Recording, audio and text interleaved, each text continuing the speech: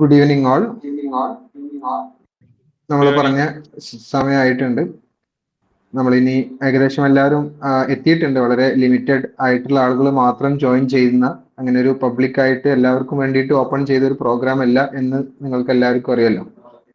NCF-നെ കുറിച്ച് ഏതെങ്കിലും തരത്തിൽ അറിയണം എന്ന് ആഗ്രഹിച്ച അല്ലെങ്കിൽ NCF പഠിച്ചു തുടങ്ങണം എന്ന് വിചാരിക്കുന്ന ആളുകളായിരിക്കും ഈ പ്രോഗ്രാമിൽ എത്തിപ്പെട്ടിട്ടുണ്ടാവാം. നമുക്കൊക്കെ അറിയാവുന്നത് പോലെ തന്നെ നമ്മൾ എഡ്യൂക്കേഷൻ ഫീൽഡിൽ ഉള്ളവരാണെങ്കിൽ അല്ലെങ്കിൽ എഡ്യൂക്കേഷൻ ഫീൽഡിലേക്ക് വരാൻ ആഗ്രഹിക്കുന്നവരാണെങ്കിൽ ഏത് നിലക്ക് നോക്കുന്ന സമയത്തും നമ്മളുമായിട്ട് വളരെ നല്ല ഇഴചേർന്ന് നിൽക്കുന്ന ഒരു സംഗതിയാണ്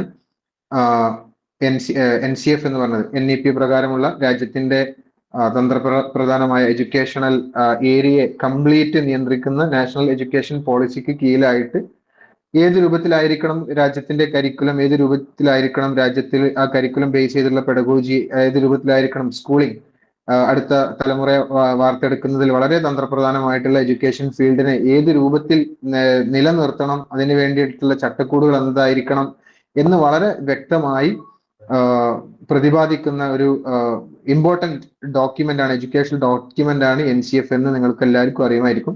എന്നാൽ പലപ്പോഴും നമ്മൾ ഈ മേഖലയിൽ പ്രവർത്തിക്കുന്ന ആളുകളാണെങ്കിലും കൂടി ജസ്റ്റ് ഒന്നൊരു പെരിഫറൽ ആയിട്ടുള്ള അറിവ് മാത്രമായിരിക്കും ഒരു പക്ഷേ ഉണ്ടാവുക. വളരെ കുറഞ്ഞ ആളുകൾ ഒരു പക്ഷേ ഡീറ്റെയിൽഡ് ആയിട്ട് പഠിച്ചിട്ടുണ്ടാവും. എന്നിരുന്നാൽ പോലും അത് ഡീറ്റെയിൽഡ് ആയിട്ട് പഠിക്കാനുള്ള ഒരു സൗകര്യമൊന്നും നമുക്ക് ഉണ്ടായിട്ടുണ്ടാവില്ല. മാത്രമല്ല അങ്ങനെ ഒന്നും അത് പഠിപ്പിക്കുന്ന ഒരു സംവിധാനങ്ങളും നമ്മൾ ശ്രദ്ധയിൽ പെട്ടിട്ടില്ല.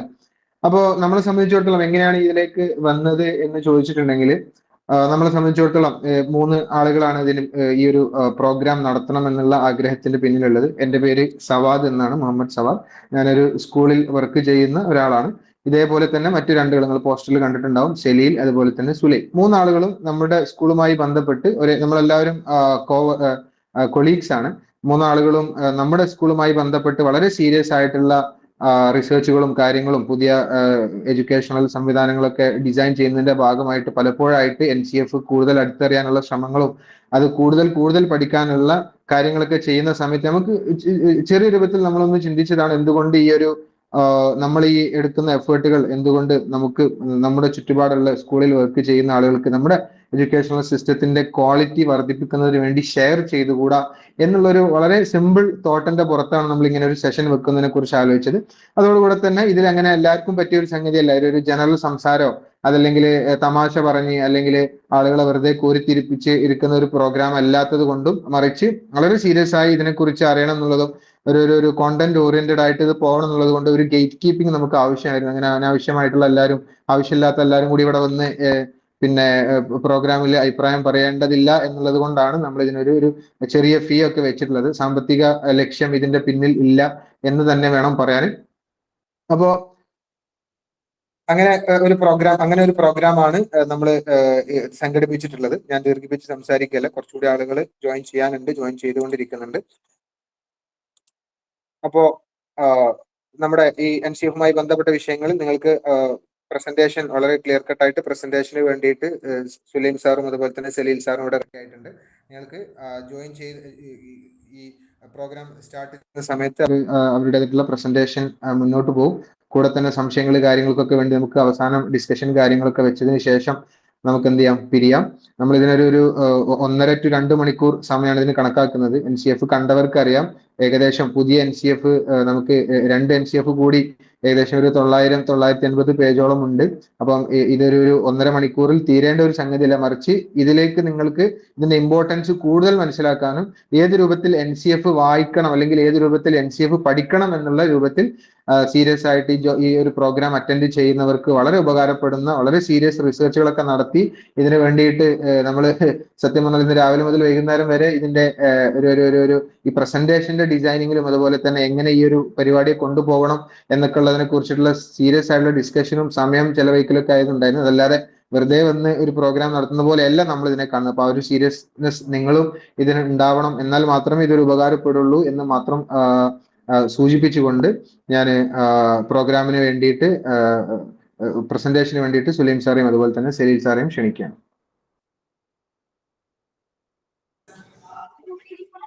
Hi, good evening everyone. Am I audible? കേൾക്കുന്നുണ്ടോ സർ? ഓക്കെ അല്ലേ? കേൾക്കുന്നുണ്ട്. അപ്പൊ ഞാൻ കൂടുതലായിട്ട് ഒരു ഫോർമാലിറ്റിയിലേക്കോ അല്ലെങ്കിൽ ഫോർമൽ ലെവലിലേക്കോ ഒന്നും കടക്കുന്നില്ല, ഡയറക്റ്റ് വിഷയത്തിലേക്ക് കടക്കുകയാണെന്നാണ് നമുക്ക് തോന്നുന്നത്. പിന്നെ ഓൾമോസ്റ്റ് സാർ ഡീറ്റെയിൽ ആയിട്ട് ഇൻട്രോ പറഞ്ഞു കഴിഞ്ഞിട്ടുണ്ട്. അപ്പോൾ ഈ ഒരു സെഷൻ, ഈ ഒരു ഡിസ്കഷൻ തുടങ്ങുന്നതിന് മുമ്പായിട്ട് 2 കാര്യങ്ങൾ പ്രധാനമായിട്ടും എല്ലാവരും ശ്രദ്ധിക്കണം എന്നുള്ളതാണ് എനിക്ക് ആദ്യമായിട്ട് ഡിസ്ക്ലെയിമർ ആയിട്ട് പറയാനുള്ളത്.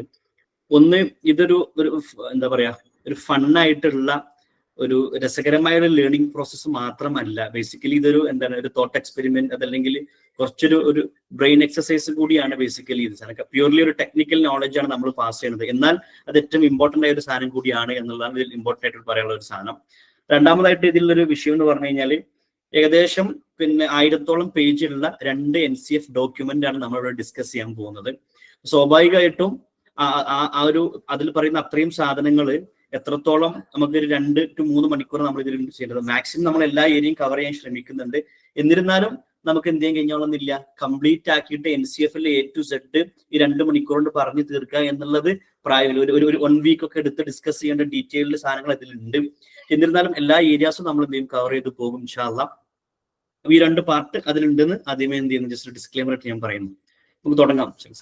അപ്പൊ ഇതില് ബേസിക്കലി നമ്മള് NCF എന്നുള്ള ഡിസ്കഷന്റെ മുമ്പ് അറിഞ്ഞിരിക്കേണ്ട ഒരു സാധനമാണ് NEP, നാഷണൽ എഡ്യൂക്കേഷൻ പോളിസി. 2020 പുതുതായിട്ടുള്ള നാഷണൽ എഡ്യൂക്കേഷൻ പോളിസി വന്നിട്ടുള്ളത്. അപ്പോൾ എന്താണ് നാഷണൽ എഡ്യൂക്കേഷൻ പോളിസി എന്നുള്ള ഡീറ്റെയിൽഡ് സാധനം നമുക്ക് അറിഞ്ഞാലേ NCFലേക്ക് നമുക്ക് എത്താൻ കഴിയുള്ളൂ. അപ്പൊ ആദ്യമായിട്ട് നിങ്ങൾക്ക് അറിയായിരിക്കും, നമ്മുടെ ഇന്ത്യൻ എഡ്യൂക്കേഷൻ ഹിസ്റ്ററിയിൽ 964 കോത്താരി കമ്മീഷനെ ഇന്ത്യൻ എഡ്യൂക്കേഷൻ സിസ്റ്റം പഠിക്കാൻ ഏൽപ്പിക്കുകയും അതനുസരിച്ച് 968 first national education policy Kothari commission propose ചെയ്യുകയും, പിന്നെ രണ്ടാമതായിട്ട് 1986 രണ്ടാമതായിട്ട് പുതിയൊരു NEP നാഷണൽ എഡ്യൂക്കേഷൻ പോളിസി വന്നിട്ടുള്ളത്. അത് റിവൈസ് ചെയ്തിട്ട് 1992 അഗെയിൻ അതേ സാധനം തന്നെ റിവൈസ് ചെയ്ത് വരികയുണ്ടായി. അതിനുശേഷം ഏകദേശം 1986 വന്ന ഒരു NEPക്ക് ശേഷം, നാഷണൽ എഡ്യൂക്കേഷൻ പോളിസിക്ക് ശേഷം നീണ്ട 36 വർഷങ്ങൾക്ക് ശേഷമാണ് ഇന്ത്യൻ എഡ്യൂക്കേഷൻ സിസ്റ്റത്തിലേക്ക് നമ്മളെ വഴി കാണിക്കുന്ന ഒരു നാഷണൽ എഡ്യൂക്കേഷൻ പോളിസി, ഒരു ഡോക്യുമെന്റ് നമ്മുടെ മുമ്പിലേക്ക് 2020 വരുന്നത്. ഏകദേശം 4 വർഷത്തോളം അതിന്റെ ഡിസ്കഷൻസും ഡെലിബറേഷൻസുമായിട്ട് മുന്നോട്ട് പോയിട്ടുണ്ട്. ശേഷം 2020 വന്നു. 2016-17 കാലഘട്ടത്തിലാണ് കസ്തൂരിരംഗൻ ടീമിന് എന്ത് ചെയ്തിട്ടുള്ളത്, അത് ഏൽപ്പിക്കുകയും അതിനുശേഷം 2019 അതിന്റെ ഏകദേശം 400 പേജിലൊരു ഡ്രാഫ്റ്റ് നമ്മുടെ മുമ്പിലേക്ക് വന്നിട്ടുണ്ടായിരുന്നു. അത് കഴിഞ്ഞ് 2020 എന്ത് ചെയ്തിട്ടുള്ളത്, പുതിയ NEP ഏകദേശം നിങ്ങൾ കണ്ടിട്ടുണ്ടാവും 68ഓളം പേജുള്ള വളരെ പ്ലെയിൻ സിമ്പിൾ ഡോക്യുമെന്റ് ആണ് basically NEP national education policy മുന്നോട്ട് വെച്ചിട്ടുള്ളത്.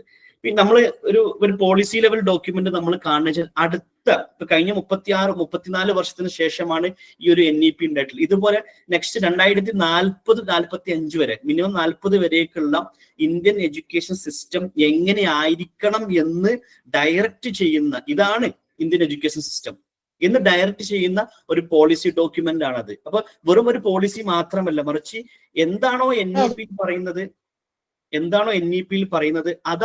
അതാണ് അടുത്ത ഒരു 10-25-30 വർഷക്കെങ്കിലും, ഒരു 10-20-30 വർഷങ്ങളേക്കും ഇന്ത്യൻ എഡ്യൂക്കേഷൻ സിസ്റ്റത്തിന്റെ ഒരു ഡയറക്ഷൻ എന്ന് പറഞ്ഞു കഴിഞ്ഞാൽ. അതുകൊണ്ടാണ് NEP ഇത്ര ഇമ്പോർട്ടന്റ് ആയിട്ടുള്ള സാധനമാവുന്നത്. ഈ NEP അനുസരിച്ചാണ് ബേസിക്കലി എന്ത് ചെയ്യുന്നുണ്ട് NCF മുന്നോട്ട് വരുന്നത്. NEPയിലേക്ക് നമ്മൾ ഇറങ്ങുകയാണെങ്കിൽ ബേസിക്കലി NEP 4 ഏരിയയിലായിട്ടും NEPന്റെ മേജർ കാര്യങ്ങൾ ഉണ്ടായിട്ടുണ്ടാവും. നിങ്ങൾ ശ്രദ്ധിച്ചിട്ടുണ്ടാവും NEP ഡോക്യുമെന്റ്. അതിൽ പ്രധാനമായിട്ടും സ്പെൻഡ് ചെയ്തിട്ടുള്ള സ്കൂൾ എഡ്യൂക്കേഷൻ, ഫസ്റ്റ് 30 പേജോളം NEPയിൽ സ്പെൻഡ് ചെയ്തിട്ടുള്ളത് അതിന്റെ സ്കൂൾ എഡ്യൂക്കേഷനുമായി ബന്ധപ്പെട്ട കാര്യങ്ങൾ ഡിസ്കസ് ചെയ്യാനാണ്. എങ്ങനെയായിരിക്കണം സ്കൂൾ വിദ്യാഭ്യാസം, പുതിയ പെഡഗോജിക്കൽ സ്ട്രക്ചർ, അങ്ങനെ ഒരുപാട് സാധനങ്ങൾ അതിൽ പറയുന്നുണ്ട്. അതോടൊപ്പം തന്നെ അടുത്തൊരു പാർട്ട് എന്ന് പറഞ്ഞാൽ ഹയർ എഡ്യൂക്കേഷൻ, എങ്ങനെയായിരിക്കണം ഇന്ത്യൻ ഹയർ എഡ്യൂക്കേഷൻ സിസ്റ്റം, അതുമായി ബന്ധപ്പെട്ടിട്ടുള്ള സംവിധാനങ്ങൾ എങ്ങനെയൊക്കെയാണ്, പുതിയ ഡിഗ്രി, പുതിയ PG സംവിധാനങ്ങൾ എങ്ങനെയായിരിക്കണം, കംപ്ലീറ്റ് കാര്യങ്ങളും അതുമായി ബന്ധപ്പെട്ട ഡീറ്റെയിൽസ് ഒക്കെയാണ് ഹയർ എഡ്യൂക്കേഷനിൽ പറയുന്നത്. മൂന്നാമതായിട്ടുള്ള ഒരു ഏരിയ എന്ന് പറഞ്ഞാൽ മറ്റു ഏരിയാസ് ആണ് അതിൽ ഡിസ്കസ് ചെയ്യുന്നത്. അപ്പൊ അതർ കീ ഏരിയാസ് എന്ന് വെച്ചാൽ നമുക്ക് വിചാരിക്കും ഇപ്പൊ എന്തായിരിക്കും അത് പ്രധാനമായിട്ടും ഒന്ന് അഡൾട്ട് എഡ്യൂക്കേഷൻ, പ്രൊഫഷണൽ എഡ്യൂക്കേഷൻ, അതേപോലെ തന്നെ ഡിജിറ്റൽ ആൻഡ് ഓൺലൈൻ എഡ്യൂക്കേഷൻ തുടങ്ങിയ കാര്യങ്ങളൊക്കെയാണ് ബേസിക്കലി അതർ കീ ഏരിയാസിൽ ഡിസ്കസ് ചെയ്യുന്നത്. പിന്നെ മേക്ക് ഇറ്റ് ഹാപ്പൻ, എങ്ങനെ ഈ NEP എന്ത് ചെയ്യുന്നു നമുക്ക് ഇംപ്ലിമെന്റ് ചെയ്യാം എന്നുള്ള ഒരു പാർട്ടാണ്. അങ്ങനെ 4 പാർട്ടായിട്ടാണ് പുതിയ നാഷണൽ എഡ്യൂക്കേഷൻ പോളിസി നമുക്ക് വായിക്കാൻ പറ്റുക. നമ്മൾ ഇന്ന് ഡിസ്കസ് ചെയ്യുന്ന NCF ബേസിക്കലി NEPയുടെ ഏറ്റവും മേജർ ചങ്ക് ഓഫ് പാർട്ട് കൊണ്ടുപോയിട്ടുള്ളത് സ്കൂൾ എഡ്യൂക്കേഷനുമായി ബന്ധപ്പെട്ട. അപ്പൊ സ്കൂൾ എഡ്യൂക്കേഷൻ എങ്ങനെയാണ് ട്രാൻസ്ഫോം ചെയ്യുക എന്നുള്ളതിന്റെ ഒരു റോഡ് മാപ്പ് ആണ് ബേസിക്കലി നമുക്ക് എന്ത് ചെയ്യുന്നുണ്ടത് NCF മുന്നോട്ട് വെച്ചിരുന്നത്. അപ്പൊ NCF നമ്മൾ പഠിക്കുന്നതിന് മുമ്പായിട്ട്, അറിയുന്നതിന് മുമ്പായിട്ട് NEP നമ്മൾ അറിഞ്ഞിരിക്കണം എന്ന് വിചാരിച്ചാണ് നമ്മൾ ബേസിക്കലി ഈ ഒരു ഏരിയയിലൂടെ കടന്നു പോയിട്ടുള്ളത്. ഇനി നമുക്ക് ഡിസ്കസ് ചെയ്യാനുള്ളത് NCF ആണ്. എന്താണ് നാഷണൽ കരിക്കുലം ഫ്രെയിംവർക്ക്? നമ്മൾ ഒരുപാട് ആൾക്കാർ കേട്ടിട്ടുണ്ടാവും നാഷണൽ കരിക്കുലം ഫ്രെയിംവർക്ക് എന്നുള്ള ഒരു പുതിയ ഒരു കൺസെപ്റ്റ്. അതായത് NEP എന്താണോ സ്കൂൾ എഡ്യൂക്കേഷനുമായി ബന്ധപ്പെട്ട് പറഞ്ഞിട്ടുള്ളത് അതിനെ ഒരു എഡ്യൂക്കേഷൻ സെറ്റിങ്ങിൽ എങ്ങനെ ട്രാൻസ്ലേറ്റ് ചെയ്യാൻ പറ്റും, ഇന്ത്യൻ എഡ്യൂക്കേഷൻ സിസ്റ്റത്തെ ഒരു സ്കൂൾ ലെവലിൽ എങ്ങനെ ട്രാൻസ്ഫോം ചെയ്യാൻ പറ്റും എന്നതിന്റെ ഒരു ഡീറ്റെയിൽഡ് ഡോക്യുമെന്റ് ആണ് ബേസിക്കലി NCF നമുക്ക് മുന്നോട്ട് വെച്ച് തരുന്നത്. അപ്പൊ NCFന്റെ ഡീറ്റെയിൽസിലേക്ക് നമ്മൾ പോവാണ് ഇനി അടുത്തതായിട്ട്. അപ്പൊ NCF എന്തുകൊണ്ട് NCF ഇത്ര ഇമ്പോർട്ടന്റ് ആവുന്നത്? നമ്മൾ NEP പറഞ്ഞു, NEP നിന്നും NCFിലേക്ക് എങ്ങനെ വന്നു എന്നുള്ള നമ്മൾ സാധനം പറഞ്ഞു.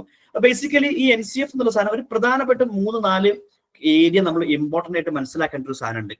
പിന്നെ എനിക്ക് ഓഡിയൻസിനോട് റിക്വസ്റ്റ് ചെയ്ത് വായിച്ച് നിങ്ങൾ ഡീറ്റെയിൽ ആയിട്ട് ബുദ്ധിമുട്ടണമെന്നില്ല. നമ്മൾ കംപ്ലീറ്റ്ലി ഈ സാധനങ്ങൾ നിങ്ങൾക്ക് എന്ത് ചെയ്തിട്ടും നമ്മൾ ഷെയർ ചെയ്തിരും ഇൻഷാല്ലാ. ഡീറ്റെയിൽ ആയിട്ട് നമുക്ക് എന്ത് ചെയ്യും, എല്ലാ പാർട്ടും PDF ഫയലായിട്ട് നിങ്ങൾക്ക് ഷെയർ ചെയ്തിരുന്നതാണ്. ഒന്ന്, NEPയോട് അലൈൻ ചെയ്തിട്ട് NEP എങ്ങനെയാണോ സ്കൂൾ എഡ്യൂക്കേഷൻ എൻവിഷൻ ചെയ്തിട്ടുള്ളത് അതിന് അലൈൻഡ് ആയിട്ട് സ്കൂൾ എഡ്യൂക്കേഷൻ സംവിധാനം എങ്ങനെ കൊണ്ടുപോകണം, എങ്ങനെ ട്രാൻസ്ഫോം ചെയ്യണം എന്നുള്ളതിനെ കംപ്ലീറ്റ് പിക്ചർ നൽകുന്നതാണ് ഒന്നാമത് NCF. രണ്ടാമതായിട്ട് ഒരു രാജ്യം, എസ്പെഷ്യലി ഇന്ത്യ പോലത്തെ ഒരു രാജ്യത്ത് ഡിഫറെന്റ് കരിക്കുലംസ് ഇവിടെ ഓൾറെഡി ഉണ്ട്. ഡിഫറെന്റ് കരിക്കുലംസ് ഉണ്ട്. ഇപ്പൊ നമുക്കറിയാം ഓൾമോസ്റ്റ് എല്ലാ സ്റ്റേറ്റിനും സ്റ്റേറ്റ് കരിക്കുലം ഉണ്ട്. ഇപ്പൊ നമുക്കറിയാം കുറച്ച് മുമ്പ് KCF പുറത്തു വന്നിട്ടുണ്ടായിരുന്നു, കേരള കരിക്കുലം ഫ്രെയിംവർക്ക്. ഇതേപോലത്തെ ഒരുപാട് എഡ്യൂക്കേഷൻ ഫ്രെയിംവർക്കുകളും ഒരുപാട് കരിക്കുലംസും നമ്മുടെ നാട്ടിൽ വർക്ക് ചെയ്യുന്നുണ്ട്. പക്ഷെ ഈ ഏത് കരിക്കുലംസ്, ഒരു രാജ്യത്തിനുള്ളിൽ വ്യത്യസ്ത കരിക്കുലംസ് നിങ്ങൾ ഡിസൈൻ ചെയ്യുകയാണെങ്കിലൊക്കെ അതിന്റെ ഒരു പ്രോട്ടോടൈപ്പ്, അത് എന്ത് ബേസ് ചെയ്തിട്ടായിരിക്കണം എന്നുള്ളതാണ് ബേസിക്കലി NCF മുന്നോട്ട് വെക്കുന്നത്. അപ്പൊ ഡിഫറെന്റ് കരിക്കുലംസ് നിങ്ങൾ ഡെവലപ്പ് ചെയ്യുകയാണെങ്കിലും അതിന്റെയൊക്കെ എന്തൊരു ബെഞ്ച് മാർക്കിംഗ് അല്ലെങ്കിൽ അതിന്റെ ഒരു പ്രോട്ടോടൈപ്പ് ബേസിക്കലി ഫ്രെയിംവർക്ക് ഈ NCF ആയിരിക്കണം എന്നാണ് ഒന്നാമതായിട്ട് പറയുന്നത്.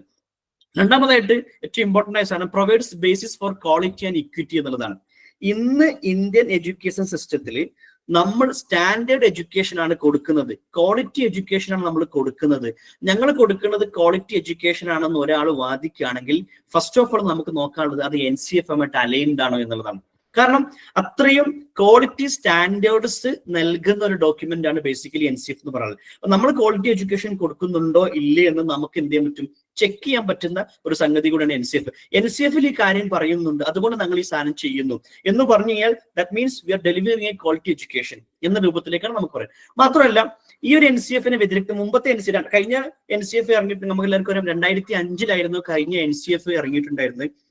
ആ NCFിന് ശേഷം നാഷണൽ ഫോക്കസ്ഡ് ഗ്രൂപ്പ് വർക്ക് ചെയ്ത ക്വസ്റ്റ്യൻ പേപ്പേഴ്സ് ഒക്കെ സബ്ജക്ട് വൈസ് ഒക്കെ ഇറങ്ങിയിട്ടുണ്ടായിരുന്നു. എല്ലാവരും വായിച്ചിട്ടുണ്ടായിരിക്കും എന്നാണ് ഞാൻ വിചാരിക്കുന്നത്.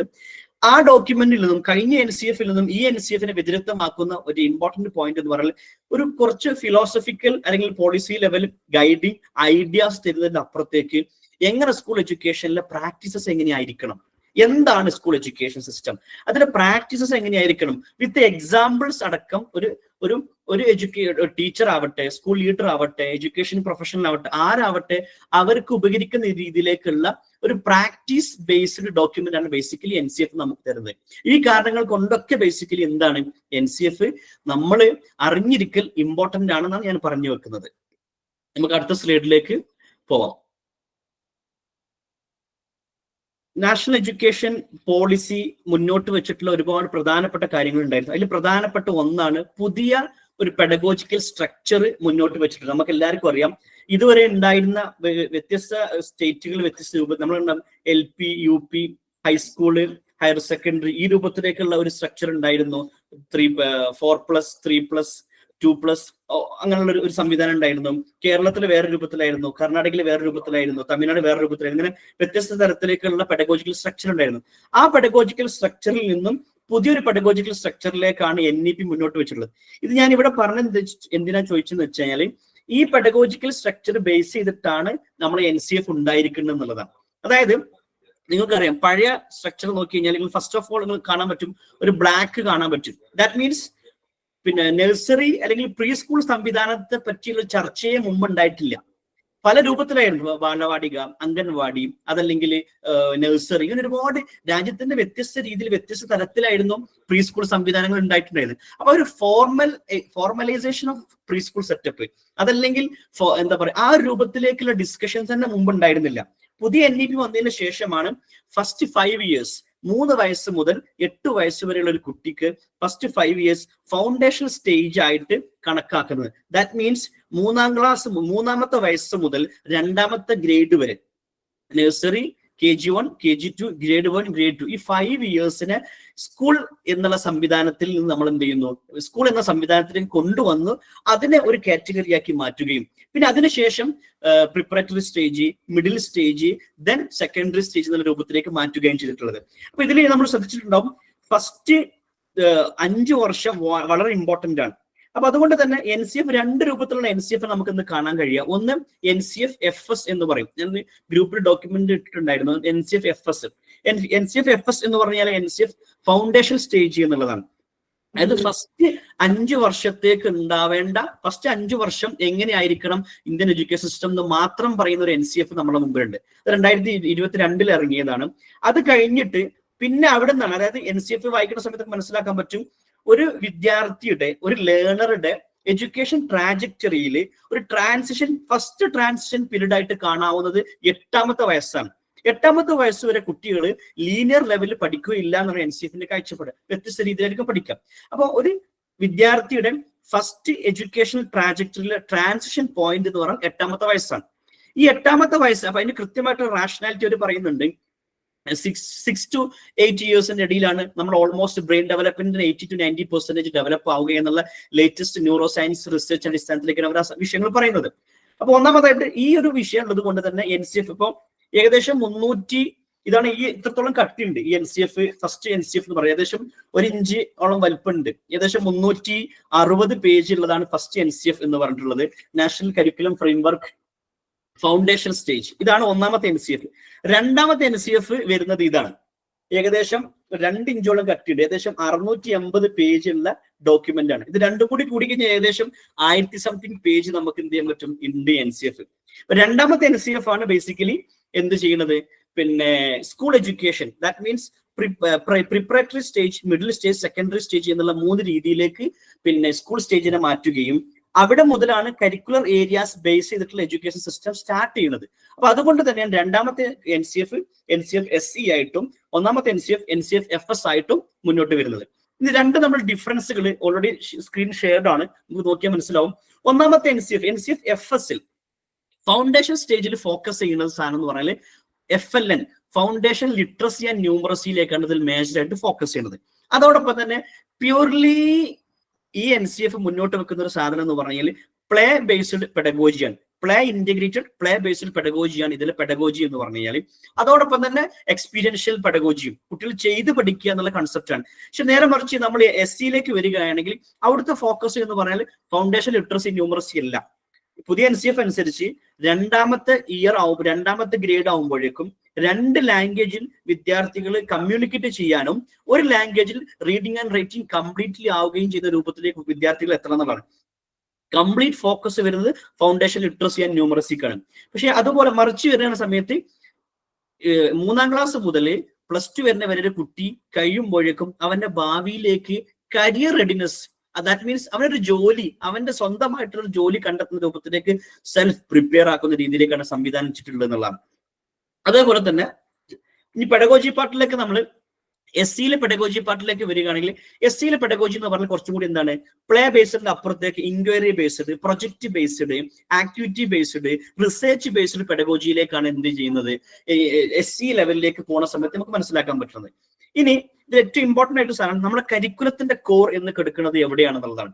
ഫൗണ്ടേഷൻ ലെവലിൽ, ദാറ്റ് മീൻസ് നമ്മൾ ഫൗണ്ടേഷൻ ലെവലിൽ പറഞ്ഞ സമയത്ത് നമ്മുടെ മനസ്സിൽ എപ്പോഴും വരുന്ന ഒരു സാധനമാണ് 3 വയസ്സ് മുതൽ 8 വയസ്സ് വരെയുള്ള കുട്ടി. Nursery, KG1, KG2, grade 1, grade 2, 5 വർഷം ഉള്ള അതാണ് ഫൗണ്ടേഷൻ സ്റ്റേജ്. ഈ ഫൗണ്ടേഷൻ സ്റ്റേജിലെ കരിക്കുലത്തിന്റെ ഫോക്കസ് എന്ന് പറഞ്ഞു കഴിഞ്ഞാൽ ബേസിക്കലി 5 ഡെവലപ്മെന്റ് ഡൊമൈൻസ് ഫോക്കസ് ചെയ്തിട്ടുള്ളതാണ്. അപ്പൊ ഹോളിസ്റ്റിക് എഡ്യൂക്കേഷൻ നമ്മൾ കേട്ടിട്ടുണ്ടോ? എന്താണ് ഹോളിസ്റ്റിക് എഡ്യൂക്കേഷൻ? ബേസിക്കലി നമ്മളെല്ലാവരും കേട്ടിട്ടുണ്ടാവും ഹോളിസ്റ്റിക് എഡ്യൂക്കേഷൻ. ഹോളിസ്റ്റിക് എഡ്യൂക്കേഷൻ എന്ന് പറഞ്ഞു കഴിഞ്ഞാൽ ബേസിക്കലി ഒരു വിദ്യാർത്ഥിയുടെ പ്രധാനമായിട്ടുള്ള 5 ഡെവലപ്മെന്റ് ഡൊമൈൻസ് ഉണ്ട്. ഈ 5 ഡെവലപ്മെന്റ് ഡൊമൈൻസിലും വിദ്യാർത്ഥികൾക്ക് ബെറ്റർ ലേണിംഗ് ഔട്ട്കംസ് കിട്ടുന്ന രീതിയിലേക്കുള്ള എഡ്യൂക്കേഷൻ സംവിധാനത്തിന് നമ്മൾ ഹോളിസ്റ്റിക് എഡ്യൂക്കേഷൻ എന്ന് പറയാം. പ്രധാനമായിട്ടും നമുക്കറിയാം physical domain, physical development domain, അതാണ് ഒന്നാമത്തത്. അത് ഒരു മനുഷ്യനെ കോൺസ്റ്റിറ്റ്യൂട്ട് ചെയ്യുന്ന സാധനം എന്താണ്? മനുഷ്യന്റെ ബോഡിയാണ്, മനുഷ്യന്റെ ബ്രെയിൻ ആണ്, മനുഷ്യന്റെ മനസ്സാണ്. ദാറ്റ് മീൻസ് ഒരു മനുഷ്യനെ എങ്ങനെയാണ് ഉണ്ടാക്കുന്നത് അതിനനുസരിച്ചുള്ള ഡെവലപ്മെന്റ് ഡൊമൈൻസ് ആണ് ഉണ്ടാക്കിയിട്ടുള്ളത്, വിഭാവനം ചെയ്യുന്നത്. ഒന്നാമതായിട്ട് ഫിസിക്കൽ ഡെവലപ്മെന്റ് ആണ് ഒന്നാമതായിട്ട്. രണ്ടാമതായിട്ട് വരുന്നത് language and literacy development domain ആണ്. മൂന്നാമതായിട്ട് വരുന്നത് സോഷ്യോ ഇമോഷണൽ ഡൊമൈൻ ആണ്. നാലാമതായിട്ട് വരുന്നത് art and aesthetics culture domain ആണ്. അഞ്ചാമതായിട്ട് കോഗ്നിറ്റീവ് ഡൊമൈൻ ആണ്. ഈ 5 ഡൊമൈനിലും വിദ്യാർത്ഥികളുടെ ലേണേഴ്സിന്റെ കുട്ടികളുടെ ഡെവലപ്മെന്റ് ഡൊമൈൻസിന് ഏറ്റവും ബെറ്റർ അച്ചീവ്മെന്റ് കൊടുക്കുക എന്നുള്ളതാണ് ബേസിക്കലി ഫൗണ്ടേഷൻ സ്റ്റേജിൽ ഫോക്കസ്. ദാറ്റ് മീൻസ് 2ാം ക്ലാസ് വരെ നിങ്ങൾ കരിക്കുലർ ഏരിയാസ് ബേസ് ചെയ്തിട്ടുള്ള എഡ്യൂക്കേഷൻ അല്ല കൊടുക്കേണ്ടത്. നിങ്ങളുടെ ഫോക്കസ് എങ്ങനെയായിരിക്കണം? ഡെവലപ്മെന്റ് ഡൊമൈൻ ബേസ്ഡ് ആയിരിക്കണം എന്നാണ് പറയുന്നത്. ഇനി അത് നമ്മൾ SC വരികയാണെങ്കിൽ ദാറ്റ് മീൻസ് 3ാം ക്ലാസ് മുതലാണ് നിങ്ങൾ സബ്ജക്ട് ബേസ് തുടങ്ങേണ്ടതെന്നാണ് പറഞ്ഞത്. 3ാം ക്ലാസ് മുതലാണ് കരിക്കുലർ ഏരിയാസ് വരുന്നത്. അപ്പൊ നമ്മൾ SC നോക്കുന്ന സമയത്ത് നമുക്ക് കാണാൻ പറ്റും അവിടെ നിന്നാണ് language 1, language 2, mathematics, world around house, അതായത് EVS നമ്മൾ പറഞ്ഞ സാധനം ഈ രൂപത്തിലേക്കാണ് 3ാം ക്ലാസ് മുതൽ സ്റ്റാർട്ട് ചെയ്യുന്നത്. അവിടെ മുതലാണ് സബ്ജക്റ്റ് ആയിട്ട് തന്നെ തുടങ്ങുന്നത്. അതിന് മുമ്പായിട്ട് പുതിയ NCF പറഞ്ഞനുസരിച്ച് ഡെവലപ്മെന്റ് ഡൊമൈൻസ് ആണ് നമ്മൾ ഫോക്കസ് ചെയ്യുന്നത്. അത് ഫോക്കസ് ചെയ്യുന്ന സമയത്ത് തന്നെ എന്ത് വേണം? ഫൗണ്ടേഷൻ ലിറ്ററസി ന്യൂമറസി നമ്മൾ വിട്ടുകൂടാ എന്നുള്ള രൂപത്തിലേക്കാണ് സംവിധാനം വരുന്നത്. പിന്നെ അസസ്മെന്റ് ലെവലിലേക്ക് വരികയാണെങ്കിൽ ഫൗണ്ടേഷൻ ലെവലിലെ അസസ്മെന്റിൽ പ്രധാനമായിട്ടും ഒരു കുട്ടികളെ അളക്കുന്ന രൂപത്തിലേക്കുള്ള അസസ്മെന്റ് പാടില്ല എന്നുള്ളതാണ് NCF പറഞ്ഞത്. ദാറ്റ് മീൻസ് ഫോർമൽ അസസ്മെന്റ് നിങ്ങൾ ചെയ്യാൻ പാടില്ല, ഇൻഫോർമൽ അസസ്മെന്റ് ആയിരിക്കണം. അതിന് ഉദാഹരണമാണ് ഒബ്സർവേഷൻ ഷീറ്റുകൾ ഉണ്ടാവും, ചെക്ക് ലിസ്റ്റുകൾ ഉണ്ടാവും, പോർട്ട്ഫോളിയോ ഉണ്ടാവും. ഡീറ്റെയിൽ ആയിട്ട് നമ്മൾ സെലിൽ സാർ ആ വിഷയങ്ങൾ സംസാരിക്കും. ഇനി പക്ഷേ ഇവിടേക്ക് എത്തുന്ന സമയത്ത് ഒരു വിദ്യാർത്ഥികൾ കിട്ടിയിരിക്കേണ്ട കോമ്പറ്റൻസി ബേസ് ചെയ്തിട്ടുള്ള എഡ്യൂക്കേഷൻ സിസ്റ്റവും കോമ്പറ്റൻസി ബേസ് ചെയ്തിട്ടുള്ള അസസ്മെന്റുകളായിരിക്കും കൃത്യമായിട്ടും എന്തിലേക്ക് ഉണ്ടാവുക? നമ്മുടെ SC വരുന്ന സമയത്ത് ഉണ്ടാവുക. ഇനി ഇവിടെ ഇമ്പോർട്ടന്റ് ഒരു സാധനം ഉണ്ട്. എസ്പെഷ്യലി നമ്മൾ 21ാം നൂറ്റാണ്ടില് ഏറ്റവും കൂടുതൽ സ്ക്രീൻ ടൈം വിദ്യാർത്ഥികൾ കിട്ടുന്ന സമയത്തോടെ നമ്മൾ ജീവിക്കുന്നത്. NCF കൃത്യമായിട്ട് പറയുന്നു minimal technology use up to grade 2. Foundation ലെവലില് വിദ്യാർത്ഥികള് സ്ക്രീൻ ടൈം കുറച്ചിട്ട് ടെക്നോളജി ബേസ് ചെയ്തിട്ടല്ല നിങ്ങൾ പഠിക്കേണ്ടത് എന്നുള്ളതാണ്. മറിച്ച് പ്ലേ ബേസ് ചെയ്തിട്ട് അതോടൊപ്പം തന്നെ എക്സ്പീരിയൻഷ്യൽ ലെവൽ കുട്ടിയുടെ സെൻസറി മോട്ടോർ സ്കിൽസും ഫൈൻ മോട്ടോർ മറ്റു എല്ലാ ലൈഫ് സ്കില്ലുകളും പ്രയോജനപ്പെടുത്തിയിട്ടുള്ള ഒരു ഫോക്കസ് ആണ് അവിടെ വരേണ്ടത്. എന്നാൽ നിങ്ങൾ SC വരുന്ന സമയത്ത് 3ാം ക്ലാസ് മുതൽ പ്യൂർലി അതല്ലെങ്കിൽ മോസ്റ്റ് ഓഫ് സമയം നിങ്ങൾ എന്ത് ചെയ്യണം? ടെക്നോളജി ഇന്റഗ്രേറ്റ് ചെയ്ത് കൊണ്ടുള്ള ഹൈടെക് ടെക്നോളജിയിലേക്കും അഡ്വാൻസ് ലെവലിലേക്കും 6ാം ക്ലാസ്സിൽ എത്തുന്ന സമയത്ത് 5ാം ക്ലാസ്സിൽ എത്തുന്ന സമയത്ത് വിദ്യാർത്ഥി കോഡിംഗ് ലെവലിലേക്ക് പഠിക്കണം എന്ന് പോലും NCF നമ്മൾ റെക്കമെൻഡ് ചെയ്യുന്നത്. ആ രൂപത്തിലേക്കൊക്കെയാണ് നിങ്ങൾ ഫോക്കസ് ചെയ്യേണ്ടതെന്നാണ് ഒരു സൈഡിൽ വരുന്നത്. ചെറുപ്രായത്തിൽ വിദ്യാർത്ഥികളുടെ ഡെവലപ്മെന്റ് ഡൊമൈൻസിലേക്ക് എന്ത് ചെയ്യുക? ഫോക്കസ് ചെയ്യുക. 3ാം ക്ലാസ് മുതൽ വിദ്യാർത്ഥികളുടെ കരിക്കുലർ ഏരിയസിലേക്ക് ഫോക്കസ് ചെയ്യുക. അവിടെ നിന്നാണ് ഡിജിറ്റൽ ടെക്നോളജിയുടെ യൂസുകൾ നിങ്ങൾ ഉപയോഗപ്പെടുത്തേണ്ടതെന്നാണ് NCF മുന്നോട്ട് വെക്കുന്നത്. അതോടൊപ്പം തന്നെ വേറൊരു സാധനം role of teacher. First NCF FS stage അനുസരിച്ച് ചെയ്യുകയാണെങ്കിൽ ഒരു ടീച്ചറുടെ റോള് എന്ന് പറഞ്ഞാൽ പ്ലേ ആണ് നമ്മുടെ സെൻട്രൽ ഓഫ് ദിസ് എന്താ പറയാ സ്റ്റേജ്. ഈ പ്ലേയെയും ഈ ഡെവലപ്മെന്റ് ഡൊമൈൻസിനെയും നർച്ചർ ചെയ്യുന്നതും അതിനെ ഫെസിലിറ്റേറ്റ് ചെയ്യുന്ന ഒരാളായിരിക്കുക എന്നുള്ളതാണ് ബേസിക്കലി എന്തെന്ന് പറഞ്ഞു കഴിഞ്ഞാൽ. ദാറ്റ് മീൻസ് നന്നായിട്ട് മാതൃത്വമുള്ള, നല്ല കെയർ ചെയ്യുന്ന, വിദ്യാർത്ഥികളെ അടുത്തറിയുന്ന, ഒബ്സർവ് ചെയ്യാൻ കഴിയുന്ന, വിദ്യാർത്ഥി ഡെവലപ്മെന്റ് ഡിലേയും ഡിഫിക്കൽട്ടീസും ഒക്കെ ഒബ്സർവ് ചെയ്യാൻ കഴിയുന്ന ഒരു ഫെസിലിറ്റേറ്റർ ആണ് ഒരുപക്ഷെ FS വേണ്ടത്. പക്ഷെ മറിച്ച് അത് SC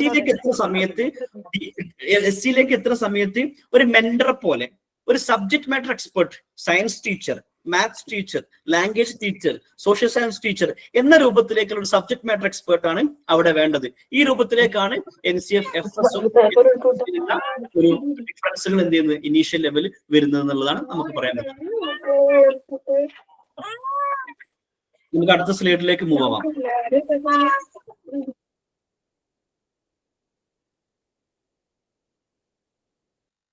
ഇനി സലീൽ സാറ് കരിക്കുലുമായി ബന്ധപ്പെട്ട വിഷയം സലീൽ സാറ് അവതരിപ്പിക്കും. ഇൻഷാ അല്ലാഹ് ഞാൻ സലീൽ സാറിനെ സ്വാഗതം ചെയ്യുന്നു.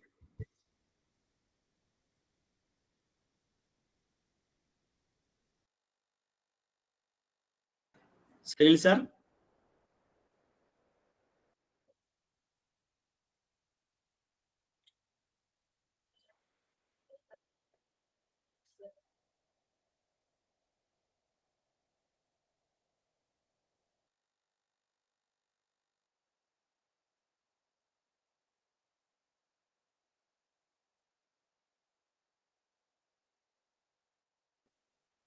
സെലിൽ സാർ സംസാരിക്കുന്നത് കേൾക്കുന്നില്ല കേട്ടോ. ഒന്ന് അൺമ്യൂട്ട് ആയിട്ട് ഒന്ന് ഒന്ന് മ്യൂട്ട് ആക്കിയിട്ട് പിന്നെ ഒന്ന് അൺമ്യൂട്ട് ആക്കി വെക്കും.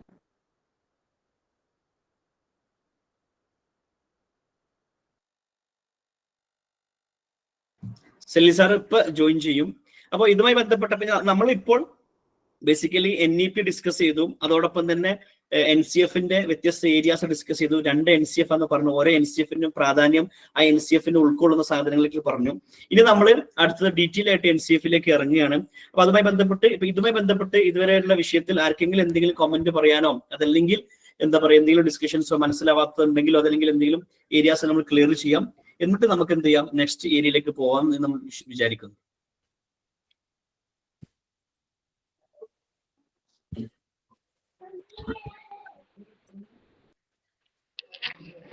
ഓക്കെ, സെലി സാർ ജോയിൻ ചെയ്യുന്നതുകൊണ്ട് അങ്ങനെയാണെങ്കിൽ നമുക്ക് എന്ത് ചെയ്യാം, ഡിസ്കഷൻസ് പിന്നെ സെഷൻ കഴിഞ്ഞിട്ട് സെഷന്റെ അവസാന ഭാഗത്തേക്ക് നീട്ടാം.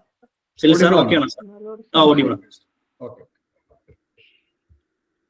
ഓക്കെ, നമ്മള് സാർ NCFനെ പറ്റിയും NEPയെ പറ്റിയും അതിന്റെ what's the purpose of this, എന്തൊക്കെയാണ് പിന്നെ NCFFSഉം SCയും തമ്മിലുള്ള മാറ്റങ്ങൾ, അങ്ങനെ പല കാര്യങ്ങൾ ഒരു പോളിസി ലെവലിൽ നിന്നുള്ള പല കാര്യങ്ങൾ പറഞ്ഞു. അപ്പൊ അതിന്റെ കുറച്ച് ഉള്ളോട്ട് ഇറങ്ങി നമ്മൾ നോക്കുകയാണെങ്കിൽ നാഷണൽ കരിക്കുലം ഫ്രെയിംവർക്ക് എന്ന് പറയുന്ന സമയത്ത് കരിക്കുലം എന്നുള്ളത് ഒരു കീ ടേം ആണ്. നമ്മൾ വളരെ ലൂസ്ലി യൂസ് ചെയ്യുന്ന ഒരു ടേം ആണ് കരിക്കുലം. പല സമയത്തും സിലബസും കരിക്കുലം എന്നുള്ള ഇന്റർചേഞ്ചബിളൊക്കെ യൂസ് ചെയ്യുന്ന സാധനമാണ്.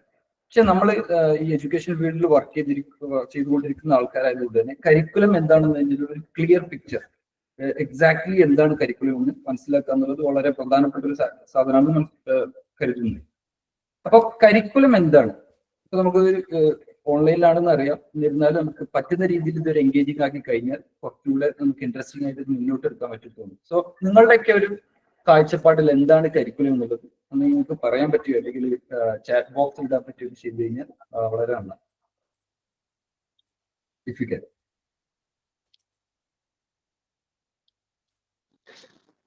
ടൈപ്പ് ചെയ്തിട്ടാലും മതി, ജസ്റ്റ് ഒന്ന് അറിയാൻ വേണ്ടിയിട്ടാണ്.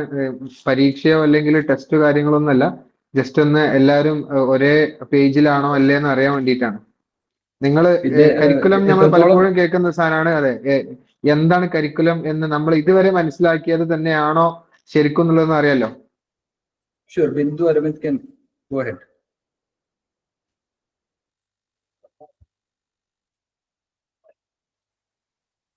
നമുക്കിത് എത്രത്തോളം എൻഗേജിങ് ആക്കാൻ പറ്റും എന്നുള്ളതിന്റെ ഒരു test കൂടിയാണെന്ന് കരുതിക്കോളൂ. The whole activities of the school to achieve common goals. Abdurrahman പറഞ്ഞു. Good.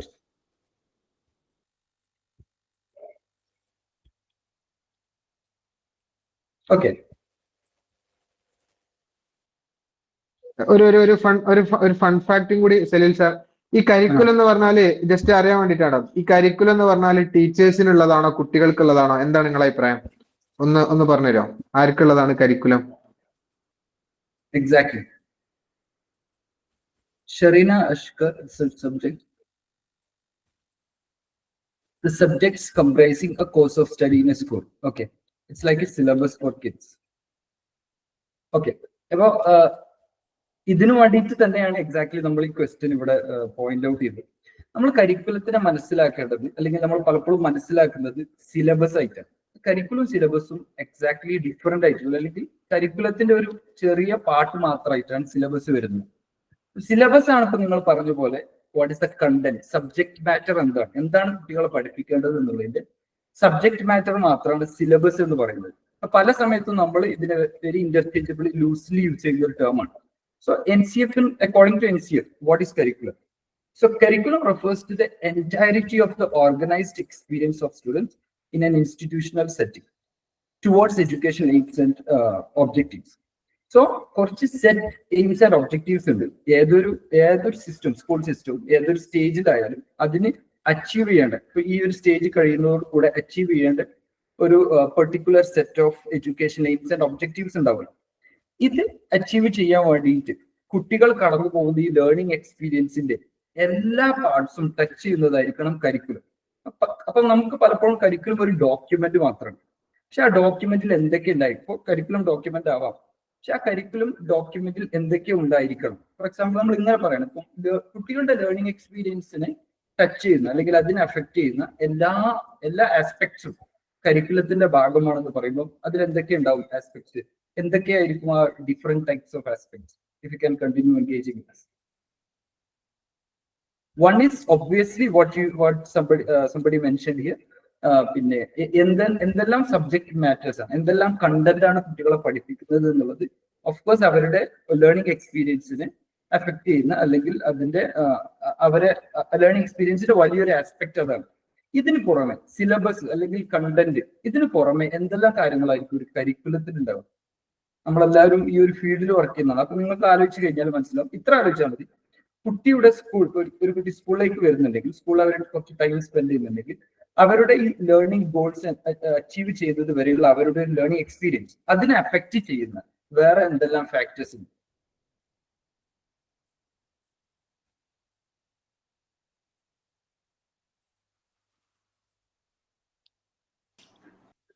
Class room practices. Yes, exactly. അപ്പൊ നമ്മൾ കണ്ടന്റ് എന്ന് ചില നേരത്തെ നമ്മൾ പലരും പറഞ്ഞു. അതുപോലെ തന്നെ class room practices, what else? പറയില്ല എന്ന് നമ്മൾ പെട്ടെന്ന് പോകട്ടോ, മുന്നോട്ട് പോകും. എന്തായാലും അപ്പൊ എന്തെല്ലാം ആയിരിക്കും കരിക്കുലം? ഇപ്പൊ നമ്മളിങ്ങനെ എൻറ്റയറിറ്റി ഓഫ് ലേണിംഗ് എക്സ്പീരിയൻസ് ഒക്കെ പറയുന്ന സമയത്ത് ഇതിന്റെ കോമ്പണൻസ് എന്തായിരിക്കും, ഇതിന്റെ എലമെന്റ്സ് ഓഫ് കരിക്കുലം എന്തായിരിക്കും എന്നുള്ളത് കാര്യത്തിൽ പലർക്കും സംശയം ഉണ്ടാവും. പക്ഷെ അത് കേൾക്കുന്ന സമയത്ത് നമുക്ക് കുറച്ചുകൂടി ക്ലിയർ ആവും. So what would be the components of curriculum? So mainly 5 components ആണ് കരിക്കുലത്തിൽ ഉണ്ടാവുക. First of all, goals and objectives. അതായത് എന്തെല്ലാം ആണ് what to achieve at the end of this stage or at the end of this class, എന്തെല്ലാം ആണ് കുട്ടികൾക്ക് achieve ചെയ്യേണ്ടത്, എന്തെല്ലാം പിന്നെ കോമ്പിറ്റൻസീസ് ആണ്, എന്തെല്ലാം സ്കിൽസ് ആണ്, അല്ലെങ്കിൽ എന്തെല്ലാം പിന്നെ അച്ചീവ്മെന്റ്സ് ആണ് കുട്ടികൾക്ക് ഗെയിൻ ചെയ്യേണ്ടത് at the end of the stage. അത് ആദ്യം തന്നെ കരിക്കുലം സെറ്റ് ചെയ്യും. അപ്പം that's A very important part of the curriculum document. പിന്നെ അതിൽ നിന്നാണ് നമ്മൾ കണ്ടന്റ് ഓർ സബ്ജക്ട് മാറ്റർ, നേരത്തെ നമ്മൾ പറഞ്ഞ സിലബസ് എന്നുള്ള ഒരു സാധനം വരുന്നത് നമ്മളെ രണ്ടാമത്തെ പാർട്ടിലാണ്. അതായത് നമ്മളെ ഗോൾസ് സെറ്റ് ചെയ്ത് കഴിഞ്ഞാൽ ഈ ഗോൾസ് അച്ചീവ് ചെയ്യാൻ വേണ്ടിയിട്ട് നമ്മൾ എന്താണ് പഠിപ്പിക്കേണ്ടത്, വാട്ട് ടു ടീച്ച്, ആ ഒരു കൺസെപ്റ്റ് ആണ് കണ്ടന്റ് ഓർ സബ്ജക്ട് മാറ്റർ അല്ലെങ്കിൽ സിലബസ് എന്നൊക്കെ നമ്മൾ പറയുന്ന ഒരു സ്റ്റേജിൽ വരും. പിന്നെ നമുക്കുള്ളത് പെഡഗോജി. പെഡഗോജി നിങ്ങൾക്ക് എല്ലാവർക്കും അറിയാം, that's the teaching learning method അല്ലെങ്കിൽ ടീച്ചിങ് മെത്തഡോളജി, എങ്ങനെ പഠിപ്പിക്കാം, ഹൗ ടു ടീച്ച്. അപ്പൊ നമ്മൾ 3 കാര്യങ്ങൾ പറഞ്ഞു. എന്താണ് അച്ചീവ് ചെയ്യേണ്ടത്, പിന്നെ എന്താണ് പഠിപ്പിക്കേണ്ടത്, ഈ ഗോൾസ് അച്ചീവ് ചെയ്യാൻ വേണ്ടിയിട്ട് എന്താണ് പഠിപ്പിക്കേണ്ടത്, പിന്നെ ഇത് എങ്ങനെ പഠിപ്പിക്കാം, how to teach this, pedagogy. അതിനാണ് നമുക്ക് പെഡഗോജി അല്ലെങ്കിൽ ടീച്ചിങ് മെത്തഡോളജി എന്നൊക്കെ പറയുന്നത്. പിന്നെ അതിന്റെ കൂടെ തന്നെ ഇമ്പോർട്ടന്റ് ആയിട്ടുള്ള ഒരു സാധനമാണ് ഈ പെഡഗോജി ഉപയോഗിച്ച് ഈ കണ്ടന്റ് അല്ലെങ്കിൽ ഈ സബ്ജക്ട് മാറ്റേഴ്സ് പഠിപ്പിച്ചു കഴിഞ്ഞാൽ ഈ ഗോൾസ് ആൻഡ് ഒബ്ജക്റ്റീവ്സ് അച്ചീവ് ചെയ്യുന്നുണ്ടോ ഇല്ലയോ എന്നുള്ളത് നമുക്ക് അസസ് ചെയ്യും, അത് നമുക്ക് ഇവാലുവേറ്റ് ചെയ്യും. അതിനാണ് നമുക്ക് വെരി ഇമ്പോർട്ടന്റ് ആയിട്ടുള്ള 4ാമത്തെ കോമ്പണന്റ് അസസ്മെന്റ്സ്. അപ്പൊ ഈ 4 മേജർ കോമ്പണൻസ് ആണ് നമുക്ക് കരിക്കുലത്തിൽ ഉള്ളത് എന്ന് പറയാം. പക്ഷെ അത്ര തന്നെ ഇമ്പോർട്ടന്റ് ആണ് learning environment, which is the enabling part of all of this. ഈ 4 കോമ്പണൻസിനെയും എനാബിൾ ചെയ്യുന്നത് ലേണിംഗ് എൻവയോൺമെന്റ് ആണ്. ഇപ്പൊ ലേണിംഗ് എൻവയോൺമെന്റ് എന്ന് പറയുന്നത് ഒരു ബ്രോഡ് ടേം ആണ്. അപ്പൊ അതിൽ പല കാര്യങ്ങളും വരും. ഫോർ എക്സാമ്പിൾ പിന്നെ ലേണിംഗ് എൻവയോൺമെന്റ് എന്ന് പറയുമ്പോൾ ഇപ്പൊ ഇത്രയും പറഞ്ഞ കാര്യങ്ങൾ ഞാൻ ഒന്നുകൂടെ ആവർത്തിക്കുകയാണ്. ഗോൾസ് ആൻഡ് ഒബ്ജക്റ്റീവ്സ് എന്ന് പറയുമ്പോൾ വാട്ട് ടു അച്ചീവ് ആണ് നമ്മളവിടെ പറയുന്നത്. പിന്നെ what to teach, how to teach and how to assess or evaluate. So ഈ teaching, learning and then evaluation, ഈ പ്രോസസ്സ് മുഴുവനായിട്ട് നടക്കുന്നതിന് എനാബിൾ ചെയ്യുന്ന എല്ലാ ഫാക്ടേഴ്സും ലേണിംഗ് എൻവയോൺമെന്റിലാണ് വരുന്നത്. ഇപ്പൊ ലേണിംഗ് എൻവയോൺമെന്റിൽ എന്തൊക്കെ വരും?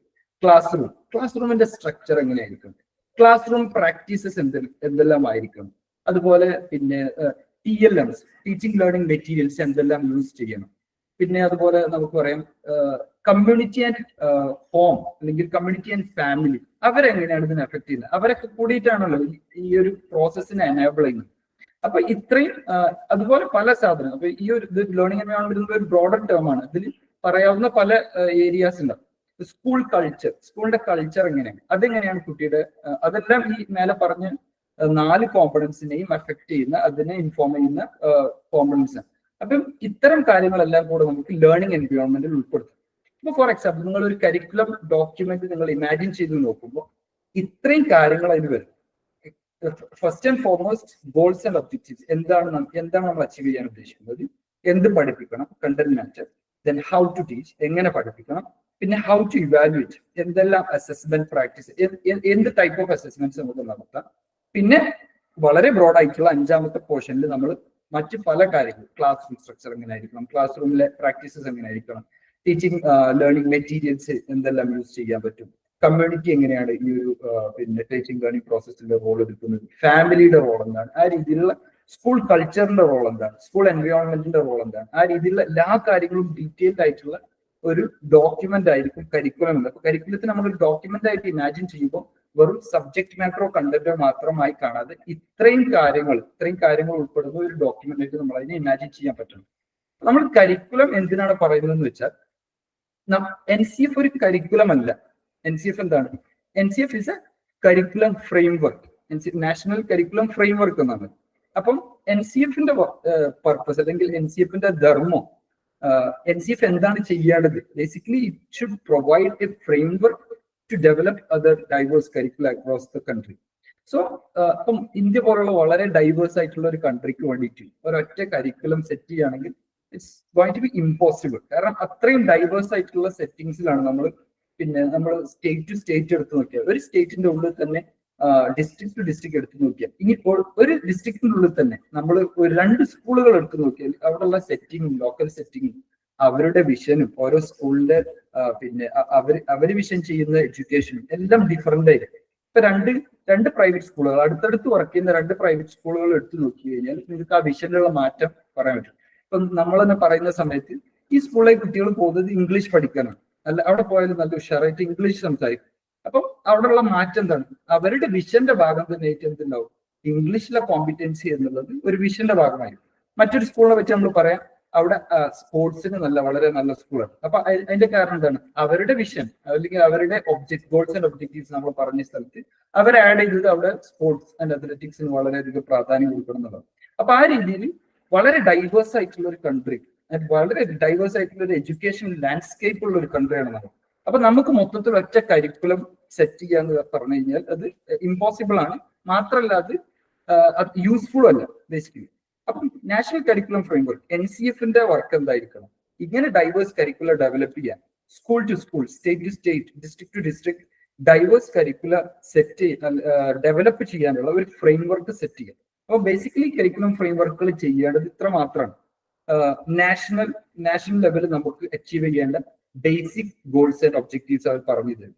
പിന്നെ അതിന് എന്തെല്ലാം കണ്ടന്റ് അല്ലെങ്കിൽ സബ്ജക്ട് മാറ്റേഴ്സ് എന്തെല്ലാം ഉൾപ്പെടുത്തണം എന്നുള്ളതിന്റെ ഒരു ഫ്രെയിംവർക്ക് അല്ലെങ്കിൽ ഒരു ഗൈഡ് തരും. പിന്നെ എന്തെല്ലാം ഡിഫറെന്റ് ടൈപ്സ് ഓഫ് പെഡഗോജി നമുക്ക് നമ്മുടെ രാജ്യത്ത് യൂസ് ചെയ്യാം എന്നുള്ളതിന്റെ ഒരു ചെറിയ വിവരണം തരും.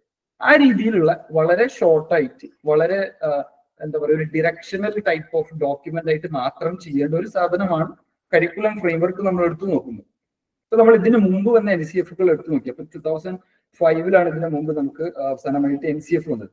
ഇപ്പൊ 2005 NCF ഇസ് 160 പേജ് ഡോക്യുമെന്റ്.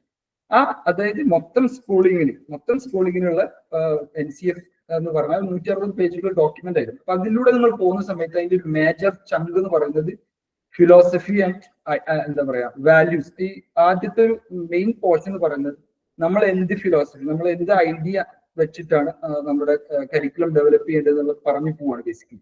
അതല്ലാതെ അതിന്റെ ഡീറ്റെയിലേക്ക് കടക്കുന്നില്ല. പക്ഷെ ഇപ്രാവശ്യം നമുക്ക് പുറത്തു വന്ന NCF 2022 and 23 FS വന്നത് 22 SC വന്നത് 23 അപ്പൊ ഈ 160 പേജുള്ള ഡോക്യുമെന്റിനെ റീപ്ലേസ് ചെയ്തത് 1000 പേജ് ഡോക്യുമെന്റ് ആണ്. That it self says a lot. അപ്പൊ കരിക്കുലം ഫ്രെയിംവർക്കിന്റെ ഒരു എന്താ പറയാ ആ ഒരു ലെവലിൽ നിന്നും ഡീപ്പർ ആയിട്ട് ഇറങ്ങിയിട്ട് ഒരു കരിക്കുലം ഡോക്യുമെന്റ് ലെവലിലേക്ക് NCF മാറിയിട്ടുണ്ട് എന്നുള്ളതാണ് ഈ NCFനെ സ്റ്റാൻഡ് ഔട്ട് ചെയ്യുന്നതിന്റെ ഫീച്ചർ. അപ്പൊ അതുകൊണ്ട് തന്നെ നമുക്ക് അതിൽ കടന്നു പോകുന്ന സമയത്ത് നമുക്ക് മനസ്സിലാവും ഇത് വെറും ഒരു ഗൈഡിങ് ഡോക്യുമെന്റ്, ഒരു ഡിറക്ഷണൽ ഡോക്യുമെന്റോ ആയി മാറുന്നതിന് പകരം ഈ പറഞ്ഞ എല്ലാ കോമ്പണൻസിലേക്കും ഗോൾസ് ആൻഡ് ഒബ്ജക്റ്റീവ്സ് അതിന്റെയൊക്കെ ഡീറ്റെയിലിംഗ് നമ്മൾ കണ്ടുപോയാൽ ഓൾറെഡി നിങ്ങൾ എല്ലാവരും നോക്കിയിട്ടുണ്ടാവും. നോക്കാത്തവരാണെങ്കിൽ സുലൈൻ സാർ അതിന്റെ ഡീറ്റെയിലേക്ക് പോകുന്ന സമയത്ത് നമുക്ക് മനസ്സിലാവും എത്രത്തോളം ഡീറ്റെയിലാണ് അത് ചെയ്തിട്ടുള്ളത് എന്നുള്ളത്.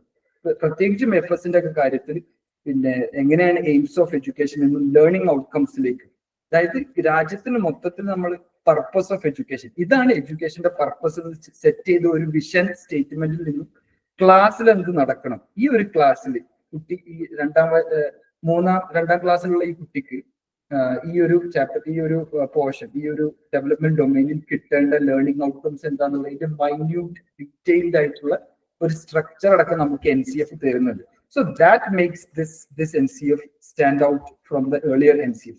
അതുകൊണ്ട് തന്നെയാണ് ഈ ഒരു ഡോക്യുമെന്റിന് ഇത്രത്തോളം പ്രാധാന്യം. നമ്മളെല്ലാവരും നോട്ട് ജസ്റ്റ് കരിക്കുലം ഡെവലപ്പേഴ്സ്. സാധാരണ കരിക്കുലം ഫ്രെയിംവർക്ക് എന്ന് പറഞ്ഞാൽ ഇപ്പൊ നേരത്തെ സവാദ് സാർ ചോദ്യം ചോദിച്ചു, ഈ കരിക്കുലം ആർക്ക് വേണ്ടി, കരിക്കുലം ഫ്രെയിംവർക്ക് ആർക്ക് വേണ്ടിയിട്ടുണ്ട്? കരിക്കുലം ഡെവലപ്പേഴ്സിന് വേണ്ടിയിട്ടാണെന്നുള്ളതാണ് അതിന്റെ സാധാരണ ഉത്തരം. പക്ഷെ നമുക്ക് ഈ NCFിലൂടെ കടന്നു പോകുന്ന സമയത്ത് നമുക്ക് മനസ്സിലാക്കാൻ പറ്റും, this is not just made for curriculum developers, അല്ലെങ്കിൽ SCRT പോലെയുള്ള സ്റ്റേറ്റ് ലെവൽ എഡ്യൂക്കേഷൻ ബോഡീസിന് വായിച്ച് അവർക്ക് അവരുടെ സ്റ്റേറ്റിന് വേണ്ടിയിട്ടുള്ള ഒരു കരിക്കുലം ഉണ്ടാക്കാൻ വേണ്ടി മാത്രം ഉണ്ടാക്കിയ ഒരു ഡോക്യുമെന്റ് അല്ല. But this is A document for each and every one who works in education field. Teachers അടക്കം, പിന്നെ അക്കാഡമിക് കോർഡിനേറ്റേഴ്സ് അടക്കം, പ്രിൻസിപ്പൽസ് അടക്കം, അതുപോലെ സ്കൂൾ ലെവലിലുള്ള കരിക്കുലം ഡെവലപ്പേഴ്സ് മുതൽ സ്റ്റേറ്റ് ലെവലിലുള്ള കരിക്കുലം ഡെവലപ്പേഴ്സ് വരെ ഈ എഡ്യൂക്കേഷൻ ഫീൽഡിൽ വർക്ക് ചെയ്ത എല്ലാവർക്കും വായിക്കേണ്ടിയിരിക്കുന്ന ഒരു document. Also it is very readable. ഇപ്പൊ നേരത്തെ സുലൈം സാർ അതിന്റെ കട്ട് ചെയ്ത് കാണിച്ചു നോക്കും, but it's A very readable document. സാധാരണ നമുക്ക് പോളിസി ഡോക്യുമെന്റും NCF പോലെയുള്ള ഫ്രെയിംവർക്ക് ഡോക്യുമെന്റുകൾ എന്ന് പറഞ്ഞു കഴിഞ്ഞാൽ സാധാരണക്കാർക്ക് മനസ്സിലാവുന്ന രീതിയിലുള്ള ജാർഗൺസ് ഒന്നും ആയിരിക്കില്ല അതിൽ യൂസ് ചെയ്തിട്ടുണ്ട്. But this is A very very readable document, and it's a very detailed document, and everybody has to go through it. I'll just pass the talk again to Sulaim sir, but I'll just mention one thing. പിന്നെ principal conference കഴിഞ്ഞ ഒക്ടോബറിലായിട്ട് സഹോദരിയുടെ principal conference നടന്നിരുന്നു എറണാകുളത്ത് വെച്ചിട്ട്. അപ്പൊ ആ സമയത്ത് ഇതിലുള്ള പലരും ഉണ്ടായിട്ടിരിക്കണം. അപ്പൊ ആ സമയത്ത് NCERTയിൽ നിന്ന് വന്ന പിന്നെ ഒരു റിസോഴ്സ് പേഴ്സൺ, അവർ നമ്മൾ ട്രെയിനിങ്ങിനൊക്കെ വേണ്ടിയിട്ട് വന്ന ഒരു റിസോഴ്സ് പേഴ്സൺ ചോദിച്ചൊരു ചോദ്യമായിരുന്നു. അപ്പൊ അന്ന് NCF ആണ് നമ്മുടെ ഒരു ടോക്കിംഗ് പോയിന്റ്, HPCയെ പറ്റി, ഹോളിസ്റ്റിക് പ്രോഗ്രസ് കാർഡിനെ പറ്റിയിട്ട് ഡിസ്കസ് ചെയ്തത്. അപ്പൊ ആ സമയത്ത് ഇയാൾ ചോദിക്കുകയാണ്, ഏകദേശം 900-ലധികം പ്രിൻസിപ്പൾസ് കേരളത്തിലെ മൊത്തം പ്രൈവറ്റ് സ്കൂളുകളിലെ പ്രിൻസിപ്പൾസ് ഇരിക്കുന്ന ഒരു മീറ്റിംഗ് വെച്ചിട്ട് ഇയാൾ ചോദിക്കുകയാണ്, എത്ര പേര് NCF കണ്ടിട്ടുണ്ട്? How many of you have seen NCF? അപ്പൊ എല്ലാവരും കൈമുട്ടി. കാരണം NCF കാണാത്തവരുണ്ടാവില്ല. NCF ഇനി കണ്ടിട്ടില്ല എന്ന് പറഞ്ഞ ഒരു പ്രിൻസിപ്പളെ സംബന്ധിച്ചിടത്തോളം അത് മോശമല്ല. അപ്പൊ എല്ലാവരും NCF കണ്ടിട്ടുണ്ട്. അപ്പൊ ഓക്കെ, രണ്ടാമത്തെ ആൾ ചോദിച്ചു, എത്ര ആൾക്കാർ NCF വായിച്ചിട്ടുണ്ട്? How many of you have red NCF? അപ്പൊ ഏകദേശം ഒരു 20% ആൾക്കാർ മാത്രമേ NCF വായിച്ചവരായിട്ടുള്ളൂ, അതായത് കംപ്ലീറ്റ്ലി വായിച്ചവരായിട്ടുള്ളൂ. ചില ആൾക്കാർ പകുതി പോർഷൻസ് ഒക്കെ വായിച്ചവരുണ്ട്. അതിനുശേഷം ആൾ ചോദിച്ചു, how many of you have studied NCF? എത്ര ആൾക്കാർ NCF പഠിച്ചിട്ടുണ്ട്? അപ്പൊ വളരെ ചുരുക്കം പേരാണ് NCF പഠിച്ചവരായിട്ടുള്ളത്. ആരാണത്? പ്രിൻസിപ്പൽസ് ആണ്, സ്കൂളുകളുടെ പ്രിൻസിപ്പൽസ് ആണ്. അവർ നിർബന്ധമായിട്ട്, കാരണം പ്രിൻസിപ്പൽസ് എന്ന് പറയുമ്പോൾ സ്കൂളിന്റെ കരിക്കുലം എന്താണെന്ന് തീരുമാനിക്കുന്നതിൽ മെയിൻ റോൾ വഹിക്കുന്ന ഒരാൾ പ്രിൻസിപ്പൾ ആണെന്നാണ് ഞാൻ വിശ്വസിക്കുന്നത്, നമ്മുടെയൊക്കെ സെറ്റിംഗിലാണ്. അപ്പം ഈ പിന്നെ NCF പഠിച്ച പ്രിൻസിപ്പൽമാരുടെ എണ്ണം വിരലിൽ എണ്ണാവുന്ന ആൾക്കാരെ അവിടെ ഉള്ളൂ. അപ്പൊ അയാളിങ്ങനെ പിന്നെ വളരെ സങ്കടത്തോടെ അയാൾ അവിടെ പറയാണ്, നമ്മൾ ഇത്രയും വർക്ക്, അതായത് ഈ NCERT വന്നൊരു റിസോഴ്സ് പേഴ്സൺ ആയതുകൊണ്ട് നമുക്ക് പറയും, നമ്മൾ ഇത്രയും വർക്ക് ചെയ്ത് ഈ സാധനം ഉണ്ടാക്കിയത് നിങ്ങൾ പഠിക്കാൻ വേണ്ടിയിട്ടല്ല, നിങ്ങൾ കണ്ണോടിച്ച് പോകാൻ വേണ്ടിയിട്ടില്ല. ഞാൻ ഒരു സ്റ്റെപ്പും കൂടെ മുന്നോട്ട് പോയിട്ട് ചോദിക്കും, പിന്നെ we have to not just study NCF, we have to master NCF. നമ്മൾ ഒരു പ്രാവശ്യം പഠിച്ചതുകൊണ്ട് മാത്രം NCF ആവില്ല, നമുക്ക് we have to master NCF. ആ ഒരു ലെവലിലേക്ക് നമുക്ക് എത്തിക്കഴിഞ്ഞു കഴിഞ്ഞാല് നമ്മുടെ സ്കൂളിലുള്ള നടക്കുന്ന കാര്യങ്ങൾ, A to Z കാര്യങ്ങൾ, നേരത്തെ നമ്മൾ പറഞ്ഞ പോലെ സ്കൂളിൽ നടക്കുന്ന എല്ലാ കാര്യങ്ങളും കുട്ടിയുടെ ലേണിംഗ് എക്സ്പീരിയൻസിനെ ബാധിക്കുന്നതാണ്. So all of it is A part of curriculum. അതെല്ലാം കരിക്കുലത്തിന്റെ ഒരു ഭാഗമാണ്, സ്കൂളിൽ നടക്കുന്ന A to Z കാര്യങ്ങൾ. അപ്പൊ ഇതെല്ലാം നമ്മൾ NCF അലൈൻഡ് ആണ്. നമ്മൾ നാഷണൽ ലെവലിലുള്ള നമ്മുടെ പിന്നെ എഡ്യൂക്കേഷൻ സെറ്റിങ്ങിൽ അല്ലെങ്കിൽ എഡ്യൂക്കേഷൻ സിസ്റ്റത്തിൽ വരുന്ന പുതിയ മാറ്റങ്ങളുമായിട്ട് നമ്മുടെ സ്കൂൾ അലൈൻഡ് ആണോ എന്നുള്ളതൊക്കെ നമ്മൾ ചിന്തിച്ചില്ലെങ്കിൽ പിന്നെ ആരാണ് ചിന്തിക്കാം. അപ്പൊ നമ്മുടെ സ്കൂൾ അപ് ടു ഡേറ്റ് ആയിരിക്കുക, നമ്മുടെ സ്കൂളിൽ നടക്കുന്ന A to Z കാര്യങ്ങൾ നാഷണൽ ലെവലിലുള്ള സ്റ്റാൻഡേർഡ് കീപ്പ് ചെയ്യുന്നുണ്ടോ, ബെഞ്ച് മാർക്കിന് അടുത്തെത്തുന്നുണ്ടോ, എന്നുള്ളത് അറിയുക എന്നുള്ളത് നമ്മളെ സംബന്ധിച്ചിടത്തോളം, ഓരോരുത്തരെ സംബന്ധിച്ചിടത്തോളം പ്രത്യേകിച്ചും പിന്നെ ഡിസിഷൻ മേക്കേഴ്സ് ആയിട്ടുള്ള പ്രിൻസിപ്പൽ പോലെയുള്ള അക്കാഡമിക് കോർഡിനേറ്റർ പോലെയുള്ള പദവി നിൽക്കുന്ന ആൾക്കാരെ സംബന്ധിച്ചിടത്തോളം വെരി ഇമ്പോർട്ടന്റ് ആണ്. അപ്പൊ അതുകൊണ്ട് തന്നെ NCF-ന്റെ ഒരു ക്ലോസർ ലുക്ക്, ഇപ്പൊ ഞാൻ പല കാര്യങ്ങളും പറയും, ഇത് ഭയങ്കര റീഡബിൾ ആണ്, ഇതിൽ ഡീറ്റെയിൽഡ് ആണെന്നൊക്കെ പറഞ്ഞു. അപ്പൊ അതിന്റെ ഒരു ഡെമോൺസ്ട്രേഷൻ പിന്നെ സുലൈം സാറോട് ചെയ്യും. അപ്പൊ അത് ചെയ്യുന്ന സമയത്ത് എനിക്ക് ഞാൻ പറഞ്ഞതിന്റെ ഒരു ഡീറ്റെയിലിംഗ് എത്രത്തോളമാണെന്നുള്ളത് എനിക്ക് മനസ്സിലാവും ഇൻഷാ അല്ലാഹ്. Okay Sulaim sir.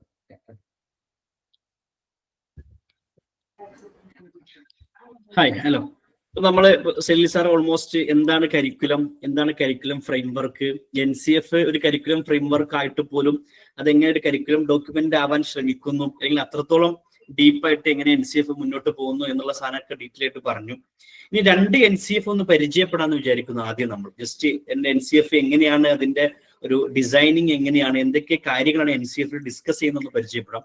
എന്നിട്ട് അതിൽപ്പെട്ട ഓരോ മേജർ പാർട്ട്, ഫോർ എക്സാമ്പിൾ നമ്മൾ കരിക്കുലത്തിന്റെ 4 മേജർ കോമ്പണൻസ് പറഞ്ഞു. ഒന്ന് പ്രധാനപ്പെട്ട ഗോൾസ് ആൻഡ് ഒബ്ജക്റ്റീവ്സ് ആണ്, 2 കണ്ടന്റ് ആണ് പറഞ്ഞത്, അസസ്മെന്റ് പറഞ്ഞു, പെഡഗോജി പറഞ്ഞു, ദെൻ അടുത്തൊരു ലേണിംഗ് എൻവയൺമെന്റ് പറഞ്ഞു. അപ്പൊ ഇതിൽപ്പെട്ട എല്ലാ പാർട്ടും നമ്മൾ എന്ത് ചെയ്യാം, ഒന്ന് ഡീറ്റെയിൽ ആയിട്ട് പോകുമെന്ന് വിചാരിക്കുന്നു. ഫസ്റ്റ് ഓഫ് ഓൾ ഞാൻ പിന്നെ NCF ഒന്ന് സ്ക്രീൻ ഷെയർ ചെയ്യാൻ തോന്നുന്നു.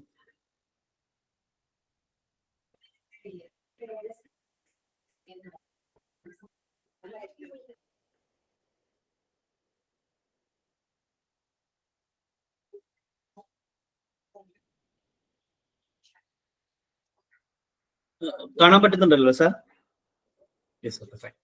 അപ്പോ ഞാന് പിന്നെ NCF 2 ഡോക്യുമെന്റും നമ്മുടെ പിന്നെ ഗ്രൂപ്പിൽ അയച്ചിട്ടുണ്ടായിരുന്നു. ആ ഗ്രൂപ്പ് നോക്കിയ ആളുകൾക്ക് കാണാൻ പറ്റും. അപ്പൊ അതില് നിങ്ങൾ എല്ലാവരുടെ ഒരു റിക്വസ്റ്റ്, അതിൽ 9ാമത്തെ പേജ് നിങ്ങളൊന്ന് എടുക്കണം എന്റെ റിക്വസ്റ്റ്. NCF-ലെ 9ാമത്തെ പേജ്, NCF FS-ലെ 9ാമത്തെ പേജ് നമ്മൾ എല്ലാവരും എന്ത് ചെയ്യണം, ഒന്ന് തുറന്നു കഴിഞ്ഞാൽ നമുക്കൊരു ഐഡിയ കിട്ടും. അപ്പൊ ഇതില് ബേസിക്കലി ഏകദേശം 10 to 12ഓളം ചാപ്റ്റേഴ്സ് ആണ് 1ാമത്തെ NCF FS-ൽ ഉള്ളത്. അതിൽ 1ാമത്തെ ചാപ്റ്റർ നമുക്ക് എല്ലാവർക്കും അറിയാം, chapter number 1 preamble and introduction എന്നുള്ളതാണ് ഇത് പറയുന്നത്. അതായത് 1ാമത്തെ ചാപ്റ്ററിൽ പ്രത്യേകമായിട്ട് പറയുന്ന ഒരു കാര്യം എന്ന് പറഞ്ഞു കഴിഞ്ഞാൽ, എന്തുകൊണ്ടാണ് NCF ഇമ്പോർട്ടന്റ് ആണ് എന്നുള്ളതും, ഈ NCF ഉണ്ടാവാൻ വേണ്ടി നടത്തപ്പെട്ട റിസർച്ചുകൾ എന്തൊക്കെയെന്നുള്ളതും, പുതിയ development psychology, education field, development biology, neuro science, economics തുടങ്ങിയ എല്ലാ മേഖലയിൽ നിന്നും എന്തൊക്കെ തരം റിസർച്ചുകൾ എടുത്തിട്ടാണ് NCF ഉണ്ടാക്കിയിട്ട് എന്നുള്ളതാണ് 1ാമത്തെ പാർട്ടിൽ ഡിസ്കസ് ചെയ്യുന്നത്. രണ്ടാമതായിട്ട് എന്തുകൊണ്ട് ഇപ്പൊ FS ആണ് നമ്മൾ ഡിസ്കസ് ചെയ്യുന്നത്. FS-ൽ പ്രധാനമായിട്ടും ഡിസ്കസ് ചെയ്യുന്ന സാധനം ഏർലി ചൈൽഡ്ഹുഡ് എഡ്യൂക്കേഷൻ ആണ്. അതായത് 3ാമത്തെ വയസ്സ് മുതൽ 8ാമത്തെ വയസ്സ് വരെയുള്ള വിദ്യാർത്ഥിയുടെ ഒരു ഏജ് സ്റ്റേജുകളാണ് ഇപ്പൊ ഡിസ്കസ് ചെയ്യുന്നത്. അപ്പൊ എന്തുകൊണ്ട് ഏർലി ഡെവലപ്മെന്റ് അല്ലെങ്കിൽ early learning education, early child education എന്തുകൊണ്ട് ഇമ്പോർട്ടന്റ് ആണ് എന്നുള്ളതിന്റെ കൃത്യമായിട്ടുള്ള റാഷണൽ നമുക്ക് വരച്ച് കാണിച്ചു തരുന്ന സാധനമാണ് 2ാമതായിട്ട് ആ പ്രിയാമ്പിൾ ഡിസ്കസ് ചെയ്യുന്നത്. അതോടൊപ്പം തന്നെ വിദ്യാർത്ഥികൾ എങ്ങനെയാണ് പഠിക്കൽ, കുട്ടികൾ എങ്ങനെയാണ് പഠിക്കൽ, ഹൗ ചിൽഡ്രൻ ലേൺ, ഇതിലാണ് കൃത്യമായിട്ട് എന്താണ് പ്ലേ ബേസ്ഡ് എഡ്യൂക്കേഷൻ, പ്ലേ എങ്ങനെയാണ്, എന്തുകൊണ്ട് പ്ലേയിലേക്ക് വരണം എന്നുള്ള കാര്യങ്ങളൊക്കെ ഇതിലാണ് ഡിസ്കസ് ചെയ്യുന്നത്. ഡീറ്റെയിൽ ആയിട്ട് അതിന്റെ സെക്കൻഡ് പാർട്ടായിട്ട് പെഡഗോജി എന്നുള്ള പാർട്ടിലേക്ക് ഡീറ്റെയിൽ ആയിട്ട് വരുന്നുണ്ട്. അപ്പൊ ഇത്രയും പാർട്ടുകളാണ് 1ാമത്തെ ചാപ്റ്ററിൽ. ഇപ്പൊ എന്റെ ഒരു സജഷൻക്ക് എല്ലാവരും നിർബന്ധമായിട്ടും വായിച്ചിരിക്കേണ്ട പാർട്ടാണ് പ്രയാമ്പിൾ പാർട്ട്, ചാപ്റ്റർ 1. അതായത് ടീച്ചേഴ്സ് ആവട്ടെ, അക്കാഡമിക് കോർഡിനേറ്റേഴ്സ് ആവട്ടെ, ലീഡേഴ്സ് ആവട്ടെ, ഹൂഎവർ ഇറ്റ് ഈസ്, ആരാവട്ടെ, അവർ നിർബന്ധമായിട്ടും വായിച്ചിരിക്കേണ്ട ഫസ്റ്റ് പാർട്ടാണ് പിന്നെ ചാപ്റ്റർ 1. അതായത് അക്കാഡമി, എന്തുകൊണ്ട് NCF, എന്താണ് NCF-ൽ ഉള്ളത് എന്നുള്ള, എങ്ങനെയാണ് കുട്ടികൾ പഠിക്കാനുമായി ബന്ധപ്പെട്ട ഡിസ്കഷൻസ് ആണ് അതിലുള്ളത്. അടുത്ത 3 ചാപ്റ്ററും ഇമ്പോർട്ടന്റ് ആവുന്ന സാധനം എന്ന് പറഞ്ഞാൽ, നമ്മൾ സെല്ലി സാർ കരിക്കുലം പറഞ്ഞുകൊടുത്ത് കരിക്കുലം കോമ്പണന്റ്, ഫസ്റ്റ് കോമ്പണന്റ് പറഞ്ഞു. 1ാമത്തെ കോമ്പണന്റ് ആണ് ഗോൾസ് ആൻഡ് ഒബ്ജക്റ്റീവ്സ് എന്നുള്ള സാധനം. അതായത് ഒരു കരിക്കുലം ഫ്രെയിംവർക്ക്, അതല്ലെങ്കിൽ ഒരു കരിക്കുലം മുന്നോട്ട് വെക്കുന്ന ഗോൾസ് എന്താണ്, കൃത്യമായിട്ട് ഗോൾസ് ആൻഡ് ഒബ്ജക്റ്റീവ്സ് എന്നുള്ളത് എയിംസ് ഓഫ് എഡ്യൂക്കേഷൻ മുതൽ ക്ലാസ് റൂമിൽ ടീച്ചർ ഒരു പീരീഡിൽ പഠിപ്പിക്കേണ്ട ലേണിംഗ് ഔട്ട്കംസ് വരെയുള്ള കൃത്യമായൊരു മാപ്പിംഗ് ആണ് ബേസിക്കലി ഈ ഒരു ചാപ്റ്ററിലൂടെ പറയുന്നത്. നിർബന്ധമായിട്ടും school leaders, especially academic coordinators, principles നിർബന്ധമായിട്ടും വായിച്ചിരിക്കേണ്ട ഒരു സാധനമാണ് പിന്നെ എയിംസ് ആൻഡ് കരിക്കുലർ ഗോൾസ് എന്നുള്ള ചാപ്റ്റർ. ഇൻഷാ അല്ലാഹ് നമ്മൾ ഡീറ്റെയിൽ ആയിട്ട് അതിലേക്ക് പോകും. നമ്മൾ ഈ ഡോക്യുമെന്റിൽ തന്നെ ഏകദേശം 370-ാം പേജിലേക്ക് നോക്കുന്ന സമയത്ത് നമുക്ക് മനസ്സിലാവും ഇല്ലുസ്ട്രേഷൻ, പിന്നെ അനക്ഷർ 1 കാണാൻ പറ്റും. Annexure 1 basically chapter 2 detailed version annexure 1 എന്ത് ചെയ്ത് ഡിസ്കസ് ചെയ്തത്. ദാറ്റ് മീൻസ് ഓരോ ഡെവലപ്മെന്റ് ഡൊമൈൻസിലെയും എന്തൊക്കെ കരിക്കുലർ ഗോൾസ് ആണ്, എന്തൊക്കെ കോമ്പിറ്റൻസീസ് ആണ്, അത് അച്ചീവ് ചെയ്യാനുള്ള ലേണിംഗ് ഔട്ട്കംസ് എങ്ങനെയാണെന്നുള്ള കൃത്യമായിട്ടുള്ള മാപ്പിംഗ് അവർ കാണിച്ചു തരുന്നുണ്ട്. നമുക്ക് അതിലേക്ക് പോകാൻ പറ്റും. അതോടൊപ്പം തന്നെ മൂന്നാമത്തെ ഒരു ചാപ്റ്റർ എന്ന് പറഞ്ഞാൽ പ്രധാനമായിട്ടും ഇപ്പൊ നേരത്തെ നമ്മൾ NCF-FS പ്രാധാന്യം പറഞ്ഞ സമയത്ത് നമ്മൾ പറഞ്ഞു ഫൗണ്ടേഷൻ ലിറ്ററസി ആൻഡ് ന്യൂമറസി ആണ് ഇതിൽ ഏറ്റവും പ്രധാനപ്പെട്ട ഒരു സാധനം എന്ന് പറഞ്ഞു. ഈ ഫൗണ്ടേഷൻ ലിറ്ററസി ആൻഡ് ന്യൂമറസി എങ്ങനെയായിരിക്കണം എന്ന് പറയുന്ന പാർട്ടാണ് basically approach to language education literacy എന്ന് പറയുന്ന സാധനം. ലാംഗ്വേജ് എന്ന് പറയുന്ന 2 പാർട്ട് നമുക്ക് എല്ലാവർക്കും ഓറസി, ലിറ്ററസി, 2 പാർട്ടാണ് ലാംഗ്വേജിൽ ഉണ്ടാവുക. ഓറസി എന്ന് പറഞ്ഞാൽ നമുക്ക് എല്ലാവർക്കും സ്പീക്കിംഗ് പാർട്ടാണ് ഓറസി, സ്പീക്കിംഗ് ആൻഡ് ലിസണിംഗ് ആണ് ഓറസി. ലിറ്ററസി എന്ന് പറഞ്ഞാൽ റീഡിംഗ് ആൻഡ് റൈറ്റിംഗ് പാർട്ടാണ് ബേസിക്കലി ഉണ്ടാവുക. അപ്പൊ എങ്ങനെയായിരിക്കണം, പിന്നെ ഇപ്പൊ ചാപ്റ്റർ 3 കൃത്യമായിട്ട് അതിന്റെ പ്രിൻസിപ്പിൾസ് പറഞ്ഞെടുത്ത് പറയുന്നുണ്ട്. മദർ ടങ് നമുക്ക് എല്ലാവർക്കും അറിയാം, പുതിയ NCF ഫോക്കസ് ചെയ്യുന്ന ഒരു സാധനം എന്ന് പറഞ്ഞു കഴിഞ്ഞാൽ 5ാമത്തെ ക്ലാസ് വരെ നിർബന്ധമായിട്ടും എല്ലാവരും മദർ ടങ്ങിലായിരിക്കണം എന്ത് ചെയ്യേണ്ടത്. കുട്ടിയുടെ first language, home language, mother tongue, അല്ലെങ്കിൽ കുട്ടിക്ക് ഏറ്റവും മോസ്റ്റ് ഫെമിലിയർ ആയിട്ടുള്ള ലാംഗ്വേജ് ഏതാണോ അതിലൂടെ ആയിരിക്കണം കുട്ടികൾക്കുള്ള കംപ്ലീറ്റ് മീഡിയം ഓഫ് ഇൻസ്ട്രക്ഷനും മീഡിയം ഓഫ് ട്രാൻസാക്ഷനും മീഡിയം ഓഫ് കമ്മ്യൂണിക്കേഷനും നടത്തേണ്ടതെന്നുള്ളതാണ് NCF മുന്നോട്ട് വെക്കുന്ന ഒരു സാധനം. ഇതിന്റെ ഡീറ്റെയിലിംഗ് ആണ് ബേസിക്കലി ലാംഗ്വേജ് ആൻഡ് ലിറ്ററസി പാർട്ടിലേക്ക് നമുക്ക് ഡിസ്കസ് ചെയ്യാൻ പറ്റുന്നത്. സ്റ്റേജസ് ഓഫ് എങ്ങനെയാണ് എമർജന്റ് ലിറ്ററസിയിൽ നിന്നും എങ്ങനെയാണ് പിന്നെ റീഡിങ്ങിലേക്കും റൈറ്റിംഗിലേക്കും ഒക്കെ എങ്ങനെയാണ് പോവുക എന്നുള്ള സാധനം ഒക്കെ കൃത്യമായിട്ട് എന്ത് ചെയ്യുന്നത് വരച്ച് കാട്ടുന്ന ഒരു പാർട്ടാണ് ബേസിക്കലി ലാംഗ്വേജ് ലിറ്ററസി എന്നുള്ള പാർട്ട്. 4ാമതായിട്ടുള്ള ചാപ്റ്റർ ഡിസ്കസ് ചെയ്യുന്നത് പെഡഗോജി പാർട്ടാണ്. ഇത് പ്യൂർലി ടീച്ചേഴ്സിനുള്ള സാധനമാണ്. ഇൻ ടേംസ് ഓഫ് ടീച്ചേഴ്സ് നിർബന്ധമായിട്ടും വായിച്ചിരിക്കേണ്ട പാർട്ടാണ് പെഡഗോജി എന്ന് പറയുന്നത്. ദാറ്റ് മീൻസ് നേരത്തെ നമുക്ക് എന്ത് കിട്ടി, നമ്മൾക്ക് എങ്ങനെയാണ് പിന്നെ NEP എൻവിഷൻ ചെയ്യപ്പെട്ടിട്ടുള്ള NCF curricular goals and objectives എന്താ നമുക്ക് കിട്ടി, എയിംസ് കിട്ടി, നമുക്ക് എങ്ങനെ ലാംഗ്വേജ് കൊണ്ട് എങ്ങനെ അപ്രോച്ച് ചെയ്യാൻ നമുക്കൊരു സൈഡിൽ കിട്ടി. ദെൻ ഇത് എങ്ങനെ ക്ലാസ് റൂമിൽ ട്രാൻസാക്ട് ചെയ്യും, ഇതെങ്ങനെ ക്ലാസ് റൂമിൽ പറയും, കൃത്യമായിട്ട് ഓരോ ലേണിംഗ് ഔട്ട്കംസിന്റെയും അല്ലെങ്കിൽ ഓരോ കോമ്പറ്റൻസിയും എങ്ങനെ ക്ലാസ് റൂമിൽ പ്ലേ ആക്കി മാറ്റാൻ പറ്റും എന്നുള്ള ഡീറ്റെയിൽഡ് വേർഷനാണ് പെഡഗോജി പാർട്ടിൽ ഡിസ്കസ് ചെയ്യുന്നത്. Play is A central of this pedagogy. NCF-FS ഒരു സെൻട്രാലിറ്റി എന്ന് പറഞ്ഞാൽ ബേസിക്കലി പ്ലേ ആണ്. ആ പ്ലേയെ ഡീറ്റെയിൽ ചെയ്യുന്ന വ്യത്യസ്ത തരം പ്ലേ, ഏതൊക്കെ തരത്തിലുള്ള പ്ലേ ആണെന്നുള്ള ഡീറ്റെയിലിംഗ് സാധനമാണ് പെഡഗോജി പാർട്ടുള്ളത്. നിർബന്ധമായിട്ടും അക്കാഡമിക് കോർഡിനേറ്റേഴ്സും ടീച്ചേഴ്സും വായിച്ചിരിക്കേണ്ട, അതിൽ ഓരോ പ്രാക്ടീസും എക്സാമ്പിൾ അടക്കം കൊടുത്തിട്ടുണ്ട്. അത് നിർബന്ധമായിട്ട് എന്ത് ചെയ്യണം, നിങ്ങൾ വായിച്ചിരിക്കണം. എനിക്ക് റിക്വസ്റ്റ് ഉള്ളത് സെല്ലി സാർ ഡീറ്റെയിൽ ആയിട്ട് പ്ലേ എന്നുള്ള പാർട്ടിലേക്ക് എന്ത് ചെയ്യും, നമ്മൾ ഇൻഷാ അല്ലാഹ് കൊണ്ടുപോകും നിങ്ങളെ. നമ്മൾ പ്രധാനമായിട്ടും 3 ചാപ്റ്റർ പറഞ്ഞു. അതിൽ 1ാമത്തെ ചാപ്റ്റർ എല്ലാവരും നിർബന്ധമായിട്ട് വായിച്ചിരിക്കണം. 2ാമത്തെ ചാപ്റ്റർ ടീച്ചേഴ്സ് അതിൽ എന്ത് ചെയ്യണം, ഇല്ലുസ്ട്രേറ്റീവ് ലേണിംഗ് ഔട്ട്കംസ് എന്നുള്ള പാട്ട് നിർബന്ധമായിട്ട് നോക്കണം. അതോടൊപ്പം തന്നെ എഡ്യൂക്കേഷണൽ മറ്റു ലീഡേഴ്സ് ആയിട്ടുള്ള ആളുകൾ കംപ്ലീറ്റ് ഇത് വായിക്കണം. അതോടൊപ്പം തന്നെ പെഡഗോജി പാർട്ട് എന്ന് പറഞ്ഞു കഴിഞ്ഞാൽ കൃത്യമായിട്ട് ആർക്കുള്ളതാണ്, ടീച്ചേഴ്സിനുള്ളതാണ് ബേസിക്കലി പറഞ്ഞു കഴിഞ്ഞാൽ. അതോടൊപ്പം അക്കാഡമിക് കോർഡിനേറ്റേഴ്സ്. ഇനി 5ാമത്തെ ചാപ്റ്റർ ഏറ്റവും ഇമ്പോർട്ടന്റ് ആവുന്നത് സ്കൂൾ തലത്തിലുള്ള ലീഡേഴ്സിനാണ്. ദാറ്റ് മീൻസ് ഇപ്പൊ നമ്മൾ ഫോർ എക്സാമ്പിൾ നമ്മൾ ഫേസ് ചെയ്ത സാധനമായിരുന്നു, ഒരുപാട് ടെക്സ്റ്റ് ബുക്ക് പബ്ലിഷേഴ്സ് നമ്മുടെ അടുത്തേക്ക് വരും. എന്നിട്ട് നമ്മോട് ചോദിക്കും, ഞങ്ങൾ NCF അലൈൻഡ് ആണ്, ഞങ്ങൾ NEP അലൈൻഡ് ആണ്, അങ്ങനെ ഒരുപാട് അവർ കാര്യങ്ങൾ പറയും. അപ്പം ഒരു നല്ല ടെക്സ്റ്റ് ബുക്ക് എങ്ങനെ സെലക്ട് ചെയ്യാം, നല്ല കോണ്ടന്റ് എങ്ങനെ ഓർഗനൈസ് ചെയ്യാം ടു ടീച്ച് എന്നുള്ള പാർട്ട് ഡിസ്കസ് ചെയ്യുന്ന പാർട്ടാണ് ബേസിക്കലി 5ാമത്തെ ചാപ്റ്റർ. എങ്ങനെ നമ്മുടെ നമ്മൾ ഉദ്ദേശിക്കുന്ന ടീച്ചിങ് ലേണിംഗ് ഔട്ട്കംസ് ട്രാൻസാക്ട് ചെയ്യാൻ ഏത് തരത്തിലുള്ള ടീച്ചിങ് ലേണിംഗ് മെറ്റീരിയൽസ് വേണം, അത് ഏതൊക്കെ തരത്തിലായിരിക്കണം എന്നുള്ള ഡീറ്റെയിലിംഗ് ആണ് ബേസിക്കലി ഇത് പറയുന്നത്. എസ്പെഷ്യലി പ്രിൻസിപ്പിൾസ്, നിർബന്ധമായിട്ട് പ്രിൻസിപ്പിൾസ് ഈ ചാപ്റ്റർ വായിക്കണം. ഈവൻ നമ്മൾ ഒരുപാട് പബ്ലിഷേഴ്സ്, ഏകദേശം ഞങ്ങൾ ഈ വർഷം ഞങ്ങളുടെ അടുത്ത് 16 പബ്ലിഷേഴ്സ് വന്നിട്ടുണ്ടായിരുന്നു. 16 പബ്ലിഷേഴ്സ് ലാസ്റ്റ് ഞങ്ങൾ ഫസ്റ്റ് റൗണ്ട് സെലക്ഷൻ കഴിഞ്ഞിട്ട് 8 പബ്ലിഷേഴ്സ് ബാക്കിയായി. 8 പബ്ലിഷേഴ്സും ഡീറ്റെയിൽഡ് മീറ്റിംഗ് നമ്മൾ കൂടി. ആ സമയത്തൊക്കെ അവർ പറഞ്ഞ സാധനം ഞങ്ങൾ NCF അലൈൻഡ് ആണ്. അപ്പൊ നമ്മൾ 1-2 ചോദ്യം ചോദിക്കും, അപ്പൊ അവർക്ക് പ്രത്യേകിച്ച് ഉത്തരം ഉണ്ടാവില്ല. ദെൻ അവരുടെ ഹെഡ്മാർ വരും, അവരുടെ ട്രെയിനിങ് ഹെഡ്മാർ വരും, അവരോട് നമ്മൾ ചോദിക്കുന്ന സമയത്ത് അവർക്കും പ്രത്യേകിച്ച് ഒരു ഐഡിയ ഇല്ല. അപ്പൊ നമ്മൾ NCF ഇങ്ങനെയാണല്ലോ പറയുന്നത്, നിങ്ങൾ ടെക്സ്റ്റ് ബുക്കിൽ ഇങ്ങനെ ഇല്ലല്ലോ എന്നുള്ള കാര്യത്തിൽ ചോദിക്കുന്ന സമയത്ത് അവർക്ക് ഐഡിയ ഉണ്ടാവില്ല. ദാറ്റ് മീൻസ് നമ്മളെ വിദ്യാർത്ഥികൾക്ക് NCF അലൈൻഡ് ആയിട്ട് ലേണിംഗ് അച്ചീവ് കൊടുക്കാനുള്ള ഏറ്റവും വലിയ നമ്മുടെ അടുത്തുള്ള ഒരു മീഡിയമാണ് ബേസിക്കലി എന്ത്, ടെക്സ്റ്റ് ബുക്ക് എന്നുള്ള സാധനം. ഈ ടെക്സ്റ്റ് ബുക്ക് എങ്ങനെയായിരിക്കണം, ടെക്സ്റ്റ് മാത്രമല്ല ടെക്സ്റ്റ് ബുക്ക് അല്ലാത്ത worksheet, work book, digital content, ഇതൊക്കെ എങ്ങനെയായിരിക്കണം, അതിൽ നിന്നൊക്കെ എന്തൊക്കെ കിട്ടും, ഏതൊക്കെ തരത്തിലുള്ള സാധനം നമ്മൾ സെലക്ട് ചെയ്യേണ്ടതെന്നുള്ള കൃത്യമായിട്ടുള്ള ഒരു പിക്ചർ നമുക്ക് നൽകുന്ന സാധനമാണ് ബേസിക്കലി 5ാമത്തെ ചാപ്റ്റർ എന്നുള്ള സാധനം. 6ാമത്തെ ചാപ്റ്റർ അസസ്മെന്റ് ആണ്. നമുക്ക് എല്ലാവർക്കും അറിയാം, നമ്മളെ കരിക്കുലം കോമ്പണൻസ് ഓഫ് കരിക്കുലം വരുന്ന സമയത്ത് 3ാമത്തെ how to assess, how to evaluate, ഈ പാർട്ടാണ് assessment part. Assessment part detail ആയിട്ട് സെലിൽ സാർ നമുക്ക് ഡിസ്കസ് ചെയ്ത് തരും. പിന്നെ 7ാമത്തെ ചാപ്റ്റർ ഡിസ്കസ് ചെയ്യുന്ന പ്രധാനമായിട്ടും 7ാമത്തെ ചാപ്റ്റർ ഓർഗനൈസിങ് ടൈം എന്നുള്ളതാണ്. എങ്ങനെയാണ് ഒരു ദിവസം, എങ്ങനെയായിരിക്കണം ഒരു FS സ്റ്റേജിൽ ഒരു ദിവസം എങ്ങനെയായിരിക്കണം.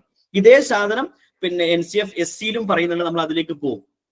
എങ്ങനെയായിരിക്കും ഒരു ദിവസം, എങ്ങനെയായിരിക്കണം ഫസ്റ്റ്. ഇപ്പൊ എല്ലാ ഡെവലപ്മെന്റ് ഡൊമൈൻസും ഒരുമിച്ച് കൂട്ടിക്കൊണ്ട് എങ്ങനെയായിരിക്കും ഒരു ദിവസം പ്ലാൻ ചെയ്യുന്നത് എന്നുള്ള രൂപത്തിലേക്കുള്ള സാധനമാണ്. ഇപ്പൊ നിർബന്ധമായിട്ടും നമുക്കൊരു ഗൈഡിങ് ഡോക്യുമെന്റ് ആയിട്ട് ഒരു അറ്റ്ലീസ്റ്റ് പ്രിൻസിപ്പൽമാരും അക്കാഡമിക് കോർഡിനേറ്റേഴ്സും ടൈം ടേബിൾ ഇടുന്ന സമയത്ത് ടൈം അലൊക്കേഷൻ എങ്ങനെയാണ് കൊടുത്തിട്ടുള്ളത്, ലാംഗ്വേജിന് എത്ര സമയം കൊടുത്തിട്ടുണ്ട്, ലാംഗ്വേജ് പാർട്ട് എങ്ങനെ എന്ത് ചെയ്യുമ്പോൾ സമയം കൊടുക്കാൻ പറ്റും, ലിറ്ററസി പാർട്ടിന് എങ്ങനെ സമയം കൊടുക്കാൻ പറ്റും, ഡെവലപ്മെന്റ് ഡൊമൈനിൽ ബേസ് ചെയ്തിട്ടുള്ള ഫിസിക്കൽ ഡെവലപ്മെന്റ് എങ്ങനെ കൊടുക്കാൻ പറ്റും, ഈ രീതിയിലേക്കുള്ള ഒക്കെ ഡീറ്റെയിലിംഗ് നമുക്ക് എന്ത് ചെയ്യും ഓർഗനൈസിങ് ടൈം എന്നുള്ളൊരു പാർട്ടിലേക്ക് കാണാൻ പറ്റും. ഇത് പ്രധാനമായിട്ടും ടൈം ടേബിൾ ഇടുന്ന ആള് എസ്പെഷ്യലി അക്കാഡമിക് കോർഡിനേറ്റേഴ്സും പ്രിൻസിപ്പൾസ് ആയിരിക്കും എന്ത് ചെയ്യാം നമ്മൾ സ്കൂളിൽ ഡിറക്ഷൻ തീരുമാനിക്കുക. ഈ ഡിറക്ഷൻ അനുസരിച്ചൊക്കെ നമ്മൾ സമയം കൊടുക്കുക. ഫോർ എക്സാമ്പിൾ നമ്മുടെ സ്കൂളിൽ ഇംഗ്ലീഷ് ഓറിയന്റഡ് സ്കൂളാണ് നമ്മൾ പറയുകയാണെങ്കിൽ സ്വാഭാവികമായിട്ട് നമ്മൾ എന്തെങ്കിലും അതിന് കൂടുതൽ പീരീഡ് കൊടുക്കേണ്ടി വരും. സ്വാഭാവികമായിട്ടും നമ്മളെ ഫോക്കസ് മാത്തമാറ്റിക്സും സയൻസും നമ്മൾ അതിന് പീരീഡ് കൊടുക്കേണ്ടി വരും. അപ്പൊ അത് എങ്ങനെയാണ് ഫൗണ്ടേഷൻ ലെവൽ എങ്ങനെയാണ് പീരീഡ് കൊടുക്കേണ്ടത്, അതിന് ശേഷം എങ്ങനെയാണ് കൊടുക്കേണ്ടത് കൃത്യമായിട്ട് എന്ത് ചെയ്യുന്നുണ്ട് NCF നമുക്ക് പറഞ്ഞിട്ടുണ്ട്. പിന്നെ അടുത്തൊരു സാധനം പിന്നെ പ്രധാനമായിട്ടും FSൽ വരുന്ന ഒരു സാധനമാണ് അഡീഷണൽ ക്രിട്ടിക്കൽ ഏരിയാസ്. അതായത് ഡെവലപ്മെന്റ് ഡൊമൈൻസിൽ ഡെവലപ്മെന്റ് ഡിലേ ഉള്ള, ഡിഫിക്കൽട്ടീസ് ഉള്ള, അതുപോലെ തന്നെ ഡിസാബിലിറ്റീസ് ഉള്ള കുട്ടികളെ എങ്ങനെ ഡീൽ ചെയ്യണം. മൂന്ന് കാര്യങ്ങളാണ്. ഡെവലപ്മെന്റ് ഡിലേ വേറെയാണ്, ഡിസാബിലിറ്റി വേറെയാണ്, ഡിഫിക്കൽട്ടി വേറെയാണ്. ഇതെങ്ങനെ ഐഡന്റിഫൈ ചെയ്യും, ഇതെങ്ങനെ നമ്മൾ എന്ത് ചെയ്യും, ഇതിനുള്ള ക്യൂർ കൊടുക്കും, ഇതിനെങ്ങനെ റെമഡിയിൽ എങ്ങനെ ചെയ്യും, ഇതെങ്ങനെ ഓവർകം ചെയ്യുന്നുള്ള ബന്ധപ്പെട്ട ഡിസ്കഷൻസ് ആണ് ആ പാർട്ടിലുള്ളത്. ദെൻ അടുത്ത പാർട്ടാണ് എന്ത് ചെയ്യുന്നുണ്ടത് പിന്നെ ലിങ്കേജ് ടു പ്രിപ്പറേറ്ററി സ്റ്റേജ്. അതായത് ഫൗണ്ടേഷൻ സ്റ്റേജ് കഴിഞ്ഞാൽ അടുത്ത സ്റ്റേജ് PS ആണ്. FS കഴിഞ്ഞാൽ PS ആണ്. PSലേക്കുള്ള എങ്ങനെയായിരിക്കും, അതിലേക്കുള്ള ഒരു ലിങ്ക് എങ്ങനെയായിരിക്കും, ബ്രിഡ്ജ് എങ്ങനെയായിരിക്കും എന്നുള്ള സാധനമാണ് ബേസിക്കലി ഡിസ്കസ് ചെയ്യുന്നത്. നമ്മൾ നേരത്തെ പറഞ്ഞു ഫൗണ്ടേഷൻ ബേസ് ചെയ്ത് നോക്കുന്ന സമയത്ത് ഡെവലപ്മെന്റ് ഡൊമൈൻസ് ബേസ് ചെയ്തിട്ടുള്ള എഡ്യൂക്കേഷൻ ആണ് നിങ്ങൾ കൊടുക്കേണ്ടത്. അതല്ലാതെ കരിക്കുലർ ഏരിയാസ് എന്നുള്ള സംവിധാനം ഇല്ല നമ്മൾ പറഞ്ഞു.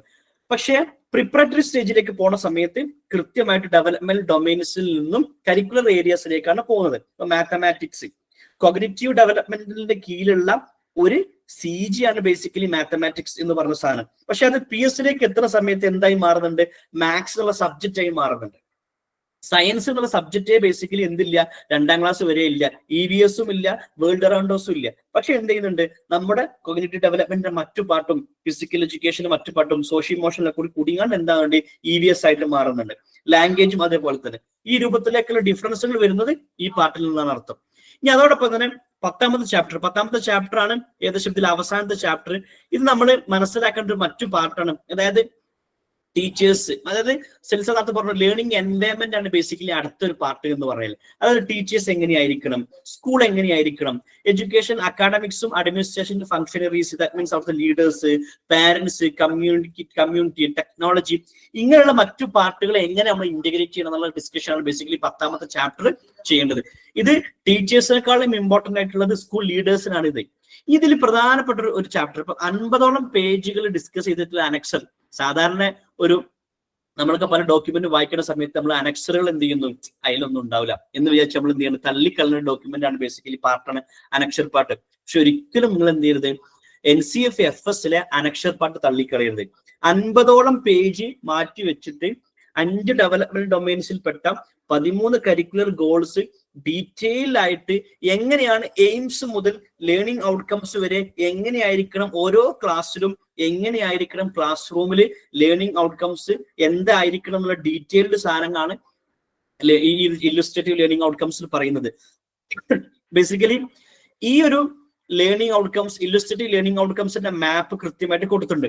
ഈ മാപ്പ് ഫോളോ ചെയ്താൽ മാത്രം മതി NCF ഉദ്ദേശിക്കുന്ന രൂപത്തിൽ നമുക്ക് നമ്മുടെ സ്കൂളിൽ മാറ്റാൻ പറ്റും, നമ്മളെ വിദ്യാർത്ഥികളെ മാറ്റാൻ പറ്റും. ഈ ലേണിംഗ് ഇല്ലുസ്ട്രേറ്റീവ് ലേണിംഗ് മാപ്പ് പ്രിന്റ് എടുത്തിട്ട്, എന്റെ സജഷൻ നിങ്ങൾ ഇല്ലുസ്ട്രേറ്റീവ് ലേണിംഗ് ഔട്ട്കംസ് പ്രിന്റ് എടുത്തിട്ട് പിന്നെ KG മുതൽ 2ാം ക്ലാസ് വരെ പഠിപ്പിക്കുന്ന മുഴുവൻ ടീച്ചേഴ്സിനും കൊടുക്കണം. ടീച്ചേഴ്സിനുള്ളത് വായിക്കാൻ പറയണം. അതേപോലെ തന്നെ അതിനനുസരിച്ചായിരിക്കും നമ്മുടെ ടെക്സ്റ്റ് ബുക്കിന്റെയും ലേണിംഗ് ഔട്ട്കംസ് പിന്നെ മെറ്റീരിയൽസിന്റെയും ഡിജിറ്റൽ മെറ്റീരിയൽസിന്റെയും വർക്ക് ബുക്ക് ഒക്കെ ഡിസൈൻ ചെയ്യേണ്ടത് ഇതിനനുസരിച്ചായിരിക്കണം നിങ്ങൾ കൃത്യമായിട്ട് പറയണം. നിർബന്ധമായിട്ടും ടീച്ചേഴ്സും അപ്പൊ നമ്മൾ ചാപ്റ്റർ 2 ഡിസ്കസ് ചെയ്തു എയിംസ് ആൻഡ് ഒബ്ജക്റ്റീവ്സ് കോമ്പറ്റൻസീസ് എന്നുള്ള പാർട്ട്. അതിന്റെ ബാക്കി പത്രമാണ് ബേസിക്കലി ഇല്ലുസ്ട്രേറ്റീവ് ലേണിംഗ് ഔട്ട്കംസ് എന്ന് പറഞ്ഞു കഴിഞ്ഞാൽ. ഈ illustrative learning outcomes miss out ആക്കി കഴിഞ്ഞാൽ NCF-ന്റെ കോർ മിസ് ഔട്ട് ആക്കി എന്നാണ് ബേസിക്കലി നമുക്ക് പറയാൻ പറ്റുക. ബേസിക്കലി കംപ്ലീറ്റ്ലി എന്ത് പഠിപ്പിക്കണം എന്നുള്ള സാധനം, എന്ത് അച്ചീവ് ചെയ്യണം എന്നുള്ള ഡീറ്റെയിൽഡ് വേർഷൻ ആണ് illustrative learning outcomes.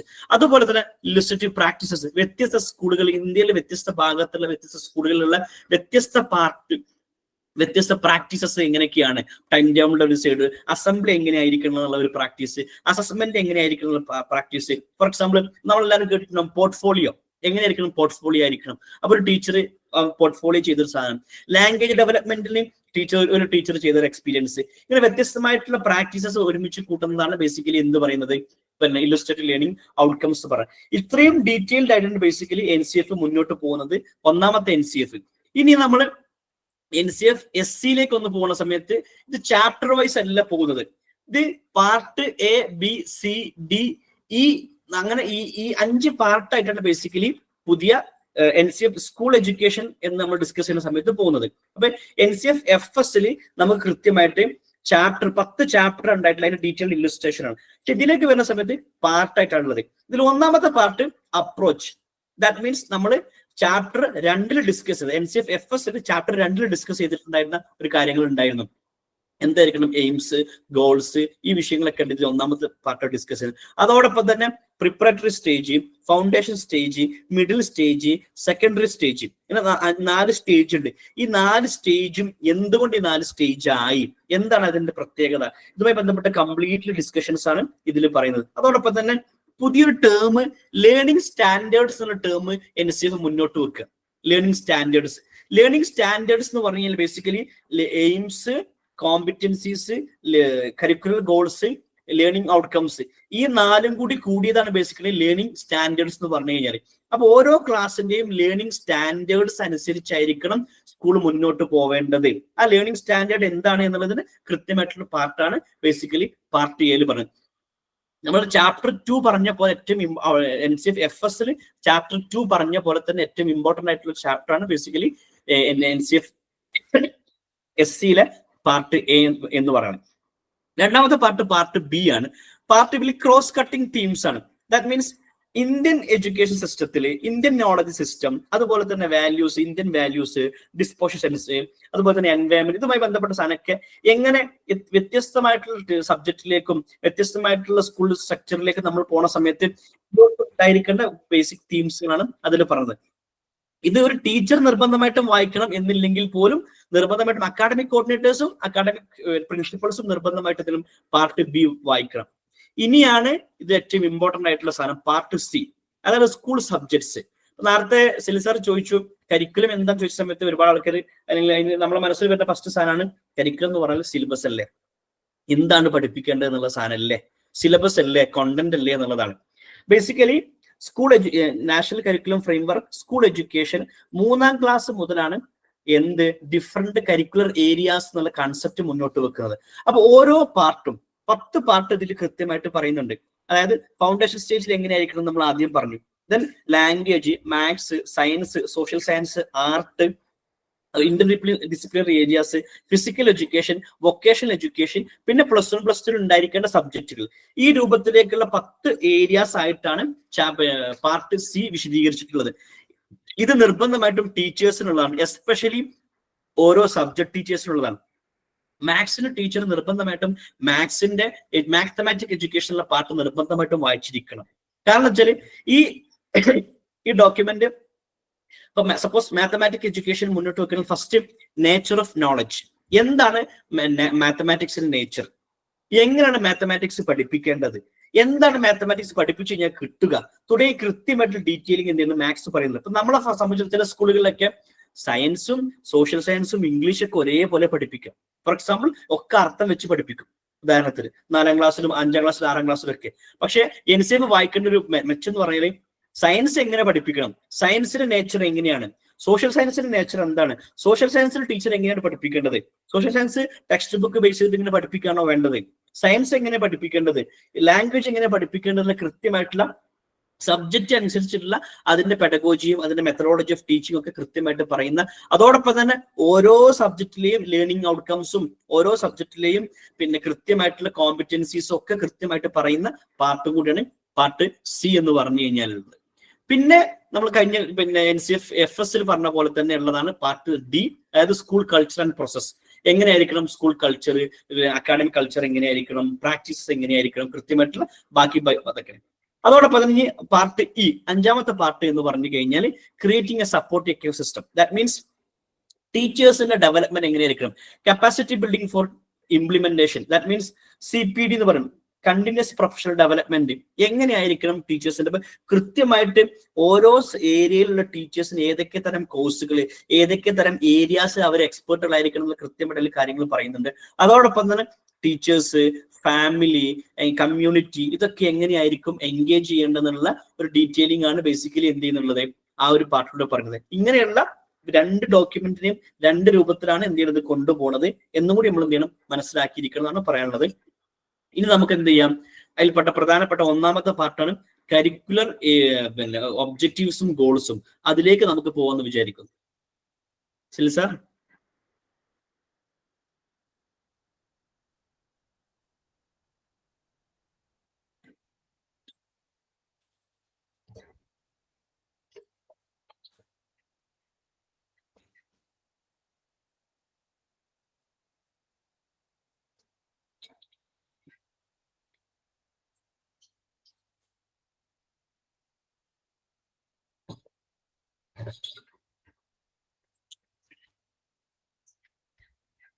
Yes sir, okay അല്ലേ സാർ? സ്റ്റാർട്ട് ചെയ്തോളൂ. Yes yes.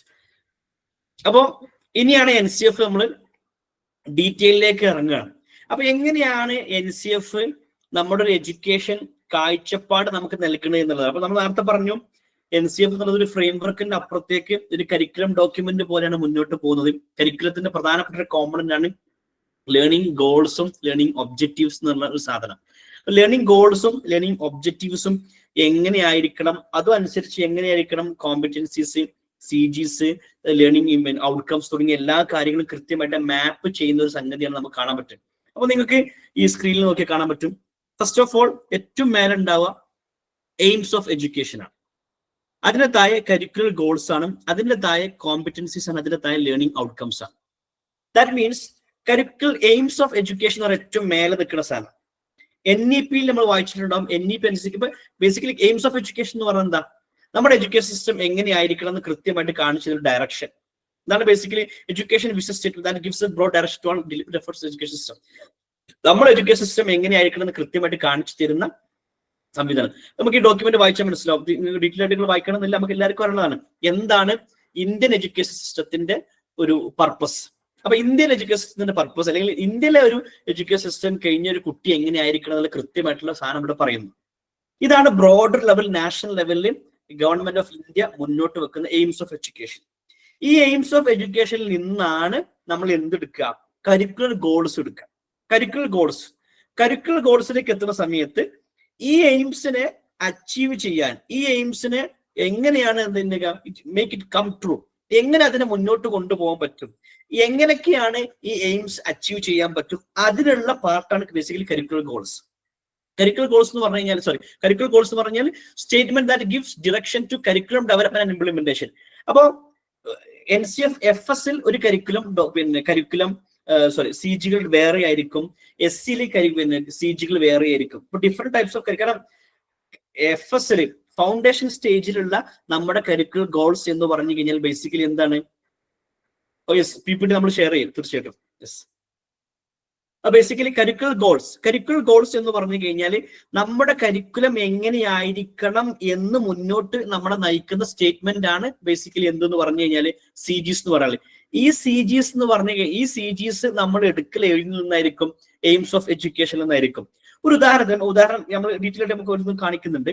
ഇപ്പൊ CGs, ഇപ്പൊ FSലുള്ള CGs എന്ന് പറഞ്ഞാൽ ബേസിക്കലി 5 കരിക്കുലർ ഡെവലപ്മെന്റ് ഡൊമൈൻസ് ആണ്.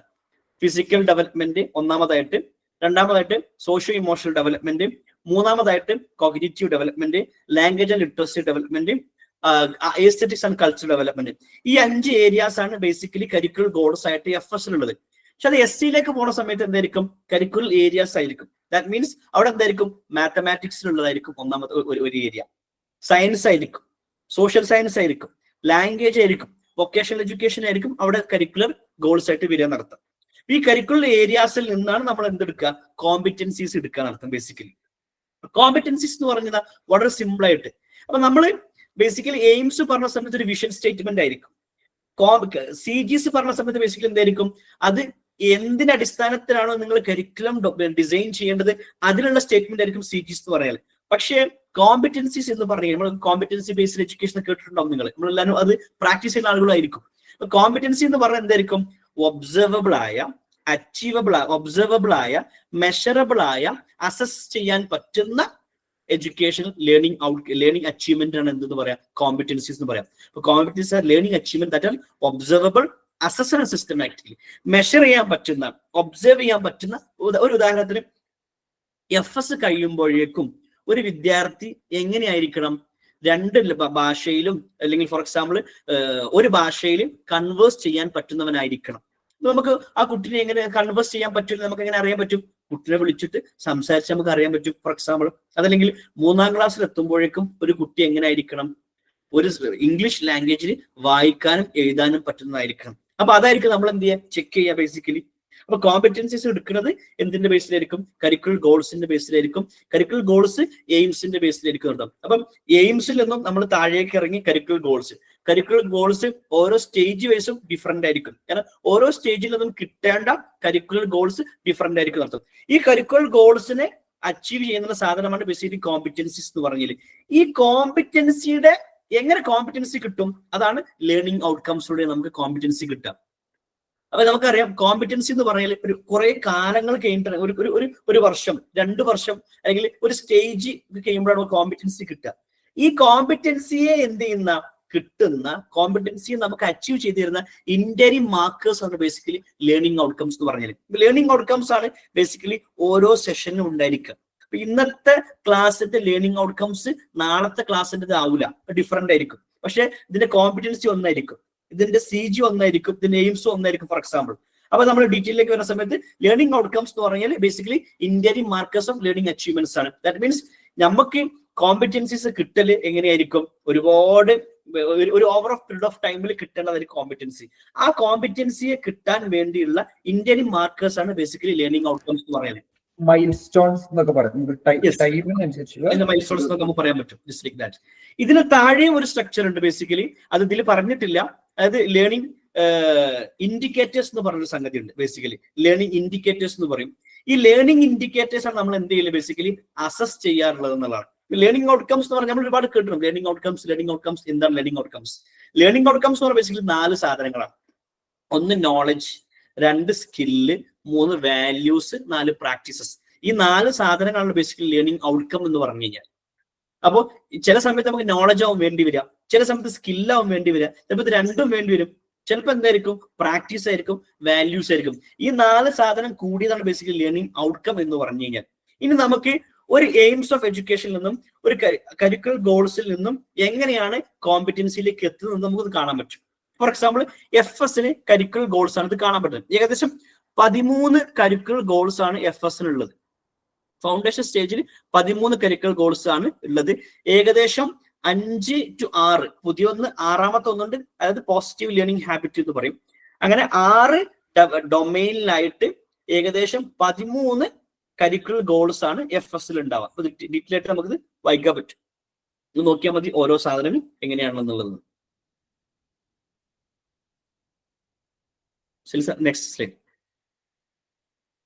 യെസ്, ഇനി ഞാനൊരു എക്സാമ്പിൾ ജസ്റ്റ് ഒന്ന് സൂചിപ്പിക്കുന്ന ഒരു എക്സാമ്പിൾ. ഉദാഹരണത്തിന് CG3 കരിക്കുലർ ഗോൾസ്, 3ാമത്തെ കരിക്കുലർ ഗോൾസ്, അതായത് നമ്മളെ 1ാമത്തെ ഒരു ഡെവലപ്മെന്റ് ഡൊമൈൻ ആണ് ഫിസിക്കൽ ഡെവലപ്മെന്റ് എന്ന് പറഞ്ഞ സാധനം.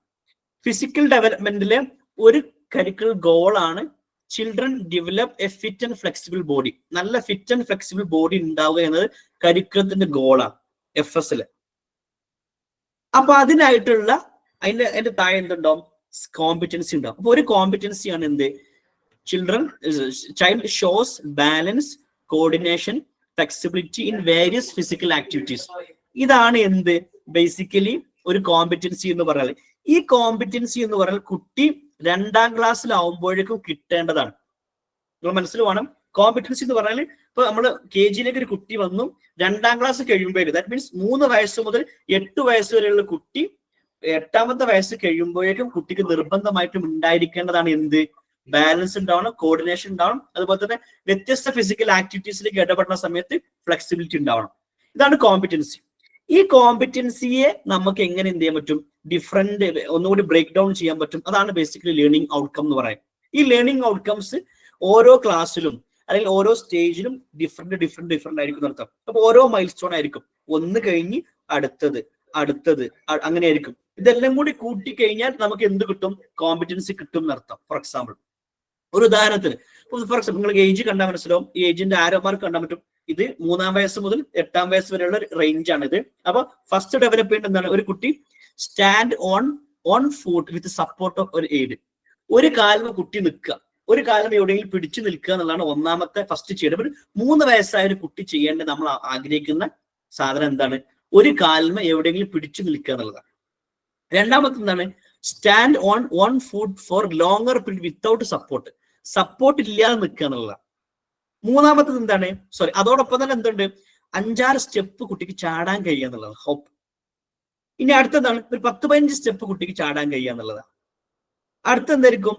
Hops and place A full game, ഒരു കംപ്ലീറ്റ് ഗെയിം. ഇപ്പൊ നമ്മൾ ഒരു അരമണിക്കൂർ ഗെയിം സെറ്റ് ചെയ്യണം ഫോർ എക്സാമ്പിൾ. അതല്ലെങ്കിൽ നമ്മൾ ഒരു ഏതെങ്കിലും ഗെയിം സെറ്റ് ചെയ്യും, ആ ഗെയിം കുട്ടിക്ക് കളിക്കാൻ പറ്റുക എന്നുള്ളതാണ്. പിന്നെ എന്താണ്? Skips and hops with rope and with comfort. റോപ്പും എന്ത് ചെയ്യുക കുട്ടിക്ക് ചെയ്യാൻ പറ്റുക എന്നുള്ളതാണ്. ഇത്രയും സാധനങ്ങളാണ് ഒരു സൈഡിൽ. ഇനി അടുത്ത് നോക്കിയാൽ പറ്റും balance on leg for a short time. അവിടെ സപ്പോർട്ടും സാധനം ഒന്നും പറയുന്നില്ല. Balance on variety of surfaces, brick, ladder, ഇങ്ങനത്തെ വ്യത്യസ്ത സർഫേസിൽ കുട്ടിക്ക് എന്ത് ചെയ്യാൻ പറ്റുന്നുണ്ടോ ഇല്ല എന്നുള്ള സാധനം. ഇങ്ങനെ ഡീറ്റെയിൽഡ് ആക്കിയിട്ട് ഓരോ സാധനം, ഇതൊക്കെ ഒരു ലേണിംഗ് ഔട്ട്കം ആണ് ബേസിക്കലി. ഈ ലേണിംഗ് ഔട്ട്കംസ് എല്ലാം കൂടി അച്ചീവ് ചെയ്ത് കഴിഞ്ഞാൽ ഓട്ടോമാറ്റിക്കലി കുട്ടിക്ക് എന്ത് കിട്ടി? ഒരു കോമ്പിറ്റൻസി കിട്ടി. ആ കോമ്പിറ്റൻസിന്റെ പേരാണ് child shows balance, coordination, flexibility in various physical activities എന്ന സാധനം. ഇത് കംപ്ലീറ്റ് ആയി കഴിഞ്ഞാൽ എന്ത് കിട്ടും? സ്വാഭാവികമായിട്ടും child develop a fit and flexible body എന്നുള്ള സാധനമാണ്. അപ്പൊ ഒരു കോമ്പിറ്റൻസിന്റെ ഒരു കരിക്കുലർ ഗോൾസിന്റെ കീഴിൽ ഒരുപാട് കോമ്പിറ്റൻസികൾ ഉണ്ടാവും. ആ കോമ്പിറ്റൻസിന്റെ കീഴിൽ ഒരുപാട് എന്തുണ്ടാവും? സ്വാഭാവികമായിട്ടും ഒരുപാട് എന്തുണ്ടാവും? ലേണിംഗ് ഔട്ട്കംസും ഉണ്ടാവും എന്നർത്ഥം. അങ്ങനെയാണ് ചാർട്ട് പോണത്. അപ്പൊ സ്വാഭാവികമായിട്ടും എന്താണ് ഫിസിക്കൽ ഡെവലപ്മെന്റ്? ഫിസിക്കൽ ഡെവലപ്മെന്റ് നമുക്ക് എടുക്കുന്നു, അതിന്റെ കീഴിൽ ഗോൾസ് എടുക്കുന്നു, കോമ്പിറ്റൻസീസ് എടുക്കുന്നു, ലേണിംഗ് ഔട്ട്കംസ് എടുക്കുന്നു. ലേണിംഗ് ഔട്ട്കംസ് തന്നെ ഏത് ക്ലാസ്സിൽ നിന്ന് ഏത് കിട്ടണം എന്ന രൂപത്തിൽ, ഏത് ഏജിൽ നിന്ന് ഏത് കിട്ടണം എന്ന രൂപത്തിലേക്ക് നമുക്ക് നോക്കാൻ പറ്റും. അപ്പൊ LKG നിന്നും UKG നിന്നും KG കഴിയുമ്പോൾ കുട്ടിക്ക് എന്ത് കിട്ടണം കൃത്യമായിട്ട് നമുക്ക് എന്ത് നോക്കിയാൽ കിട്ടും? ഡെവലപ്മെന്റ് ആ ലേണിംഗ് ഔട്ട്കംസിന്റെ ആ ഒരു സീക്വൻസ് നോക്കിയാൽ നമുക്ക് കിട്ടുന്നതാണ്. ശരി സാർ, നെക്സ്റ്റ് സ്ലൈഡ്. ഇത് ഫോർ എക്സാമ്പിൾ ഇത് സോഷ്യോ ഇമോഷണൽ ഡെവലപ്മെന്റിന്റെ ഒരു കരിക്കുലർ ഗോൾസ് ആണ്. സ്വാഭാവികമായിട്ട് നമുക്ക് മനസ്സിലാക്കും ഇത്. അതോടൊപ്പം തന്നെ എന്താണ്? കോഗ്നിറ്റീവ് ഡെവലപ്മെന്റിന് ഒരു ഉദാഹരണത്തിന് ഇപ്പൊ കോഗ്നിറ്റീവ് ഡെവലപ്മെന്റിലെ പ്രധാനമായിട്ടും 2 CGകളാണുള്ളത്. ഒന്ന്, കുട്ടിക്ക് എന്ത് ചെയ്യാൻ പറ്റണം? മാത്തമാറ്റിക്കൽ കൺസെപ്റ്റുകൾ കുട്ടിക്ക് കിട്ടണം. 2, കുട്ടിയുടെ ചുറ്റുമുള്ള കാര്യങ്ങളുടെ അണ്ടർസ്റ്റാൻഡിങ്ങും പ്രോബ്ലം സോൾവിങ് കിട്ടും. ഈ 2 CG ആണ് ബേസിക്കലി മാത്തമാറ്റിക്സ് കോഗ്നിറ്റീവ് ഡെവലപ്മെന്റിലുള്ളത്. കോഗ്നിറ്റീവ് ഡെവലപ്മെന്റിൽ നിന്നാണ് അവർ മാത്തമാറ്റിക്സ് എടുക്കുന്നത്. ഈ മാത്തമാറ്റിക്സ് ആണ് 3ാം ക്ലാസ്സിൽ എത്തുമ്പോൾ മാത്സ് എന്നുള്ള കരിക്കുലർ ഏരിയ ആയിട്ട് മാറുന്നത്. അപ്പൊ അതിൽ നിന്ന് ഫോർ എക്സാമ്പിൾ ഒന്നാമത്തെ ഒരു കോമ്പിറ്റൻസി ആണ് sorts objects into groups and sub group based on more than one property. പ്രോപ്പർട്ടികൾ അനുസരിച്ച് കുട്ടിക്ക് സോർട്ട് ചെയ്യാൻ കഴിയണം. ഇതാണ് ഒരു കോമ്പിറ്റൻസി ഫോർ എക്സാമ്പിൾ. ആ കോമ്പിറ്റൻസി ഒരു ലേണിംഗ് ഔട്ട്കംസ് ആയിട്ട് എങ്ങനെയാണ് മാറ്റുന്നതാണ് നമ്മൾ ലിസ്റ്റ് നോക്കുക. അങ്ങനെ ലിസ്റ്റ് നോക്കിയാൽ മതി. ഫോർ എക്സാമ്പിൾ 2 ഗ്രൂപ്പ് ആക്കിയിട്ട് എന്ത് ചെയ്യുന്നു? സൈസും ഇതാക്കി മാറ്റുക. 3 ഗ്രൂപ്പ് ആക്കി മാറ്റാം. പിന്നെ ഗ്രൂപ്പ് ബേസ്ഡ് ഡിഫറെന്റ് ആട്രിബ്യൂട്ട്സ് മാറ്റാം. പിന്നെ എങ്ങനെ ആക്കുക? അങ്ങനെ ഓരോന്ന് ഇങ്ങനെ എങ്ങനെയാണ് ചെയ്യേണ്ടതിൽ കൃത്യമായിട്ടുള്ള പിക്ചറാണ് ബേസിക്കലി ലേണിംഗ് ഔട്ട്കം കൊണ്ട് നമ്മൾ ഉദ്ദേശിക്കുന്നത്. ഇത് ഓരോ ഡെവലപ്മെന്റ് ഡൊമൈൻസിലെയും ഓരോ കരിക്കുലർ ഗോൾസിന്റെയും ഓരോ കോമ്പിറ്റൻസിയുടെയും ഓരോ ലേണിംഗ് ഔട്ട്കംസും കൃത്യമായിട്ട് എങ്ങനെയാണ് എന്നുള്ളത് ഇല്ലുസ്ട്രേറ്റീവ് അനക്ഷറിൽ നിന്നും ഇല്ലിസ്ട്രേറ്റീവ് ലേണിംഗ് ഔട്ട്കംസ് എന്നുള്ള പാർട്ടിൽ കൊടുത്തിട്ടുണ്ട്. കൃത്യമായിട്ടും നിർബന്ധമായിട്ടും എല്ലാ ടീച്ചേഴ്സും, എസ്പെഷ്യലി KG പഠിപ്പിക്കുന്ന എല്ലാ ടീച്ചേഴ്സും, അതോടൊപ്പം തന്നെ അക്കാഡമിക് കോർഡിനേറ്റേഴ്സും പ്രിൻസിപ്പൾസും ഇത് എന്തെങ്കിലും പ്രിന്റ് എടുത്തിട്ട് ടീച്ചേഴ്സിന് കൊടുത്തിട്ട് ഇതനുസരിച്ച് നമുക്ക് കുട്ടികൾക്ക് എന്തെങ്കിലും ചെയ്യാൻ കഴിയുന്നുണ്ടോ, പിന്നെ അച്ചീവ് ചെയ്യാൻ കഴിയുന്നുണ്ടോ, ഇത് നമ്മളെ സ്കൂളിൽ കിട്ടുന്നുണ്ടോ നിങ്ങൾ ചെക്ക് ചെയ്യാൻ. നമ്മള് NCF-ന്റെ ഫസ്റ്റ് കാര്യം പറഞ്ഞത് ഇത് എന്താണ്, ക്വാളിറ്റി ആൻഡ് ഇക്വിറ്റി ചെയ്യുന്ന സ്റ്റാൻഡേർഡ് ഡോക്യുമെന്റ് എന്ന് പറഞ്ഞിട്ടുണ്ടായിരുന്നു. അപ്പൊ നിങ്ങൾ ക്വാളിറ്റി എഡ്യൂക്കേഷൻ കൊടുക്കുന്നുണ്ടോ ഇല്ലെന്ന് ചെക്ക് ചെയ്യാൻ പറ്റുന്ന സാധനമാണ് ബേസിക്കലി ഈ ലേണിംഗ് ഔട്ട്കമിന്റെ മാപ്പിംഗ് എന്ന് പറഞ്ഞു കഴിഞ്ഞാൽ. ഈ രൂപത്തിലാണ് ഈ ഒരു സിസ്റ്റം സംവിധാനിച്ചിട്ടുള്ളതാണ് നമുക്ക് മനസ്സിലാക്കാൻ കഴിയുന്നത്. ഈ അടുത്ത പാർട്ട് പെഡഗോജി പാർട്ടാണ്. നമ്മൾ ഇതിന്റെ കരിക്കുലർ ഗോൾസ് ആൻഡ് ഒബ്ജക്റ്റീവ്സ് പറഞ്ഞു. പെഡഗോജി പാർട്ടും അസസ്മെന്റ് പാർട്ടും സെലിൽ സാർ ഡീറ്റെയിൽ ആയിട്ട് നമ്മൾ സംവദിക്കും. സെലിൽ സാർ ഡീറ്റെയിൽ ആയിട്ട് സംവദിക്കാനുള്ള സമയം ഉണ്ടോ എന്ന് നമുക്ക് അറിയില്ല. നമ്മൾ എന്തായാലും ഒരു 9 മണിയോട് കൂടെ നമ്മൾ ഇത് കൺക്ലൂഡ് ചെയ്യണം. നമ്മുടെ സംസാരം കൺക്ലൂഡ് ചെയ്യണം, പിന്നെ അത് ഡിസ്കഷനിൽ തുറന്നിടണം എന്നാണ് കരുതി. I will run through it. Prepare ചെയ്ത സ്ലൈഡ്സിലൂടെ നമുക്കൊന്ന് ഓടിച്ചു പോകാം. കാരണം ഇതിൽ may be there are teachers in this webinar. അപ്പൊ അവര് ചിന്തിക്കുന്നുണ്ടാവും, പിന്നെ ഓക്കെ ഇത്തരം കാര്യങ്ങളൊക്കെ പറഞ്ഞു കുറെ, പിന്നെ NCF ഫ്രെയിം വർക്ക്, ഇതെങ്ങനെ നമുക്ക് ടെക്സ്റ്റ് ബുക്ക് എടുക്കുന്ന സമയത്ത് എങ്ങനെ തീരുമാനിക്കാം, ആ രീതിയിൽ കരിക്കുലം സെറ്റ് ചെയ്യുന്ന സമയത്ത് നമുക്ക് എന്തൊക്കെ നോക്കണം, ആ രീതിയിലൊക്കെ ഹെൽപ്ഫുൾ ആണെന്ന് പറഞ്ഞു. പക്ഷെ ഒരു ടീച്ചറെ സംബന്ധിച്ചിടത്തോളം അല്ലെങ്കിൽ അവര് ചിന്തിക്കുന്നത്, how can I bring NCF to my classroom, എന്റെ ക്ലാസ്സിൽ എങ്ങനെ എനിക്ക് NCF ഇംപ്ലിമെന്റ് ചെയ്യാം, അല്ലെങ്കിൽ അതിനെങ്ങനെയാണ് NCF എന്നെ സഹായിക്കുന്നത്, ഞാൻ NCF വായിച്ചിരിക്കേണ്ട ആവശ്യകത എന്താണ്. അപ്പൊ അതിനുള്ള ഒരു സെക്ഷൻ ആയിട്ട് ഇതിനെ കാണും. നമ്മൾ നേരത്തെ പറഞ്ഞു കോമ്പണൻസ് ഓഫ് കരിക്കുലം നമ്മൾ ഡിസ്കസ് ചെയ്ത സമയത്ത് നമ്മൾ പറഞ്ഞു ഗോൾസ് ആൻഡ് ഒബ്ജക്റ്റീവ്സ് ആണ് first and very foremost common. അപ്പൊ അതിനെ പറ്റി ഇപ്പൊ സുലൈം സാർ പറഞ്ഞു എങ്ങനെയാണ് എയിംസ് ഓഫ് എഡ്യൂക്കേഷനിൽ നിന്നും LOS വരെ എത്തുന്നത് എന്നുള്ള ഒരു ഡീറ്റെയിൽഡ് ആയിട്ട് NCF-ന്റെ ഡീറ്റെയിൽഡ് ആയിട്ടുള്ള മാപ്പിംഗ് അത് എങ്ങനെയാണെന്ന് സാർ പറഞ്ഞു. ഈ രണ്ടാമത്തെ portion content and subject matter.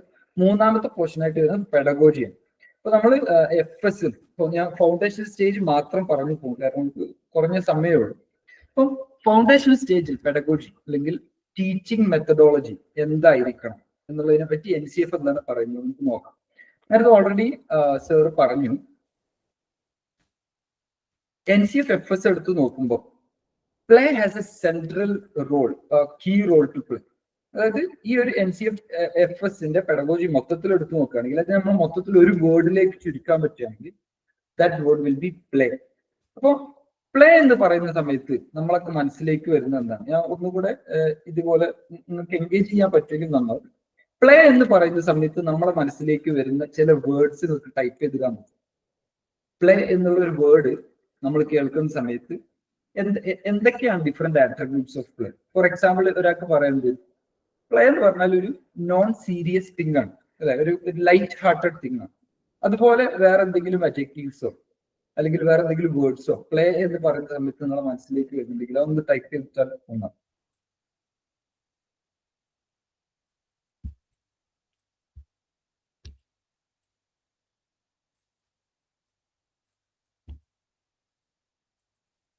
Okay, so play എന്ന് പറയുന്ന സമയത്ത് നമ്മൾ പൊതുവെ നമ്മൾ ആലോചിക്കുന്ന ഒരുപാട് വേർഡ്സ് അല്ലെങ്കിൽ പ്ലേയോട് നമ്മൾ അറ്റാച്ച് ചെയ്യുന്ന പല ആട്രിബ്യൂട്ട്സ് ആണ് ഇതിൽ കൊടുത്തിട്ടുള്ളത്. For example, play is A joyful thing, adventurous, engaging, exciting, interactive, energetic, fun. Fun എന്നുള്ള ഒരു കീ എലമെന്റ് ആണ്. പ്ലേ ആകുമ്പോൾ ഫണ്ണാണ്, അല്ലെങ്കിൽ ഫൺ എലമെന്റ് ഇല്ല എന്നുണ്ടെങ്കിൽ അതൊരു പ്ലേ ആയിട്ട് നമ്മൾ കൂട്ടില്ല.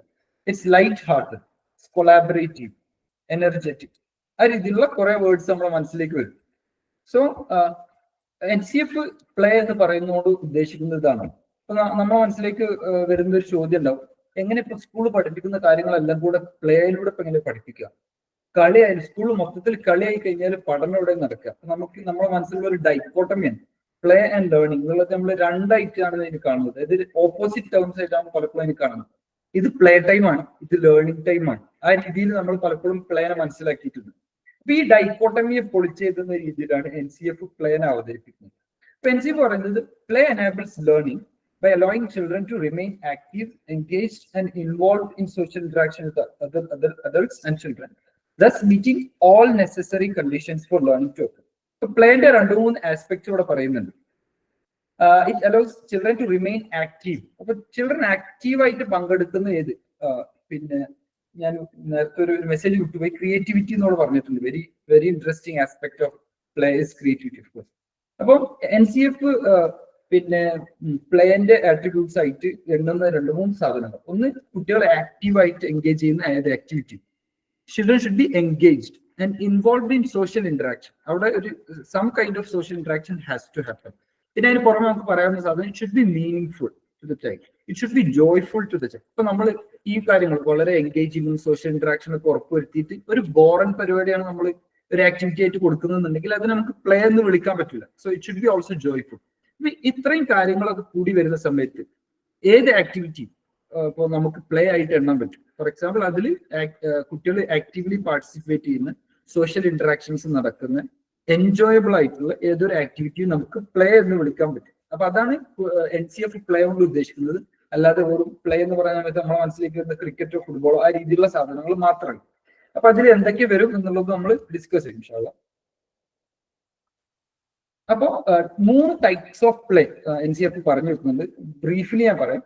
Free play, guided play, structured play. അതിന്റെ ഡീറ്റെയിൽ ആയിട്ടുള്ള ഒരു ഡിഫറൻസ് എന്താണെന്നുള്ളത് ഇവിടെ കൊടുത്തിട്ടുണ്ട്. നമുക്ക് PPT കിട്ടുന്ന സമയത്ത് ഡീറ്റെയിൽ ആയിട്ട് വായിക്കാം. ഇതും NCF എടുത്തതാണ്. സോ എല്ലാവരും NCF വായിക്കാൻ പോകുന്നതുകൊണ്ട് തന്നെ ഇതെല്ലാവരും കാണും. Free play, guided play, structured play. Free play എന്ന് പറയുന്ന സമയത്ത് അവിടെ കുട്ടികൾ അവരുടെ ഇഷ്ടത്തിന് കളിക്കുന്ന പ്ലേ ആണ്. അതായത് ടീച്ചേഴ്സ് എന്ത് ചെയ്യുന്നില്ല, ടീച്ചേഴ്സ് അവിടെ ഫെസിലിറ്റേറ്റ് ചെയ്യാനോ ഡയറക്റ്റ് ചെയ്യാനോ ഗൈഡ് ചെയ്യാനോ ഒന്നും പോകുന്നില്ല. Teacher just make sure that there is an environment to play. ഒരു പ്ലേ നടക്കാനുള്ള ഒരു എൻവയോൺമെന്റ് അവിടെ ഉണ്ട് എന്നുള്ള ഉറപ്പുവരുത്തുക മാത്രമാണ് ടീച്ചറുടെ റോൾ. രണ്ടാമത്തേത് ഗൈഡഡ് പ്ലേ. അവിടെ teacher offers support and actively facilitate play. Teacher ഒരു ഫെസിലിറ്റേറ്റർ ആണ്. ടീച്ചർ ഗൈഡ് ചെയ്യും എങ്ങനെ കളിക്കണം, ടീച്ചർ അതിന്റെ റൂൾസ് ഒക്കെ ഒന്ന് സെറ്റ് ചെയ്യും, എന്നിട്ട് കുട്ടികളോട് കളിക്കാൻ വേണ്ടി വിട്ടുകൊടുക്കും. അതല്ലാതെ അഗെയിൻ ടീച്ചർ അവിടെ പോയിട്ട് അവരുടെ കൂടെ കളിക്കുക അല്ലെങ്കിൽ പ്ലേ കംപ്ലീറ്റ്ലി ഡയറക്റ്റ് ചെയ്യുകയല്ല ചെയ്യുന്നത്. അവിടെ ഗൈഡിങ് മാത്രമാണ് നടക്കുന്നത്. ഈ മൂന്നാമത് സ്ട്രക്ചേർഡ് പ്ലേക്ക് വരുന്ന സമയത്ത് teacher carefully plan activities and games with specific rules to promote competencies in a learning sequence. അവിടെ ടീച്ചർ കൃത്യമായിട്ടുള്ള റൂൾസ് സെറ്റ് ചെയ്ത് പ്ലാൻ ചെയ്ത് ഇങ്ങനെ ആയിരിക്കണം കളിക്കേണ്ടത് എന്നുള്ള രീതിയിൽ ഒരു സ്ട്രക്ചർ പ്ലേ ഉണ്ട്, സ്ട്രക്ചേർഡ് പ്ലേ. അപ്പൊ ഇത്തരത്തിൽ പിന്നെ പ്ലേ 3 ടൈപ്പായിട്ട് പിന്നെ NCF പറയുന്നുണ്ട്. അപ്പൊ ഇതിലുള്ള 3 ടൈപ്പ് പ്ലേയും എന്താണ് ലേണിങ്ങിനെ എനാബിൾ ചെയ്യുന്ന പല രീതിയിലുള്ള പ്ലേകൾ നമുക്ക് ഇങ്ങനെ 3 ടൈപ്പായിട്ട് ക്ലാസിഫൈ ചെയ്യാനാണ്. അപ്പൊ ഇനി നിങ്ങൾക്ക് ഇപ്പൊ ആലോചിക്കുന്നുണ്ടാവും, പ്ലേ എന്ന് പറയുന്ന സമയത്ത് പറഞ്ഞു പല ആക്ടിവിറ്റീസും പ്ലേ ആയിട്ട് കണക്കാക്കാം. അപ്പൊ എന്തൊക്കെയാണ് ആക്ടിവിറ്റീസ് എന്നുള്ളത് പെട്ടെന്ന് നമുക്ക് പറഞ്ഞു പോവാം. അപ്പൊ ഇത്രയും കാര്യങ്ങളാണ് NCF പറയുന്ന പ്ലേയുടെ ഡിഫറെന്റ് ടൈപ്സ് ഓഫ് പ്ലേ. അല്ലെങ്കിൽ പിന്നെ നമുക്ക് ക്ലാസ് നേരത്തെ നമ്മൾ പറഞ്ഞ പോലെ എന്റെ ക്ലാസ് റൂമിൽ എനിക്ക് എങ്ങനെ NCF കൊണ്ടുവരാം, NCF എങ്ങനെ എന്നെ ഹെൽപ്പ് ചെയ്യുന്നതിനുള്ള ഉത്തരങ്ങൾ ഇതാണ്. അപ്പോ ഫോർ എക്സാമ്പിൾ നമുക്ക് ഇതിൽ all this field trips, conversations, toy based learning, story telling, songs and rhymes, outdoor games, indoor games, art and craft, all of this comprise play. ഇതെല്ലാം കൂടിയിട്ടാണ് നമ്മൾ പ്ലേ എന്ന് പറയുന്നത്, അല്ലെങ്കിൽ activity based play based learning എന്ന് പറയുന്നത്. ഓരോന്നിന്റെ just നമുക്ക് എടുത്തു പോകാം. Conversations 2 type, free conversation and structured conversation. പല സ്കൂളുകളും ഓൾറെഡി റണ്ണിങ് ആയിട്ട് circle timing, show and tell session. കുട്ടികൾ എന്തെങ്കിലും അവർക്ക് ഇഷ്ടപ്പെട്ട ഒരു ടോയ് വന്നിട്ട് അതിനെ പറ്റിയിട്ട് സംസാരിക്കുക. അല്ലെങ്കിൽ ഫോർ എക്സാമ്പിൾ നിങ്ങൾക്ക് ഇഷ്ടപ്പെട്ട യുവർ ഫേവറേറ്റ് ഫ്രൂട്ട് നാളെ അത് കൊണ്ടുവരാൻ പറയും. എന്നിട്ട് കുട്ടികൾ ഫസ്റ്റ് സർക്കിൾ ടൈമിന്റെ സമയത്ത് അവർ ആ ഒരു ആപ്പിളിനെ പറ്റിയോ ഓറഞ്ചിനെ പറ്റിയോ സംസാരിക്കുക. ഷോ ആൻഡ് ടെൽ സെഷൻസ് എന്ന് പറയും. പിന്നെ അതുപോലെയുള്ള കോൺവെർസേഷൻസ് 2 ടൈപ്പ് ഉണ്ടാവും. ഫ്രീ കോൺവെർസേഷൻസ് ഉണ്ടാവും, സ്ട്രക്ചേർഡ് കോൺവെർസേഷൻസ് ഉണ്ടാവും. രണ്ടാമത്തെ ഒരു ടൈപ്പ് ഓഫ് പ്ലേ എന്ന് പറയുന്നത് സ്റ്റോറി ടെല്ലിംഗ് ആണ്. അപ്പം നമ്മൾ അധിക സ്കൂളുകളിൽ നമ്മൾ യൂസ് ചെയ്യുന്ന ഒരു ടൂളാണ് സ്റ്റോറി. സ്റ്റോറി ടെല്ലിംഗ് എന്ന് പറഞ്ഞു കഴിഞ്ഞാൽ കുട്ടികളെ ഫോണറ്റിക് അവയർനെസ്, കുട്ടികളുടെ വൈഡർ നോളജ്, കുട്ടികൾക്ക് ഒരു പിന്നെ പുറം ലോകമായിട്ടുള്ള അവരുടെ ഒരു window, it works as a window to the world. ആ രീതിയിൽ സ്റ്റോറി ആൻഡ് ഓൾസോ ഇപ്പൊ നമ്മളിവിടെ സ്റ്റോറി ബുക്സ് സ്കൂളിൽ കൊണ്ടുവന്ന സമയത്ത് നമുക്ക് എക്സ്പീരിയൻസ് ചെയ്യാൻ പറ്റിയ ഒരു സാധനം, it provides A purpose for learning the language. ഇപ്പൊ ഇംഗ്ലീഷ് പഠിക്കുന്നുണ്ട്, ഇപ്പൊ 2ാം ക്ലാസ്സിലെ കുട്ടി അല്ലെങ്കിൽ KGയിലെ 1ാം ക്ലാസ്സിലെ കുട്ടി എന്തിന് ഇംഗ്ലീഷ് പഠിക്കണം? ആ കുട്ടിയുടെ ഇപ്പൊ നമുക്ക് അതിന്റെ ഉത്തരങ്ങൾ ഉണ്ടാവും. എന്തിനാണ് ഇംഗ്ലീഷ് പഠിക്കേണ്ടത്? വലുതാവുന്ന സമയത്ത് ജോലി സാധ്യതകൾക്ക് ഇംഗ്ലീഷ് വേണം, മാർക്കറ്റിന്റെ ലാംഗ്വേജ് ഇംഗ്ലീഷാണ്, എക്കണോമിയുടെ ലാംഗ്വേജ്. ആ രീതിയിൽ നമുക്ക് ഉത്തരങ്ങൾ ഉണ്ടാവും. പക്ഷെ 1ാം ക്ലാസ്സിലെ ഒരു കുട്ടിക്ക് ഞാൻ എന്തിനാണ് ഇംഗ്ലീഷ് പഠിക്കുന്നത്? ഞാൻ വീട്ടിൽ പിന്നെ മലയാളമല്ല സംസാരിക്കുന്നത്, ഞാൻ ഇപ്പൊ എന്തിനാണ് ഇംഗ്ലീഷ് പഠിക്കുന്നത്? ആ രീതിയിൽ കുട്ടിക്ക് ഒരു ഇമ്മീഡിയറ്റ് പർപ്പസ് ഇല്ല. അതിനുള്ളൊരു വളരെ പിന്നെന്താ പറയാ നമുക്ക് എഫക്റ്റീവ് ആയിട്ട് യൂസ് ചെയ്യാൻ പറ്റുന്ന ഒരു പിന്നെ ടൂളാണ് സ്റ്റോറീസ് എന്ന് പറയുന്നത്, സ്റ്റോറി ബുക്സ് എന്ന് പറയുന്നത്. It immediately gives A purpose for learning A language. അപ്പൊ എനിക്ക് ബുക്ക് വായിക്കണം എന്നുള്ള ഒരു ത്വര ഉണ്ടാവും ആ കുട്ടിയുടെ ഉള്ളിൽ. അപ്പൊ അതിന് വേണ്ടിയിട്ടെങ്കിലും അവരെന്ത് ചെയ്യും, അപ്പൊ ദാറ്റ് പ്രൊവൈഡ്സ് എ പർപ്പസ്. അപ്പൊ പർപ്പസ് ഉണ്ടാവുന്ന സമയത്ത് തന്നെ കുട്ടിക്ക് ലേണിംഗ് ലാംഗ്വേജ് എന്നുള്ളത് ഒരു മീനിങ് ആക്ടിവിറ്റി ആയിട്ട് മാറും.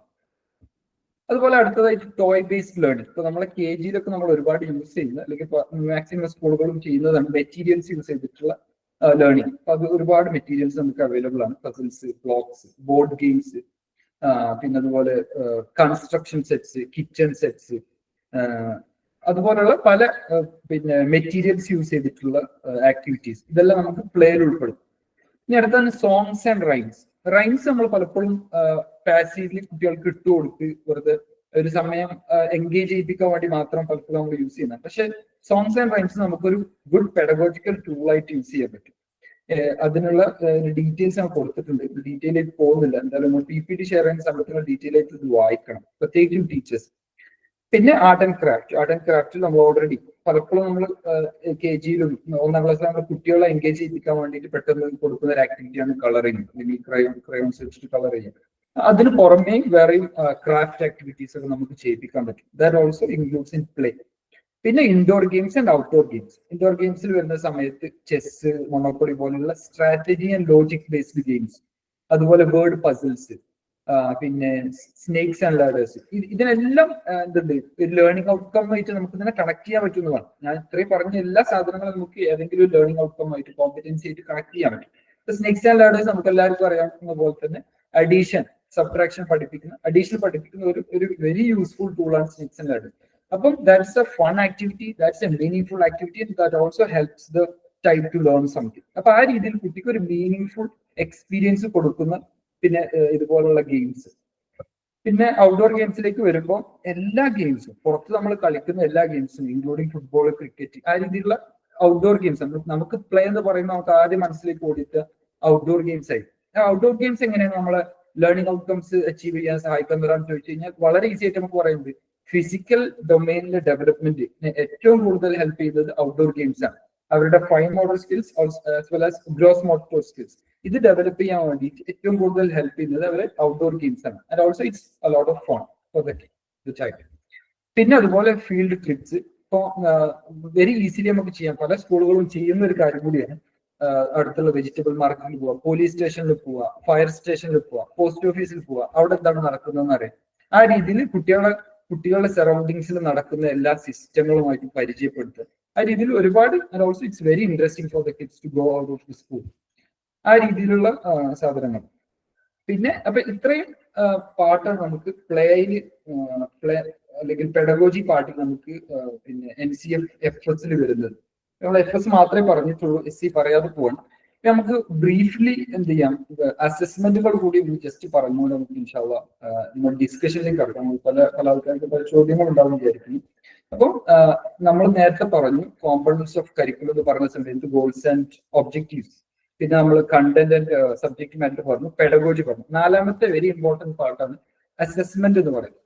ഇപ്പൊ FS വരുന്ന സമയത്ത് ഫൗണ്ടേഷൻ സ്റ്റേജിൽ അസസ്മെന്റ് എന്ന് പറയുന്ന സമയത്ത് കുട്ടികൾക്ക് സ്റ്റാൻഡേർഡ് എക്സാംസോ അല്ലെങ്കിൽ unit test, chapter test, term exams ആ രീതിയിലുള്ള ഒരു സാധ്യതയും FS പ്രോത്സാഹിപ്പിക്കുന്നില്ല. കാരണം കുട്ടികൾ നേരത്തെ സുലൈം സാർ പറഞ്ഞു ലീനിയർ ലേണിംഗ് പോസിബിൾ അല്ലാത്തൊരു ഏജാണ് 3 to 8 എന്നാണ് പറയുന്നത്. അതായത് എല്ലാവർക്കും ഒരേ സ്റ്റാൻഡേർഡ് ആയിട്ട് എല്ലാവരും ഒരേ രീതിയിൽ പഠിക്കുന്നത്, എല്ലാവർക്കും ഒരേ കണ്ടന്റ് കൊടുത്ത് അത് അവർ പഠിക്കണം എന്ന് എക്സ്പെക്ട് ചെയ്യുന്നതിൽ അർത്ഥമില്ല. അപ്പൊ അവിടെ നമുക്ക് ചെയ്യാനുള്ളത് ഈ സമ്മേറ്റീവ് അസസ്മെന്റുകൾ അവിടെ പ്രായോഗികമല്ല. അപ്പൊ പിന്നെ എന്ത് ടൈപ്പ് ഓഫ് അസസ്മെന്റ് ആണ് NCF മുന്നോട്ട് വെക്കുന്നത്? മെയിൻലി 2 ടൈപ്സ് ഓഫ് അസസ്മെന്റ് ആണ് അവിടെ ഉള്ളത്. ഒന്ന് ഒബ്സർവേഷൻസ് ആണ്, 2 അനലൈസിങ് ആർട്ടിഫാക്ട്സ്, അല്ലെങ്കിൽ കുട്ടികൾ പിന്നെ ലേണിംഗ് എക്സ്പീരിയൻസിന്റെ ഭാഗമായിട്ട് പ്രൊഡ്യൂസ് ചെയ്യുന്ന എല്ലാ ആർട്ടിഫാക്റ്റും, മേ ബി അവരുടെ വർക്ക്ഷീറ്റുകളാവാം, മേ ബി അവരുടെ ക്രാഫ്റ്റ് വർക്ക് ആവാം, അവരുടെ ഒരു ആർട്ട് വർക്ക് ആവാം, ഇതെല്ലാം കൂടെ അനലൈസ് ചെയ്യാനുണ്ട്. അപ്പം ഒബ്സർവേഷൻ എങ്ങനെ ചെയ്യും? അപ്പൊ ഒബ്സർവേഷൻ നടത്തുക എന്ന് മാത്രം പറഞ്ഞു പോയിട്ടില്ല, ഒബ്സർവേഷൻ എങ്ങനെ ചെയ്യണം അതിന് 3 സ്റ്റെപ്പുകൾ. ഒന്ന് നമുക്ക് പ്ലാൻ ചെയ്യാം. ഇപ്പം പല സമയത്ത് ഇപ്പൊ നേരത്തെ സുലൈം സാർ പറഞ്ഞ സമയത്ത് ഒരു കാലിൽ കുട്ടി നിൽക്കുന്നുണ്ടോ എന്ന് നോക്കാൻ നമുക്ക് പറ്റണം. കാരണം അതൊരു ലേണിംഗ് ഔട്ട്കം ആണ്. അപ്പൊ നമുക്ക് ഇങ്ങനെ ചെയ്യാം. ഇപ്പൊ ഒരു കാലിൽ കുട്ടി നിൽക്കുന്നത് വരെ നമ്മൾ അവരുടെ വെയിറ്റിൽ നടക്കില്ല. അങ്ങനത്തെ ഒരു സിറ്റുവേഷൻ ഉണ്ടാക്കണം. നമ്മൾ ആ കുട്ടിനോട് നിൽക്കാൻ പറയേണ്ടി വരും, അപ്പൊ നോക്കേണ്ടി വരും. അപ്പൊ ആ രീതിയിൽ നമ്മൾ പ്ലാൻ ചെയ്യേണ്ടി വരും. ഇപ്പൊ കുട്ടി ഒരു ടോയ് ഷെയർ ചെയ്യുന്നുണ്ടോ, അതൊരു ലേണിംഗ് ഔട്ട്കമ്മിന്റെ ഭാഗമായിട്ട്, സോഷ്യൽ മോഷൻ ലേണിംഗിൽ ഒരു ലേണിംഗ് ഔട്ട്കമ്മിന്റെ ഭാഗമായിട്ട് വരുന്ന ഒന്നാണ്. ഒരു ടോയ് കളിക്കുന്ന സമയത്ത് കുട്ടി മറ്റു കുട്ടികളുമായിട്ട് ഷെയർ ചെയ്യുന്നുണ്ടെന്ന്. അപ്പൊ ഈ ഒരു സാധനം അസസ് ചെയ്യണമെന്നുണ്ടെങ്കിൽ അതിന്റെ ഒരു സിറ്റുവേഷൻ നമ്മൾ ഉണ്ടാക്കേണ്ടി വരും. ഇപ്പൊ നമ്മൾ രണ്ട് കുട്ടികളെ ഇരുത്തിയിട്ട് അവർക്ക് ഒരു ടോയ് കൊടുക്കേണ്ടി വരും. എന്നിട്ട് അവരെ മാറി നമ്മൾ ഒബ്സർവ് ചെയ്യേണ്ടി വരും. അപ്പൊ ആ രീതിയിൽ കൃത്യമായിട്ട് പ്ലാനിങ് വേണ്ട ഒരു സാധനമാണ് ഒബ്സർവേഷൻ, കാഷ്വൽ ഒബ്സർവേഷൻ അല്ല. അപ്പൊ പ്ലാനിങ്ങിന്റെ സമയത്ത് നമ്മൾ എന്ത് ലേണിംഗ് ഔട്ട്കം ആണ് ഒബ്സർവ് ചെയ്യാൻ പോകുന്നത്, എങ്ങനെയാണ് നമ്മൾ ഒബ്സർവ് ചെയ്യാൻ പോകുന്നത്, അത് കൃത്യമായിട്ടുള്ള പ്ലാനിങ് ആണ്. രണ്ടാമത്തെ സ്റ്റേജ് ഗ്യാദർ എവിഡൻസ്, അതായത് ഒബ്സർവേഷൻ. എന്താണ് പിന്നെ നമ്മൾ ഒബ്സർവ് ചെയ്യണത്, പ്ലാൻ ചെയ്ത ശേഷം ഇന്ന് ഞാൻ അളക്കാൻ പോകുന്നത് അല്ലെങ്കിൽ ഇന്ന് ഞാൻ അസസ് ചെയ്യാൻ പോകുന്നത് ഈ ഒരു ലേണിംഗ് ഔട്ട്കം ആണ്, ഇത് എങ്ങനെയാണ് കുട്ടികൾ ഷോക്കേസ് ചെയ്യുന്നത്. ആ ഒരു പ്ലാൻ ഉണ്ടായ ശേഷം നമ്മൾ അത് മാത്രം ഫോക്കസ് ചെയ്തുകൊണ്ട് ഒബ്സർവ് ചെയ്യുന്നു. പിന്നെ റിഫ്ലക്ട് ആൻഡ് അസസ് എന്നുള്ള പോർഷൻ ആണ്. എന്നിട്ട് നമ്മൾ നോട്ട് ചെയ്യുക, എന്താണ് നമ്മൾ ഒബ്സർവ് ചെയ്തെന്നുള്ളത് സെന്റൻസുകൾ നോട്ട് ചെയ്യാം. എന്നിട്ട് പിന്നെ അതിന് നമുക്ക് ഡോക്യുമെന്റ് ചെയ്യാം. അതിന് ഡോക്യുമെന്റേഷനുള്ള 2-3 മെത്തേഡ്സും NCF തന്നെ പറയുന്നുണ്ട്. പിന്നെ അതുപോലെ രണ്ടാമതൊരു ടൈപ്പ് ഓഫ് അസസ്മെന്റ് ആയിട്ട് പറയുന്നത് നമ്മൾ സിമ്പിൾ വേർഡ്സിൽ പോർട്ട്ഫോളിയോ എന്ന് പറഞ്ഞാൽ നമ്മൾ പല സ്കൂളുകളിൽ ചെയ്യുന്ന ഒരു സാധനം. അതായത് കുട്ടി LKG വന്നു ഒന്നാമത്തെ ദിവസം മുതൽ അവസാന ദിവസം വരെ, ആ ഒരു ഇയർ എൻഡ് വരെ ആ കുട്ടി ചെയ്ത എല്ലാ പ്രൊഡക്ട്സും, അതായത് കുട്ടി ചെയ്ത ലേണിംഗ് എക്സ്പീരിയൻസിന്റെ ബാക്കിയിട്ട് വന്ന പ്രൊഡക്റ്റ്, അത് നേരത്തെ പറഞ്ഞ പോലെ ഒരു ക്രാഫ്റ്റ് വർക്ക് ആവും, ഒരു ആർട്ട് വർക്ക് ആവും, അതുപോലെ വർക്ക്ഷീറ്റുകളാവും. ഈ രീതിയിലുള്ള എല്ലാ സാധനങ്ങളും നമ്മൾ ഒരു ഫയലിൽ സൂക്ഷിച്ചു വെക്കും. അതിനാണ് നമ്മൾ പോർട്ട്ഫോളിയോ അല്ലെങ്കിൽ ആർട്ടിഫാക്ട്സ് എന്ന് പറയുന്നത്. ആ രീതിയിൽ അതിന്റെ ഉപകാരം എന്താണ്?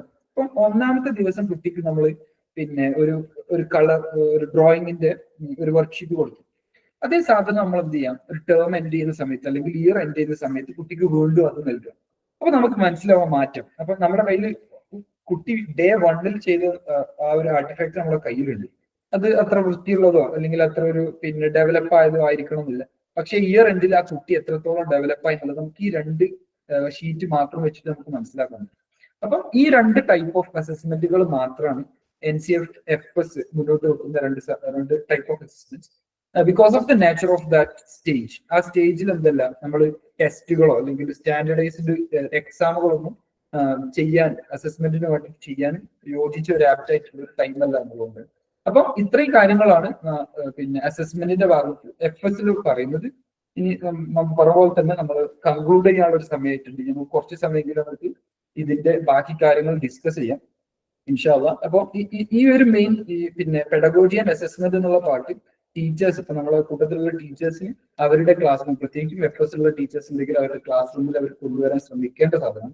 പിന്നെ ഒരു കാര്യം കൂടി സ്ട്രെസ് ചെയ്ത് പറയാണ്, FSന്റെ കാര്യം വരുമ്പോൾ 4th ചാപ്റ്റർ പെഡഗോജി എന്നുള്ള ചാപ്റ്റർ നിർബന്ധമായിട്ടും ടീച്ചേഴ്സിനെ കൊണ്ട് ചെയ്യിപ്പിക്കണം. അപ്പൊ നമ്മുടെ ടീച്ചേഴ്സ് ഉണ്ടാവും ഓൾറെഡി, അപ്പൊ അവരത് ചെയ്യണം. അതിന് പുറമെ സ്കൂൾ ലീഡേഴ്സ് ആയിട്ടുള്ള അക്കാഡമിക് കോർഡിനേറ്റേഴ്സ് ആയിട്ട് പ്രിൻസിപ്പൾസ് ആയിട്ടുള്ള ആൾക്കാർ 4th ചാപ്റ്റർ നിർബന്ധമായിട്ട് നിങ്ങൾ വായിപ്പിക്കണം. അപ്പൊ ഒരു പ്രീ അക്കാഡമിക് ഇയറിന്റെ ട്രെയിനിങ് സെഷൻസ് ഒക്കെ നിങ്ങൾ പ്ലാൻ ചെയ്യുന്നുണ്ടാവും, എന്തായാലും അടുത്ത വർഷത്തേക്ക് കടക്കാൻ പറ്റണം.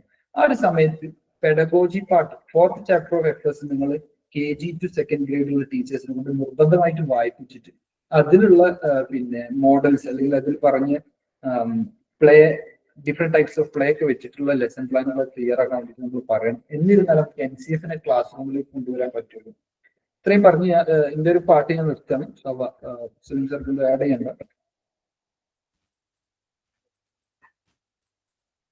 ഇതിൽ ഇനി പറയാനുള്ള ഇനി ഒരുപാട് ഏരിയാസ് ഡിസ്കസ് ചെയ്യാനുണ്ട്. പക്ഷെ നമ്മളെ സമയം അനുവദിക്കുന്നില്ലെന്ന് മാത്രമല്ല, ഓരോ NCFൽ ഓരോ ചാപ്റ്ററും ഡീറ്റെയിൽ ആയിട്ട് നമ്മൾ മുന്നോട്ട് പോവുകയാണെങ്കിൽ നമുക്ക് ഒരുപാട് സമയം വേണ്ടി വരും. അപ്പോൾ നിങ്ങളെല്ലാവരും NCF സെൽസ നേരത്തെ പറഞ്ഞ പോലെ തന്നെ വായിക്കാനും പഠിക്കാനും എന്ത് ചെയ്യണം, അതോടൊപ്പം തന്നെ അത് മാസ്റ്റർ ചെയ്യാനും ശ്രമിക്കണം എന്നുള്ളതാണ് എനിക്ക് ലാസ്റ്റ് കൺക്ലൂഡ് റിമാർക്കായിട്ട് പറയാനുള്ളത്. ഇൻഷാ അല്ലാഹ് ഒരു അവസാനമായിട്ട് നമ്മൾ ഇപ്പൊ ടീച്ചേഴ്സിനുള്ള നമ്മൾ പറഞ്ഞു വെച്ചു. ഇപ്പം എനിക്ക് തോന്നുന്നു പല ഇവിടെ നമ്മൾ മെമ്പേഴ്സ് ആയിട്ട് ഇവിടെ ഓഡിയൻസ് ആയിട്ടുള്ള പല ആൾക്കാരും പ്രിൻസിപ്പൾസും അക്കാഡമിക് കോർഡിനേറ്റേഴ്സും ആയിരുന്നു. അപ്പൊ അവർക്ക് എങ്ങനെയാണ് NCF ഉപകാരപ്പെടുക സുലൈം സർ? ഇപ്പൊ ഇതില് അക്കാഡമിക് കോർഡിനേറ്റേഴ്സ് പ്രിൻസിപ്പൾസ് എന്ന് വെച്ചാൽ ഒന്നാമതായിട്ടുള്ള ഇതിന്റെ കരിക്കുലം പ്ലാനിങ് ആണ്. അതായത് ബേസിക്കലി ടീച്ചേഴ്സ് എന്താണോ ആ സ്കൂളിന്റെ കരിക്കുലം പ്ലാൻ അതിനനുസരിച്ച് വർക്ക് ചെയ്യുന്ന ആൾക്കാരായിരിക്കും ബേസിക്കലി ടീച്ചേഴ്സ്. എങ്ങനെയായിരിക്കണം സ്കൂളിന്റെ സ്ട്രക്ചർ, എന്താണ് സ്കൂളിന്റെ പ്ലാൻ എന്നുള്ളത് തീരുമാനിക്കേണ്ടത് ആരാണ്? ബേസിക്കലി അക്കാഡമിക് കോർഡിനേറ്റേഴ്സും പ്രിൻസിപ്പൾസ് ആയിരിക്കും. അവർക്ക് കരിക്കുലം പ്ലാൻ ചെയ്യണം. ഇപ്പൊ എങ്ങനെയായിരിക്കും നമ്മുടെ സ്കൂളിൽ ഫോക്കസ് എന്തായിരിക്കും, ഏതൊക്കെ തരത്തിൽ നമുക്ക് NCF അലൈൻ ചെയ്യാൻ പറ്റും, ഈ കാര്യങ്ങളൊക്കെ കൃത്യമായിട്ട് ഒരാൾ എന്ത് ചെയ്യണം, മുന്നോട്ട് ഒരു ടീച്ചർ അല്ലെങ്കിൽ ഒരു അക്കാഡമിക് ഓഡിറ്റർ മുന്നോട്ട് പോകണം. അയാൾക്ക് ഏറ്റവും ഉപകാരപ്പെടുന്ന സാധനം NCF ആണ് ഒന്നാമതായിട്ട്. രണ്ടാമതായിട്ട് നമ്മൾ നടന്നത് സ്റ്റാർട്ടിങ്ങിൽ പറഞ്ഞ പോലെ തന്നെ നമ്മുടെ സ്കൂൾ സ്റ്റാൻഡർഡൈസ്ഡ് അല്ലെങ്കിൽ ക്വാളിറ്റി എഡ്യൂക്കേഷൻ കൊടുക്കുന്നുണ്ടോ ഇല്ലയോ എന്ന് നമുക്ക് എന്ത് പറ്റും വെരിഫൈ ചെയ്യാൻ പറ്റുന്ന ഒരു ബെഞ്ച് മാർക്കാണ് ബേസിക്കലി NCF. മൂന്നാമതായിട്ട് ബേസിക്കലി എസ്പെഷ്യലി ഒരുപാട് types of teaching training programs നടക്കുന്നുണ്ടാവും നമ്മുടെ സ്കൂളിൽ, നമ്മൾ പ്ലാൻ ചെയ്യുന്നുണ്ടാവും.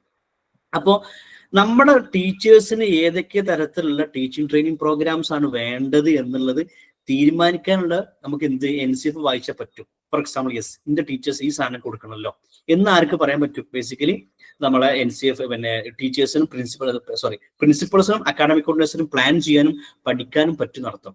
പിന്നെ കൃത്യമായിട്ട് പാരന്റ്സ്, അതല്ലെങ്കിൽ മറ്റു സ്റ്റേക്ക് ഹോൾഡേഴ്സ് ഉണ്ടാവും. ഇതിൽ പാരന്റ്സ് ഉണ്ടാവും, മറ്റു PTA കമ്മ്യൂണിറ്റി ടീമുകൾ ഉണ്ടാവും, ടീച്ചേഴ്സ് ഉണ്ടാവും, കുട്ടികളുണ്ടാവും. ഒരു എഡ്യൂക്കേഷൻ സിസ്റ്റത്തിൽ ഓരോരുത്തരുടെയും റോളുകൾ എന്താണ് എന്നുള്ളതും ഓരോ സ്റ്റേജിലുള്ള കുട്ടികൾക്ക് അനുസരിച്ച് എന്ത് നമ്മൾ കൊടുക്കണം എന്നുള്ളതൊക്കെ കൃത്യമായിട്ട് പ്ലാൻ ചെയ്യാനും മാനേജ് ചെയ്യാനൊക്കെ പറ്റുന്ന ഒരു സംവിധാനമായിട്ട് ആർക്ക് ചെയ്യാൻ പറ്റും? നിർബന്ധം ടീച്ചേഴ്സിന് ചെയ്യാൻ പറ്റും. പിന്നെ ഒന്നാമതായിട്ട് ലേറ്റസ്റ്റ് എഡ്യൂക്കേഷൻ റിസർച്ചുകളും ലേറ്റസ്റ്റ് എഡ്യൂക്കേഷൻ ട്രെൻഡുകളൊക്കെ മനസ്സിലാക്കിയിട്ടാണ് ബേസിക്കലി NCF പ്ലാൻ ചെയ്തിട്ടുള്ളത്. അപ്പൊ അതിലൂടെ നമുക്ക് കടന്നു പോകാൻ പറ്റുന്നതാണ് നമുക്ക് ഇത് ചെയ്യാൻ പറ്റും. പിന്നെ നമ്മുടെ സ്കൂളിൽ നാഷണൽ സ്റ്റാൻഡേർഡ് അനുസരിച്ച് നാഷണൽ എഡ്യൂക്കേഷൻ വിഷനുമായിട്ട് അലൈൻഡ് ആയിക്കണോ ഇല്ലേ എന്നുള്ളത് ചെക്ക് ചെയ്യാനും കൂടി നമുക്ക് എന്തിനു പറ്റും? ബേസിക്കലി ഈ ഒരു സംവിധാനത്തോടെ നമ്മൾ പറ്റും എന്നുള്ളതാണ്. ഒരു പോയിന്റ് മാത്രം ആഡ് ചെയ്യാം. ഓൾറെഡി നമ്മൾ പറഞ്ഞു വെച്ചിരുന്നു, ഇപ്പൊ ടെക്സ്റ്റ് ബുക്ക് സെലക്ഷൻ അത് വലിയൊരു പാർട്ടാണ്. ഇപ്പൊ അക്കാഡമിക് കോർഡിനേറ്റേഴ്സിനെ പ്രിൻസിപ്പളെ സംബന്ധിച്ചിടത്തോളം നമ്മൾ ഈ വർഷം കടന്നുപോയ ഒരു പ്രോസസ്സാണ്. ഇപ്പൊ നമ്മൾ നേരത്തെ പറഞ്ഞ പോലെ ഒരുപാട് ടെക്സ്റ്റ് ബുക്ക് ടീം നമ്മുടെ മുമ്പിൽ വരും. ഈ സമയത്ത് എല്ലാ ടെക്സ്റ്റ് ബുക്ക് ടീമിന്റെയും ഇപ്പൊ എനിക്ക് ഇവിടുന്ന് ഇങ്ങനെ പറയുന്നിടത്ത് കാണിച്ചു തരാൻ പറ്റും. എല്ലാ ടെക്സ്റ്റ് ബുക്കിന്റെയും പുതിയ റിവൈസ്ഡ് വേർഷൻ അവർ വലുതാക്കി മേളിൽ തന്നെ എഴുതിയിട്ടുണ്ട് അലൈൻഡ് വിത്ത് NCF അല്ലെങ്കിൽ അലൈൻഡ് വിത്ത് NEP എന്നുള്ള രീതിയിലുള്ള പിന്നെ ഒരു ക്ലെയിം അവരുണ്ടാവും. പക്ഷെ അത് തുറന്നു നോക്കുന്ന സമയത്ത് ഇതിൽ എവിടെയാണ് NCF എന്നുള്ളത് പലപ്പോഴും പല ടെക്സ്റ്റ് ബുക്ക് ടീം അത് ചെയ്തിട്ടില്ല നമുക്ക് മനസ്സിലാവുന്നത്. ജസ്റ്റ് അവിടെ ഒട്ടിച്ചു വെച്ചാൽ നമ്മൾ ഈ പ്രോസസ്സിലൂടെ എക്സാക്ട്ലി. അപ്പം ഇത് ടീച്ചർ ഇപ്പൊ NCF എന്താണ് പറയുന്നത് എന്നുള്ളത് അക്കാഡമിക് കോർഡിനേറ്റർ അല്ലെങ്കിൽ പ്രിൻസിപ്പൽ ആരാണോ ഡിസിഷൻ എടുക്കുന്നത് അവർക്ക് അറിഞ്ഞില്ല എന്നുണ്ടെങ്കിൽ പിന്നെ ഇതിൽ ഈസിലി കബളിപ്പിക്കപ്പെടാൻ ഉള്ള ഒരു ചാൻസും കൂടെ ഇതിലുണ്ട് എന്നുള്ളത് മാത്രം പറഞ്ഞിട്ടുണ്ടെങ്കിൽ നമ്മളിത് let's open this for discussion. Go head sir. ഇനി പിന്നെ നമ്മൾ പാർട്ടിസിപ്പൻസിന് ഡിസ്കസ് ചെയ്യാനും നമുക്ക് ഡിസ്കസ് ചെയ്യാനുള്ള ഒരു സമയം കൂടിയാണ്. പിന്നെ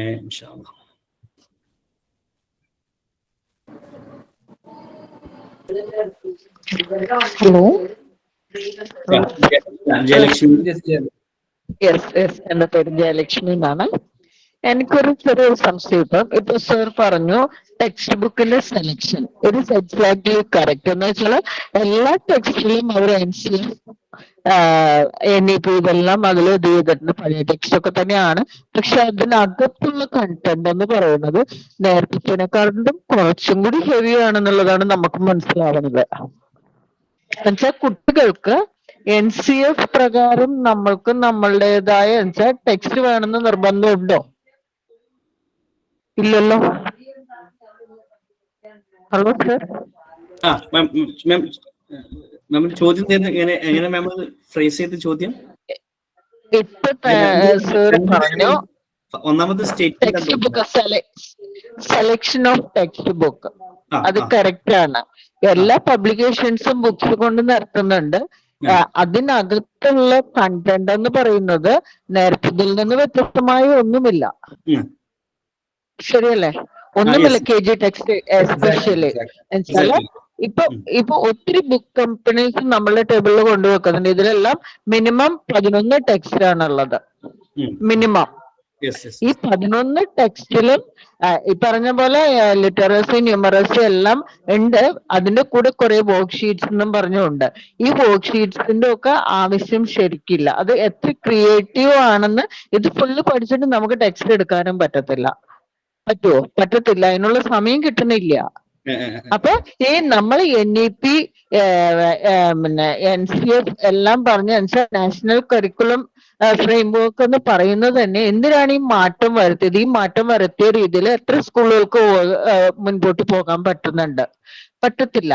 എന്ന് വെച്ചാൽ ടെക്സ്റ്റ് ബുക്ക് ഒരു പിന്നെ പ്രധാന ഘടകമായിട്ട് അവിടെ വെച്ചിരിക്കുവാണ് അല്ലെ. അപ്പൊ എന്തുകൊണ്ട് നമ്മളുടെ ഈ പിന്നെ ഗവൺമെന്റ് തലത്തിൽ അല്ലെങ്കിൽ ഈ NEP തലത്തിൽ തന്നെ ഒരു ടെക്സ്റ്റ് ബുക്ക് ഇറക്കുന്നതല്ലേ എപ്പോഴും അതിന്റെ ശരിക്കും അതേ രീതിയിൽ പോകാൻ പറ്റുള്ളൂ.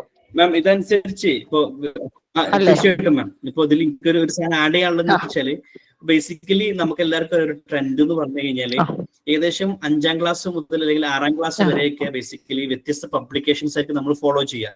ഒരു 6 മുതലൊക്കെയാണ് സാധാരണ NCERT-യിലേക്ക് മാറുക.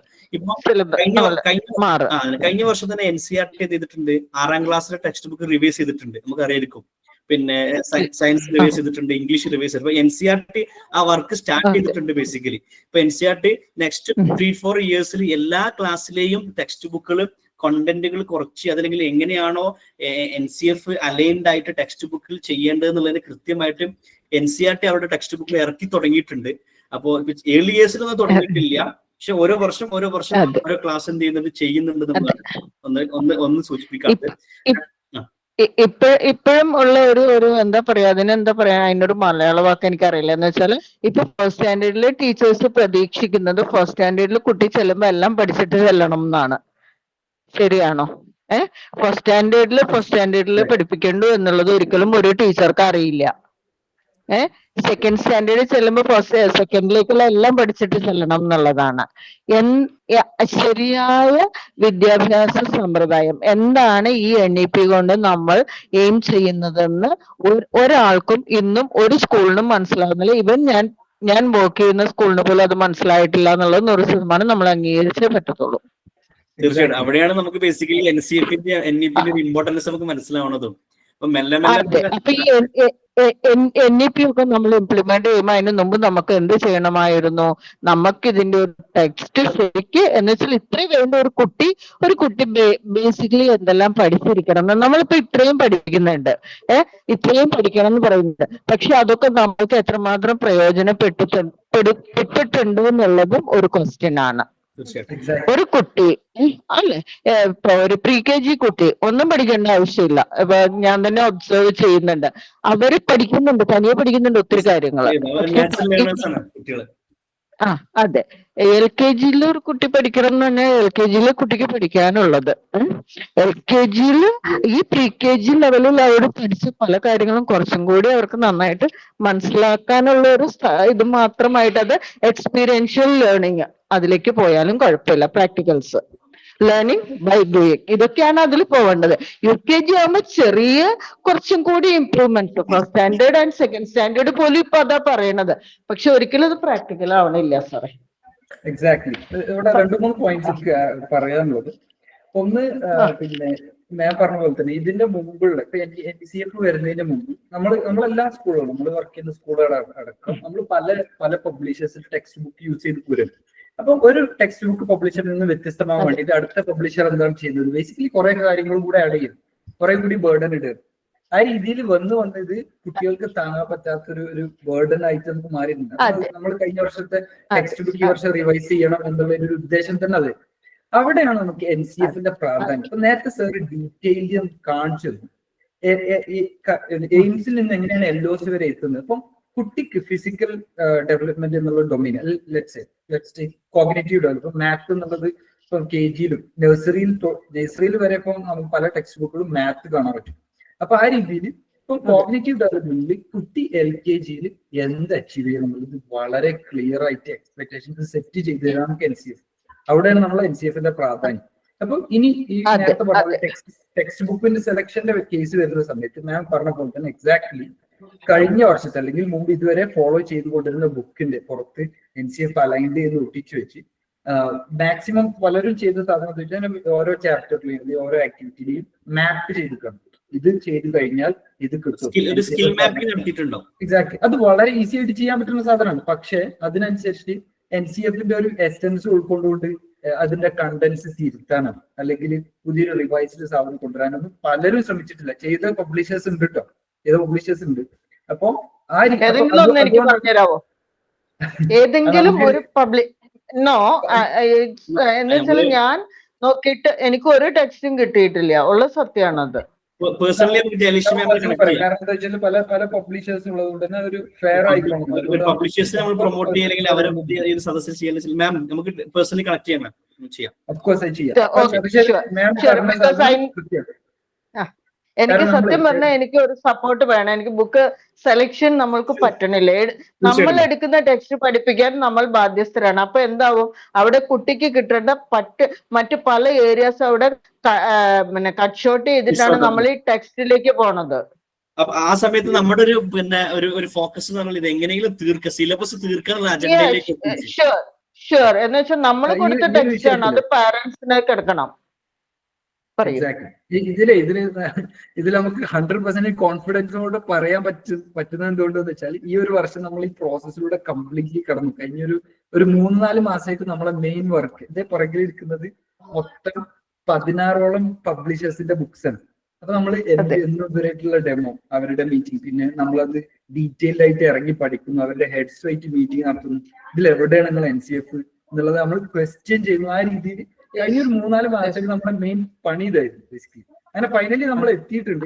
പക്ഷെ മാം പറഞ്ഞ പോലെ തന്നെ KGയിലേക്ക് വരും, FSലേക്ക് വരും, ഫൗണ്ടേഷൻ സ്റ്റേജിലേക്ക് വരുന്ന സമയത്ത് ഒരു സാറ്റിസ്ഫാക്ടറി സാധനം കിട്ടാൻ നമ്മൾ ഒരുപാട് കഷ്ടപ്പെട്ടിട്ടുണ്ട്. That's the truth. അപ്പൊ ആ സാധനം അക്നോളജ് ചെയ്യണം. പക്ഷെ we can personally connect for sure and we can provide you the insights that we have got.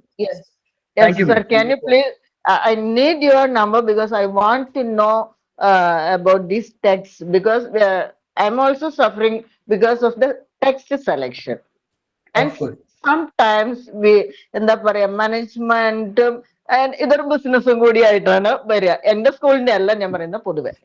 Exactly. അവിടെ പിന്നെ മാർജിനും പിന്നെ MRP പിന്നെ ഡിസിഷൻ ഉണ്ട്.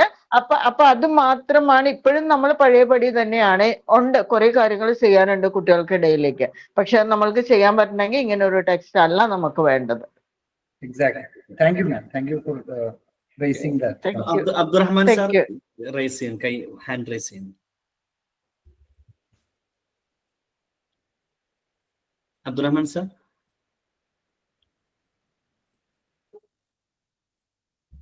Or anybody else can also pop in with the questions.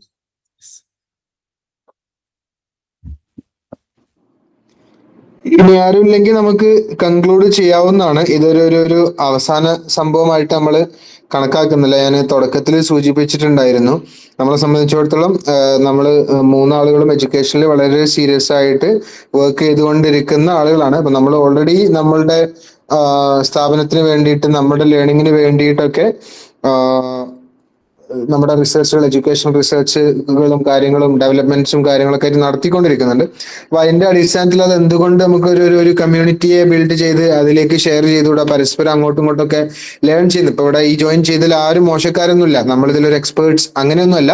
നമ്മളിതിൽ ഉഷാറാവണം, experts ആവണം എന്ന് ആഗ്രഹിക്കുന്ന ആളാണ്. പക്ഷെ നമ്മളെക്കാട്ടിലും കൂടുതൽ പിന്നെ വർക്ക് എക്സ്പീരിയൻസും ഫീൽഡിൽ നമ്മളെക്കാട്ടും കൂടുതൽ അറിയുന്ന ഒരുപാട് പരന്ന വായനകളും അറിവുകളൊക്കെ ഉള്ള ആളുകളുടെ ഒരു കമ്മ്യൂണിറ്റിയിലേക്ക് നമുക്ക് എത്തിപ്പെട്ടാൽ സ്വാഭാവികമായിട്ടും അതിലൊരു അങ്ങോട്ടും ഇങ്ങോട്ടും നമുക്ക് കൊണ്ടും കൊടുത്തൊക്കെ വളരാൻ കഴിയുന്ന ഒരു സാഹചര്യം ഉണ്ടാക്കിയെടുക്കുക എന്നുള്ള ഉദ്ദേശത്തിലാണ് ഈ ഒരു രൂപത്തിലുള്ളൊരു പ്രോഗ്രാമിനെ കുറിച്ച് നമ്മൾ ആലോചിച്ചത്, അങ്ങനെ ഒരു കമ്മ്യൂണിറ്റിയെ കുറിച്ച് ആലോചിച്ചത്.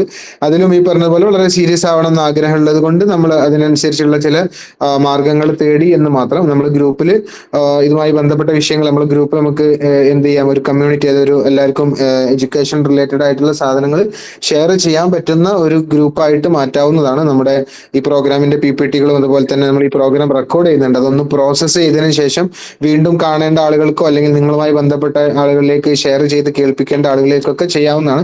എസ്പെഷ്യലി ഇതിൽ ഒരുപക്ഷെ സ്കൂൾ ലീഡ് ചെയ്യുന്ന ആളുകളൊക്കെ ഉണ്ട്. അപ്പൊ അത്തരം ആളുകൾക്ക് അവരുടെ ടീച്ചേഴ്സ് നിർബന്ധമായി ഇത് അറിഞ്ഞിരുന്നാൽ അവരുടെ ജോലി വളരെ ഈസി ആവും. കാരണം ഒരു ഗോൾ എന്താണ് നമ്മൾ ചെയ്യുന്ന വർക്ക് എന്നതിനെ കുറിച്ച് ഒരു നല്ല ക്ലാരിറ്റി ഉണ്ടാവുമ്പം അത് ഉണ്ടാക്കുന്ന ഔട്ട്കമും, അതല്ലെങ്കിൽ ക്ലാരിറ്റി കുറവോടുകൂടെ നമ്മൾ ഒരു പ്രവൃത്തി ചെയ്യുമ്പോൾ അതുണ്ടാക്കുന്ന ഒരു റിസൾട്ടും നമ്മളുടെ ഒരു വലിയ വ്യത്യാസം ഉണ്ടല്ലോ. ആ വ്യത്യാസത്തിൽ ഒന്നും കൂടി ഈസി ആവാൻ വേണ്ടിയിട്ട് നമ്മൾ NCF NCF ഇല്ലാതെ സ്കൂളിംഗ് ഇല്ല. അതാണ് അതിന്റെ ഒരു അടിസ്ഥാനം. അപ്പം അല്ലെങ്കിൽ നമ്മൾ അറിഞ്ഞോ അറിയാതെ നമ്മുടെ ജീവിതത്തിന്റെ ഭാഗമാണ്. അപ്പൊ അതിലൊരു ക്ലാരിറ്റി വരുത്താൻ നമുക്ക് കഴിയുന്ന രൂപത്തിലേക്ക് ഇത് പോവുകയാണെങ്കിൽ അതൊരു ഹെൽപ്ഫുൾ ആവുന്നത് കൊണ്ട് നമ്മൾ റെക്കോർഡ് ചെയ്യുകയും ഇതുമായി ബന്ധപ്പെട്ട തുടർ സെഷനുകളൊക്കെ നമ്മൾ എന്ത് ചെയ്യുന്നുണ്ട്, ആലോചിക്കുന്നുണ്ട്. ഇപ്പൊ നിങ്ങളിപ്പം ഇത് പിന്നെ ഈ ഇതിൽ ഫുള്ള് പങ്കെടുത്ത ആളുകൾ ഒരു പക്ഷെ മനസ്സിലാക്കിയിട്ടുണ്ടാവും ഇതങ്ങനെ ഒരു അരമണിക്കൂർ കൊണ്ടോ 1 മണിക്കൂർ കൊണ്ടോ 1.5 മണിക്കൂർ കൊണ്ടോ തീർത്ത് പോകാൻ പറ്റിയ ഒരു സംഗതിയല്ല. നമ്മൾ NCF ജസ്റ്റ് കാണുകയാണെങ്കിൽ ദിസ് ഈസ് ഫൈൻ. ബട്ട് നമ്മളൊരു സീരിയസ് ലേണിംഗിലേക്ക് ഇത് പോവാണെങ്കിൽ നമ്മുടെ നമ്മുടെ പ്രൊഫഷന്റെ ഭാഗമായിട്ട് നമ്മുടെ ഫീൽഡിന്റെ ഭാഗമായിട്ട് ഇതിനെ കാണാൻ ആഗ്രഹിക്കുന്നുണ്ടെങ്കിൽ സീരിയസ് ആണെങ്കിൽ ഇത് ശരിക്കും പഠിക്കാൻ അത്യാവശ്യം സമയം കാര്യങ്ങളൊക്കെ ഉണ്ട് എന്നുള്ള രൂപത്തിൽ തന്നെയാണ്. അപ്പൊ നമ്മുടെ സ്കൂളുകളിൽ ഇതുമായി ബന്ധപ്പെട്ട് വർക്ക്ഷോപ്സ് കാര്യങ്ങളൊക്കെ നമുക്ക് ടീച്ചേഴ്സിന് സ്ഥിരമായിട്ട് കൊടുക്കാറുണ്ട്. അപ്പൊ അതിന്റെ ഭാഗമായിട്ട് തന്നെ നിങ്ങളുടെ നിങ്ങളുടെ സ്കൂളുകളിൽ അല്ലെങ്കിൽ നിങ്ങളുമായി ബന്ധപ്പെട്ട ടീച്ചേഴ്സിനൊക്കെ നമ്മൾ ഗ്രൂപ്പ് ത്രൂ എന്തെങ്കിലും സംശയങ്ങളോ കാര്യങ്ങളൊക്കെ ഉണ്ടെങ്കിൽ അതൊക്കെ കൊടുക്കാൻ നമ്മൾ ആഗ്രഹിക്കുന്നുണ്ട്, തയ്യാറാണെന്നുള്ളതാണ്. അതായത് നമ്മുടെ സമയത്തിനനുസരിച്ച് നമ്മൾ ഓൾറെഡി വർക്കിംഗ് പ്രൊഫഷണൽസ് ആണ്. അപ്പൊ അതിന് വേണ്ടിയിട്ടാണ് നമ്മൾ ഗ്രൂപ്പ് ഓപ്പൺ ചെയ്യുന്നത്. അതിൽ പ്രിൻസിപ്പൽസ് ആയിട്ടുള്ള ആളുകൾ അല്ലെങ്കിൽ ടീച്ചേഴ്സ് ആയിട്ടുള്ള ആളുകൾക്കൊക്കെ നിങ്ങളുടെ സ്കൂളുമായി ബന്ധപ്പെട്ട അല്ലെങ്കിൽ നിങ്ങളുടെ പെഡഗോജിയുമായി ബന്ധപ്പെട്ട വിഷയങ്ങളിലൊക്കെ നിങ്ങളുടെ സംശയങ്ങൾ ചോദിക്കാനൊക്കെ പറ്റിയിട്ടുണ്ടെങ്കിൽ ഇതിൽ തന്നെ നമ്മുടെ കമ്മ്യൂണിറ്റി തന്നെ ഈ ഗ്രൂപ്പിൽ തന്നെ അത്യാവശ്യം എക്സ്പേർട്സ് ആയിട്ടുള്ള എക്സ്പീരിയൻസ്ഡ് ആയിട്ടുള്ള ആളുകളുണ്ട്. അങ്ങോട്ടും ഇങ്ങോട്ടൊക്കെ വിഷയങ്ങൾ ഷെയർ ചെയ്ത് പുതിയ ലേണിങ്സും കാര്യങ്ങളൊക്കെ ആയിട്ട് നമ്മൾ മുന്നോട്ട് പോവാം എന്നുള്ളതാണ് അവസാനമായിട്ട് നമുക്ക് കൺക്ലൂഡിങ് റിമാർക്സ് ആയിട്ട് പറയാനുള്ളത്. ഇനി എന്തെങ്കിലും add ചെയ്യാനുണ്ടോ? Sir, one more question. Can you introduce yourself? 2 പേരാണ് ഇപ്പൊ ക്ലാസ് എടുത്തത്, അതൊന്ന് പറഞ്ഞാൽ നന്നായിരുന്നു.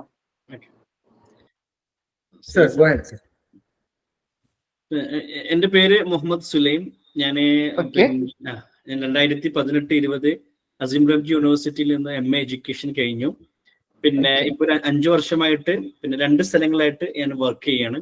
ഒന്ന് സെയ്ത്തൂൻ ഇന്റർനാഷണൽ സ്കൂളിലെ research and education research and ഡെവലപ്മെന്റിന്റെ ഹെഡായിട്ട് വർക്ക് ചെയ്യുന്നു. അതോടൊപ്പം തന്നെ UAE അബുദാബി ബേസ് ചെയ്തിട്ടുള്ള എഡ്യൂപ്രോ ലേണിംഗ് സെന്റർ എന്നുണ്ട്, അതിന്റെയും ഒരു എഡ്യൂക്കേഷൻ കൺസൾട്ടന്റ് ആയിട്ട് വർക്ക് ചെയ്യുന്നു. അതോടൊപ്പം തന്നെ 2-3 കരിക്കുലം ടീമിനെ ലീഡ് ചെയ്യുന്നുണ്ട്. ഒരു റീഡ് കരിക്കുലം കമ്മിറ്റി, അതേപോലെ 1-2 ടീം ഉണ്ട്, അവരുടെ എഡ്യൂക്കേഷൻ സാധനവുമായി ബന്ധപ്പെട്ട് വർക്ക് ചെയ്യുന്നുണ്ട് സാർ.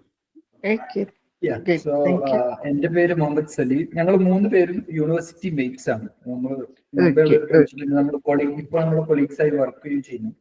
പിന്നെ എന്റെ ബാക്ക്ഗ്രൗണ്ട് യൂണിവേഴ്സിറ്റി പഠനത്തിന് ശേഷം 1 വർഷം ജമ്മു കാശ്മീരിലായിരുന്നു, അവിടെ ഒരു ടീച്ചറായിട്ട് വർക്ക് ചെയ്തു. അതിനുശേഷം ബാംഗ്ലൂർ ഉണ്ടായിരുന്നു, അവിടെ ഒരു ദുബാച്ചി എന്ന് പറഞ്ഞിട്ടുള്ള ഒരു NGO, എഡ്യൂക്കേഷണൽ NGO, മൈഗ്രന്റ് ലേബേഴ്സിന്റെ കുട്ടികളുടെ കൂടെ വർക്ക് ചെയ്യുന്ന ഒരു NGOയുടെ പ്രോഗ്രാം കോർഡിനേറ്റർ ആയിരുന്നു. പിന്നെ 1 വർഷം ഞാൻ സ്പെയിനിലായിരുന്നു, അവിടെ ഒരു ഗവൺമെന്റ് സ്കൂളിൽ language assistant, English language assistant എന്നുള്ള പോസ്റ്റിൽ വർക്ക് ചെയ്തു. അതിനുശേഷമാണ് ഞാൻ ഇവിടെ സെയ്ത്തൂൻ എന്നുള്ള ഞങ്ങളുടെ സ്കൂൾ, ഇപ്പോൾ ഞങ്ങൾ വർക്ക് ചെയ്യുന്ന സ്കൂളിൽ ജോയിൻ ചെയ്തത്. ഇപ്പോൾ ഇവിടുത്തെ അക്കാഡമിക് കോർഡിനേറ്റർ ആണ്. പിന്നെ സ്കൂളിന്റെ ഇവിടുത്തെ ഡേ സ്കൂളിന്റെ കാര്യങ്ങളെല്ലാം മാനേജ് ചെയ്യുന്നു. സോ ഓക്കെ, ഞാൻ അറിയാൻ വേണ്ടി ചോദിച്ചതാണ്. നമുക്ക് സംശയങ്ങൾ വരുമ്പോൾ നിങ്ങളൊന്ന് ഇത് ചെയ്യാമല്ലോ, അതുകൊണ്ട് ചോദിച്ചതാണ്. ഞാൻ ജയലക്ഷ്മി. ഞാൻ 1993 എന്റെ കരിയർ തുടങ്ങിയതാണ്. ഇപ്പം ഞാൻ എറണാകുളം ജില്ലയിലാണ് വർക്ക് ചെയ്യുന്നത്. ലാസ്റ്റ് 17 years ഞാൻ കാസർഗോഡ് ആയിരുന്നു. ഒരു ICC പബ്ലിക് സ്കൂളിലെ KG HM ആയിരുന്നു. അതാണ് എൻ്റെ ഒരു. Happy to connect, man. Yes, sure. Thank you so much. We'll keep going together, man. Sure. നമുക്ക് ക്ലോസ് ചെയ്യാം അല്ലേ? Okay. Yes. Thank you all. Thank you.